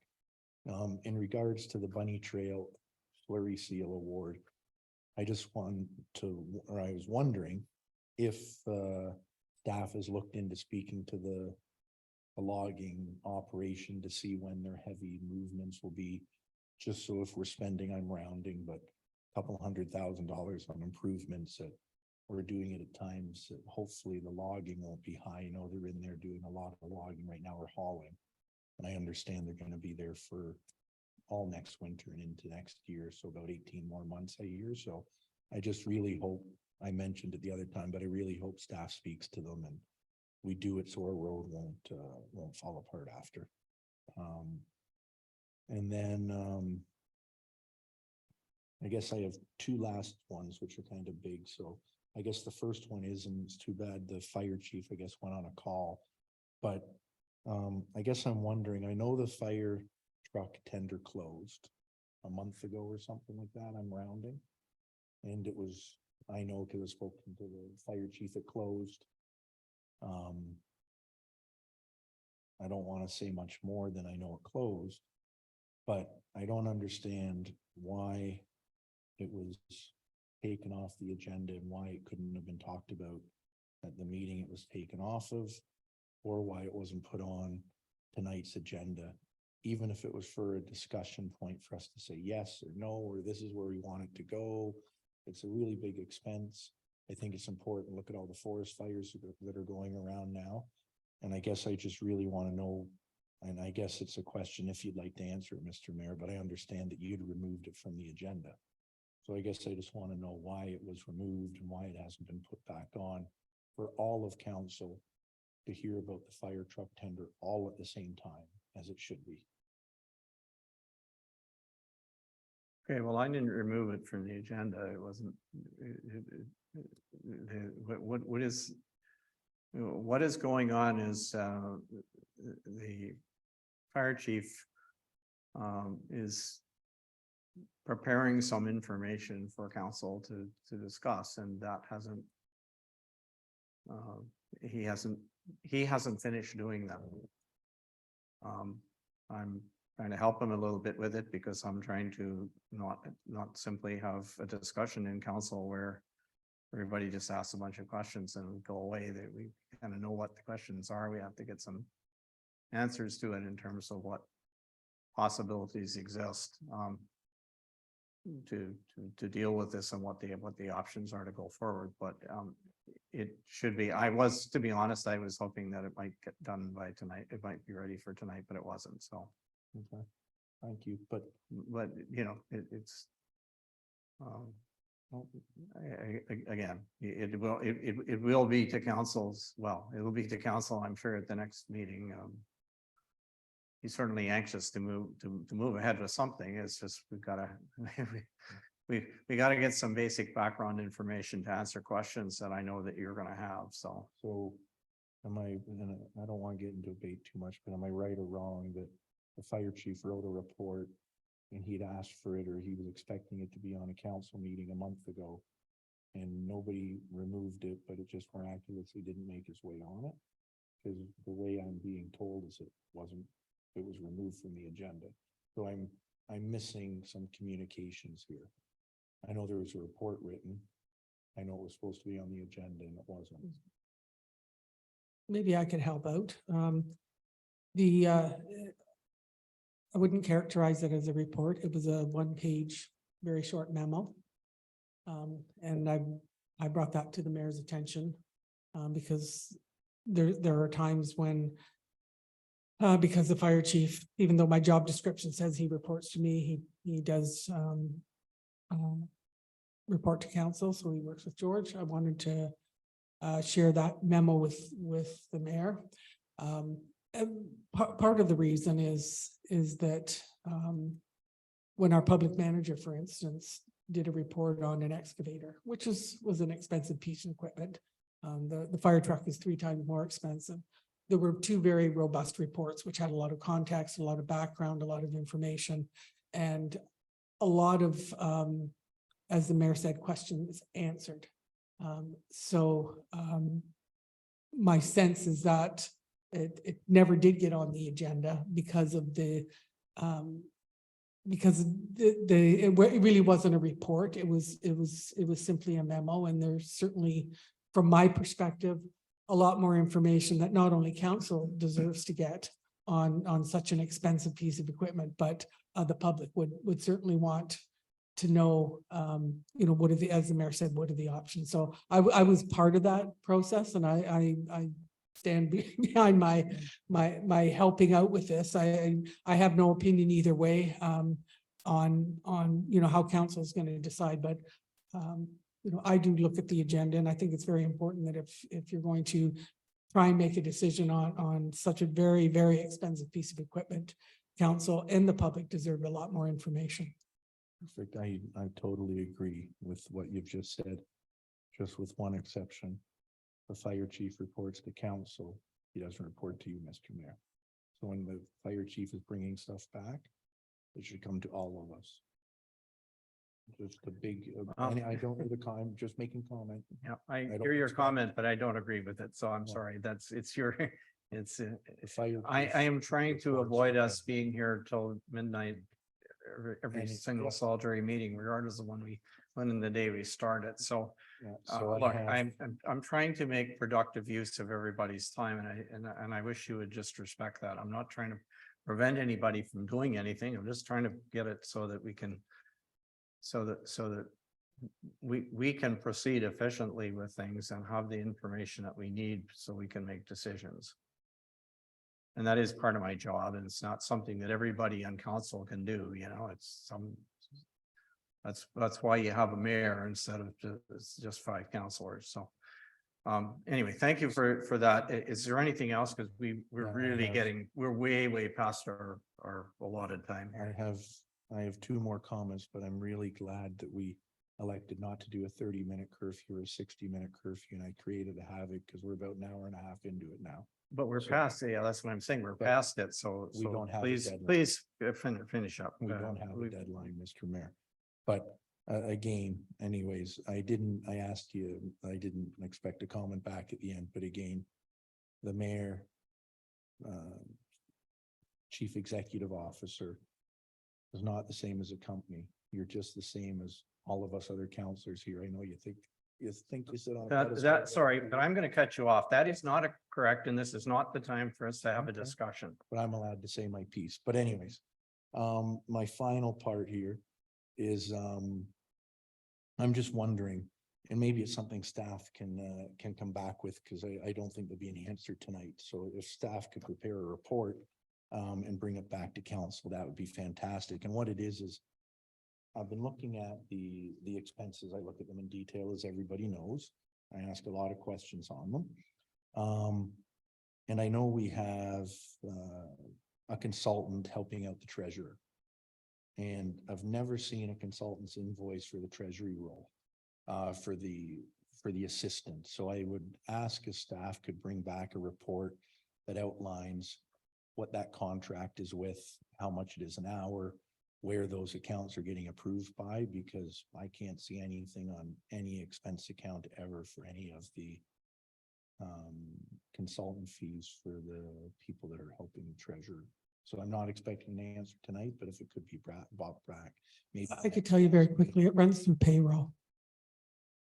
That's why you don't see it. So we have a consultant that's on our payroll with benefits and WSIB. No benefits. Okay, maybe a report could come back as to how we have a consultant working on our payroll. She's not a consultant. She's paid as an employee, as a part-time employee, and that's slowly winding down, as you can expect, because of the hiring that we're going through.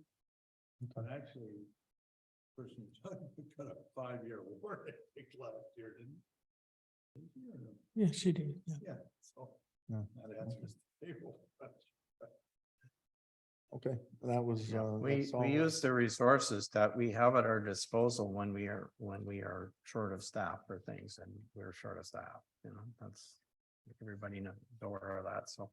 we have to- Anyway, anyways, um, Mr. Mayor, let me finish. You made a comment. And my comment was, I don't know if we've been short of staff for 5 years. Well, yeah, we have, actually. Are there any other comments or questions from councilors? Okay, 14, questions from the public. We have one member of the public, Ms. Bowers on the phone. At least she's still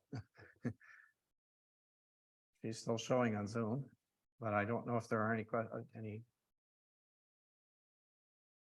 If not, I'm gonna ask for the mover and seconder for the confirming bylaw, and I don't know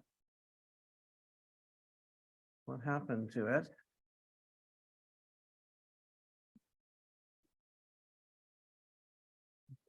I could have sworn it was here somewhere. Oh, here it is. Mover and seconder for the confirmatory bylaw, that bylaw 41/2023 being the confirmatory bylaw for the council meeting of Tuesday, June 6th. Be given a first, second, third, and final reading, and is passed as of this date. So I saw Councillor Woods first, and Councillor Ray second. All those in favor, please indicate.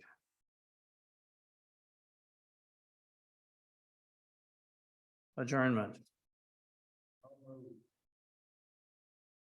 Councillor Lamb. Counselor Bray, seconds. Now therefore be it resolved that this meeting be adjourned at 9:10 PM. Until the regular closed session meeting of Thursday, June 8th at 4 PM. Or at the call of the chair, and I can promise you pretty much. I will not be calling you between now and Thursday.